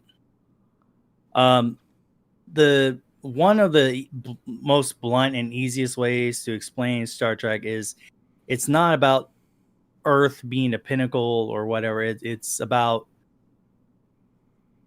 there being hope. You know, you explore the galaxies, and there's no matter how bad it gets, as long as you don't give up, you can move forward. You know what? If anything, I'm probably confusing that with the Next Generation, because I know the Next Generation, they always pushed that message. At least that's how it was explained to me about what Gene Roddenberry's vision of the Star future. Trek was. Yeah. There's no Where- more money because you could just make food appear out of nowhere. It's Yeah. that kind of writing where it's like, okay, or even the Well, no, where the one line that I can easily remember that easily explains Star Trek is in the Star Trek movie where Picard explains to someone from the past how the future is going to be. Basically, they have no more money because they moved past monetary values after the Vulcans showed up and helped expand their technology and so on and so forth. And basically, they're working towards bettering themselves. Yeah, there's still parts of the galaxy where credits are still used, but that's a different thing on Deep Space Nine. yeah, it's interesting. So I mean, let's see. The original Star Trek, hokey, but still enjoyable. Next Generation, they did touch on a lot of deeper subjects while still doing the whole space exploration. But if you really want like darker subjects or like grittier episodes, Deep Space Nine is the one to watch. That's the one where they took the time to really deal with nitty gritty stuff. that's what I've heard, because that's the Dominion War, right? I believe so. It's been a long time since I watched it, but yeah, Dominion War. That, if I recall, that's the one. Because Voyager, that's the one where literally it's like not Ulysses Chronicle.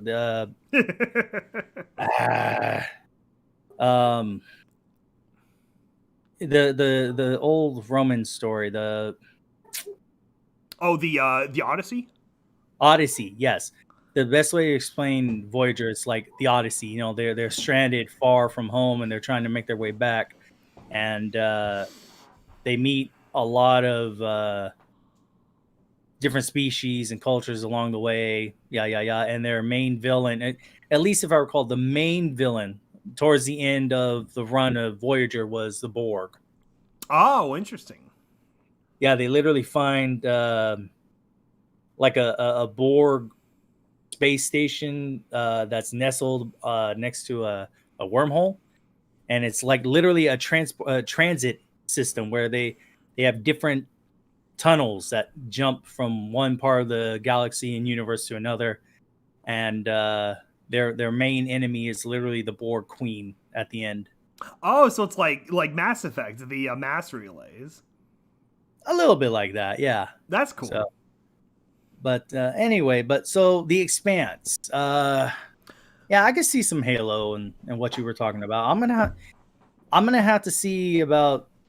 When I say Halo, I think of like the deeper lore of the books, especially the old books, where before the Covenants show up, there's an ongoing, they call it like the Insurrection War, where basically you have some outer planets rebelling against the central UNSC government, and that's basically like what a lot of the politics in the Expanse are, where you have the outer worlds, the outer system of like the Belters, the asteroid belt, and some of these far-off moons like Ganymede and Io and stuff, basically trying to break free of control from Earth, in the same way that Mars did so many ages before. And so Mars is this competing, like, very militaristic government that's in basically a Cold War status with Earth.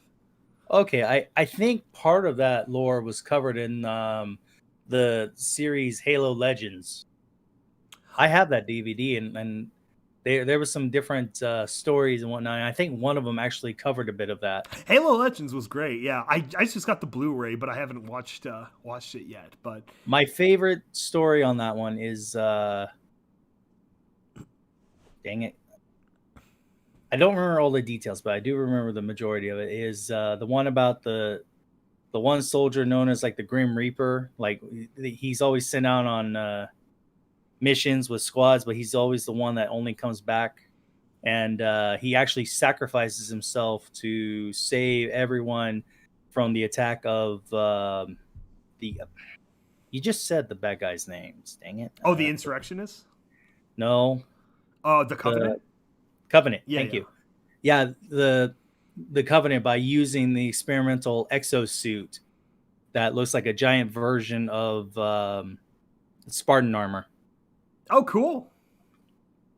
Yeah, it turned out real well. I mean, other than the fact he died, but still a good story. Yeah, no, there's some great little stories in those for sure. A good some of the better hallmarks of the Human Insurrection War were the old books Contact Harvest and the Cole Protocol. Those are what I'm referencing when I'm saying they're similar to the Expanse. So anyway, really great series, worth checking out for lovers of sci-fi. And You know what strikes me as odd is the fact that Amazon started off as packages and deliveries and shop with us, you can get anything you want or need, and now they're literally also a streaming service too. Yeah, Amazon, they just started buying out everything they could. You know, they bought out the whole Fire Stick company. They bought out Audible years ago, right when I was getting onto the service. I think they had already bought them, and yeah, it's sort of the Disney approach, you know. If I'm actually surprised Walmart hasn't done more of this. Like, I don't know why, especially with coronavirus becoming a thing, why Walmart hasn't just outright bought like DHL or UPS or one of these big global logistics companies so that they can very quickly like do the same thing that Amazon does. And probably because they don't want to have to deal with competition from the other stores. It's kind of like before before Warner Brothers tipped the, just to coin a phrase, disturb the balance. Warner Brothers decided to put all their movies for 2021 onto HBO Max. Oh yeah. So I think that the reason why Walmart or even Target or some of the other bigger stores haven't done that is to not disturb what quote unquote peace they have with one another. It is interesting how HBO was just another one of the many new streaming services, and now they've sort of taken center stage, except for maybe Disney Plus, just because of these controversies in the death of movie theaters, where I think all movie theaters are eventually going to go the way of like drive-ins, where they're much rarer experiences, and it'll be more of like a treat whenever you do actually go to a theater.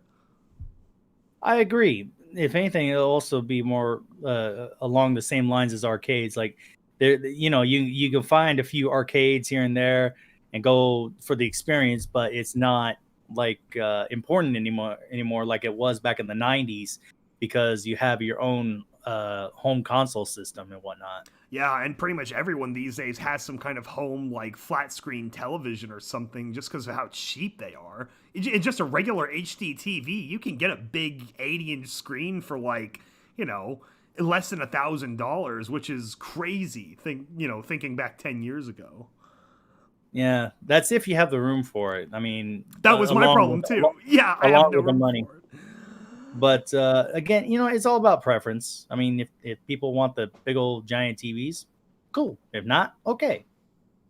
So The Expanse, I'll have to definitely see about watching it, or maybe just find the DVD or the DVD Blu-ray and giving it a binge watch. It's just on Prime streaming. I don't actually know if it's out on Blu-ray or anything. Well, might want to take a look. But I mean, if anything, Netflix. I know there's still shows on Netflix I need to take time to binge watch, like The 100. That one's a pretty good one. Oh, I don't. Yeah, I never followed the plot of that. Long story short, cataclysmic event, nuclear fallout. Humanity goes up into space, at least the ones that can go up into space. They do what they can to survive on a space station. Many years later, it looks like the Earth is habitable again. So to find out, they take all the prisoners, which are like teenagers and young people and murderers and so on and so forth, and they're all like 100 people. Throw them into a makeshift drop pod shuttle and send them down to Earth. Hope they make it.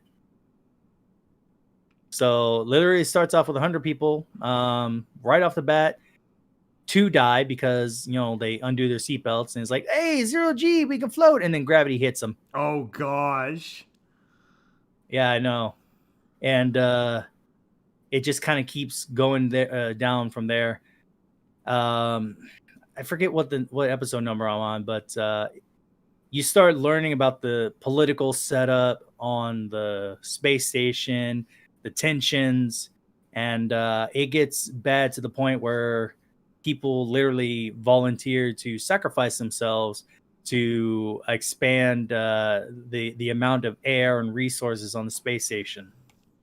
Oh, interesting. Yeah, but there's a whole lot more going on at the same time, like good old school political stuff. It's like, hey, we're gonna cause trouble for our opponent here and make him look like a bad guy, and so on and so forth. Yeah. But yeah, there's a few other. I mean, no, actually, yeah, there's a few other stuff I need to binge watch. That's any service though. You get on, and you start thumbing through it, and it's like, oh, this looks good, this looks good, this looks good, and then you make a list, and then you start on one show, and it's like, that was great, I'm gonna rewatch this one. Yeah, I swear you started My Hero Academia also on HBO, and actually, or not HBO, on Hulu, but HBO is where I've been rewatching a ton of series, or watching for the first time. Like I went back and watched Rome and Sopranos and Boardwalk Empire, and now I watch their new show from Ridley Scott, Raised by Wolves, which is actually a sci-fi show, and part of I didn't know much about it when I started watching it, but it's kind of similar to the Ulysses Chronicle in terms of this diverging history around early Roman Empire civilization, where specifically it's about religions, where there was this very real, they called it a cult at the time, but the cult of Mithras, which was just this competing sort of monotheism at the time before Constantine, but mid 2nd or 3rd century. And there was a real chance that it could have displaced Christianity as the new religion of the empire after polytheism was falling out of fashion or favor. And so this show basically takes that to a logical extreme where it's like that rose up instead of Christianity, and then you go forward 2,000 years and they're basically nuking the planet.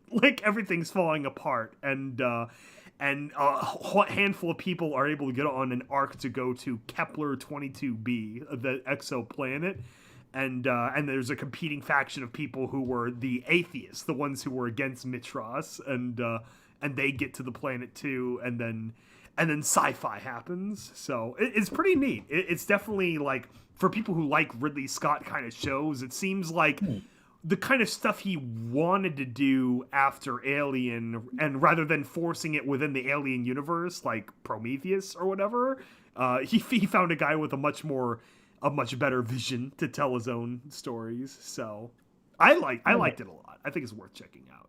All right. Scroll Keeper. Oh, have you guys checked out the screenshot Christmas gifts I posted for you guys in General Images? No, we have not. We'll look right now. Yeah, I'm not sure what you mean by that. Gaming discussion glitches.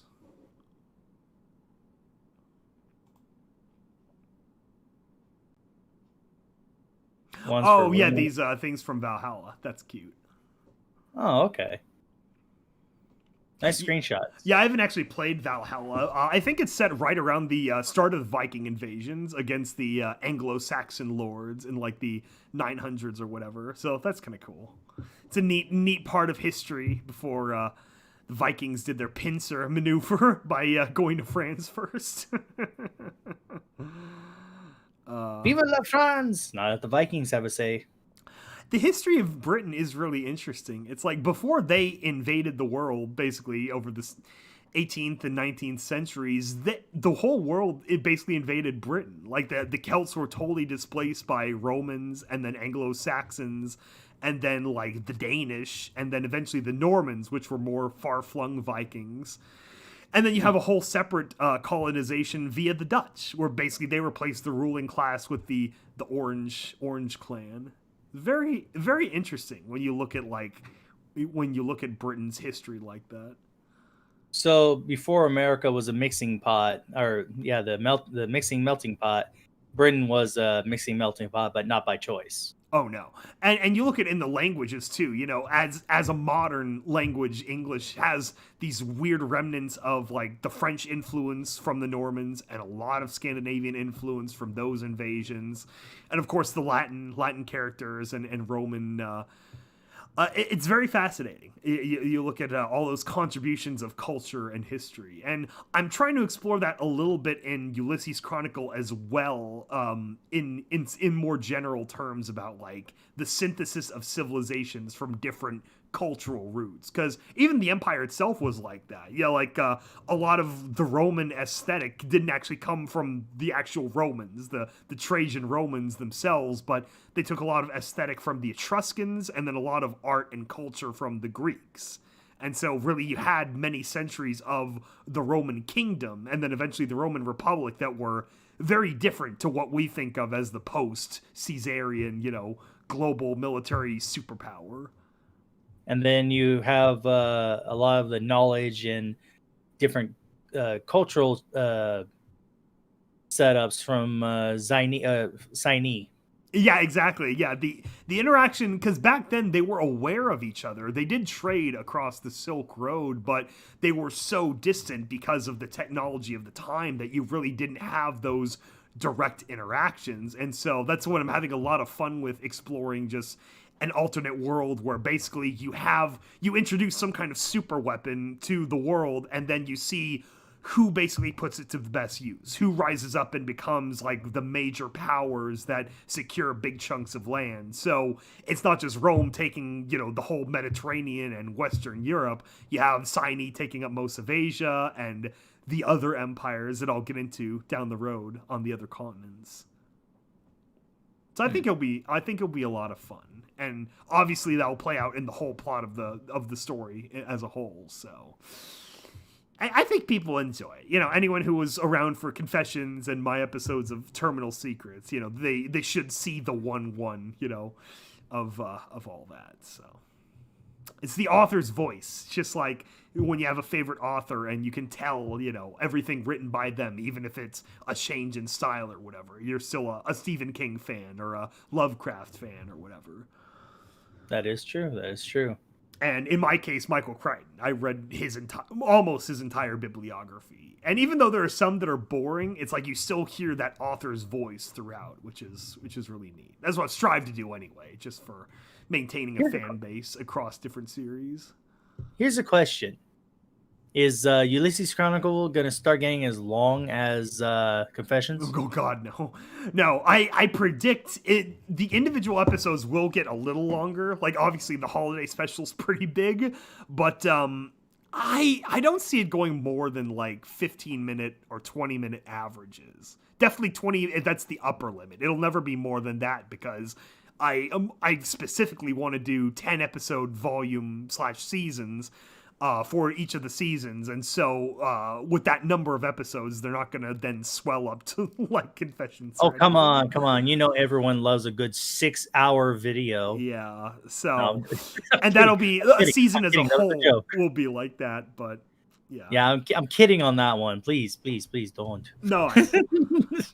So it should be neat, but it's uncharted territory. You know, it's a whole new series and outside of the trappings of Pony or Fallout Equestria. So I'm having fun slowly figuring out how I want to do things for the rest of it. But definitely gonna finish it somehow. When can we expect the video game version of your story? Oh God, that's yeah. If I ever make it that popular in any creative arts, it'll be, you know, take it as it comes, basically, because I doubt I ever will. So it'll come out when it's ready.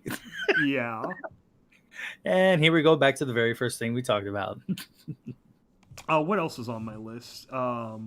Ruby, Expanse. Anyway, I could go back real quick to Attack on Titan. I am excited. The final, quote unquote, the final season, because the way they count seasons is so stupid in Attack on Titan, where they have these part 1 and part 2 nonsense, and then season 2 was just the one part, where it's like, come on, man. it's so dumb. So I don't know if this is the final season in terms of, you know, 8 or 12 episodes and then a year gap and then it's part 2 of the final season. It's like, season literally meant like a season of television, you know, 12 weeks out of a year or something like that. But anyways. Yeah, that's kind of like how Netflix does it. It's like, oh, season 1 is 10 episodes. Season 2, 3 episodes. Wait a minute. Season 3, 4 episodes. I blame British television. Yeah, I noticed that British TV shows, you know, the episodes are longer, but there's not as many of them, which, depending on the show, can work in its favor or not. Yeah, so, but the part of the story, now that we're like really near the end of the plot line, is good, now that people know the full history of the Titans and the general terms of like how the world came to be what it is. And I think it's neat, and the music is good, of course. So the opening theme is this really spooky, scary kind of intro. Oh, they made a new one? They've had new intros and outros for each season. It's very anime. I still remember the very first one, the real upbeat. Even if you didn't know what the words were, you could still like follow along. It's like da da da da da da da. That's how I discovered the show in the first place. Was with doing Moonrise with L Train. I was just looking at other symphonic metal music out there in the YouTube space, and eventually I stumbled on someone saying, "Oh, you know what music sounds like that is Attack on Titan, its whole soundtrack." And so then I stumbled on that first theme song and eventually, you know, tried season 1 and loved it. So now I'm here for the whole ride. I'll have to give it another shot. I mean, there was other animes at the time I was watching, and Attack on Titan, it just, I don't know, it didn't do it for me at the time. Yeah, it's on Hulu, I believe. So if you have, it should also be on Netflix. I mean, if it's not on Netflix, then oh well. Yeah. But if I really wanted to catch up, then I could always like get my hands on the manga and just binge read it. Oh yeah, sure. You know, I think that's what I did. Before I got rid of it, I had an app on my phone that could allow me to read a lot of mangas, and I did try reading the manga, and it just it was too slow of a burn for me. It's like okay, these are the characters. This character dies. What? Why should I care? I feel like it works a lot better as a show because the music and the animation are very exceptional, even amongst like anime. So I think it works a lot better as an anime, but that's just me. That is true. I just don't read a lot of manga, so. Well, I'm gonna be needing to get going here in a few. Yeah, so. I think I'm basically at the end. Also, did you watch the Mandalorian finale? I do not have Disney Plus. Oh, okay. Do you? But I have heard of it. I have heard that internet spoilers. So I if I heard wrong, I heard wrong. But a certain individual that everyone loves comes back. Yeah, I guess we'll say spoilers for Mandalorian from as our final segment of the podcast. I wasn't expecting that, honestly. When the Jedi popped up on the bridge, I'm like, okay, is this Ahsoka? Did she return for one more episode? And she's cutting down the end. So We'll start from the beginning then. uh, And we're back. I believe we're back. Yeah, Mandalorian. So it picks up sort of right after the Return of the Jedi in the time frame, and so we have, I think, a decent like Luke Skywalker like de-aging. You know, it looks more or less like he did after Return of the Jedi. I saw some people complaining about the CGI, but it's like, I mean, compared to Tarkin in Rogue One, it was really good. Like, and same with Carrie Fisher from Rogue One, where that wasn't as bad, but Tarkin, he was just on screen so long that you could see all the quote-unquote wrinkles in the CGI, but I thought they did well with Luke. I think they're getting better at it. If anything, I want to say it was probably the same tech they used for like Tron Legacy. That's where it started. Yeah, that was not good.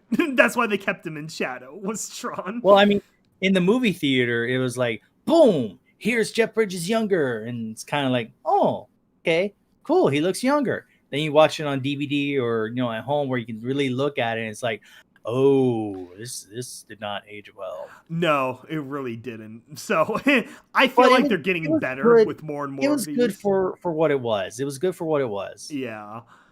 And I do hope they bring back Tron in some form, just because I want more Tron music. And it sounds like they're exploring ways, because I actually really liked Legacy. But Legacy is definitely good, but I don't know, from a story perspective, and because the amount of time that's passed since Tron Legacy, I really can't see any plausible way of them bringing back the Tron series, since Tron, the security program Tron, ended up in the ether, the web, whatever, the ocean. Yeah. And the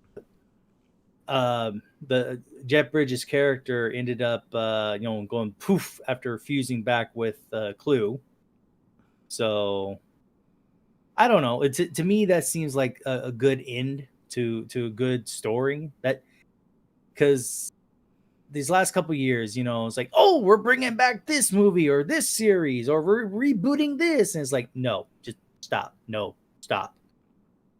Yeah, it's very rare to find good written for television series anymore. That's why, ironically, like, some people complain like, oh, there's too many book adaptations, but it's like, those are the only places where good stories are anymore, is in books that then get adapted to screen. That's the same thing of The Expanse.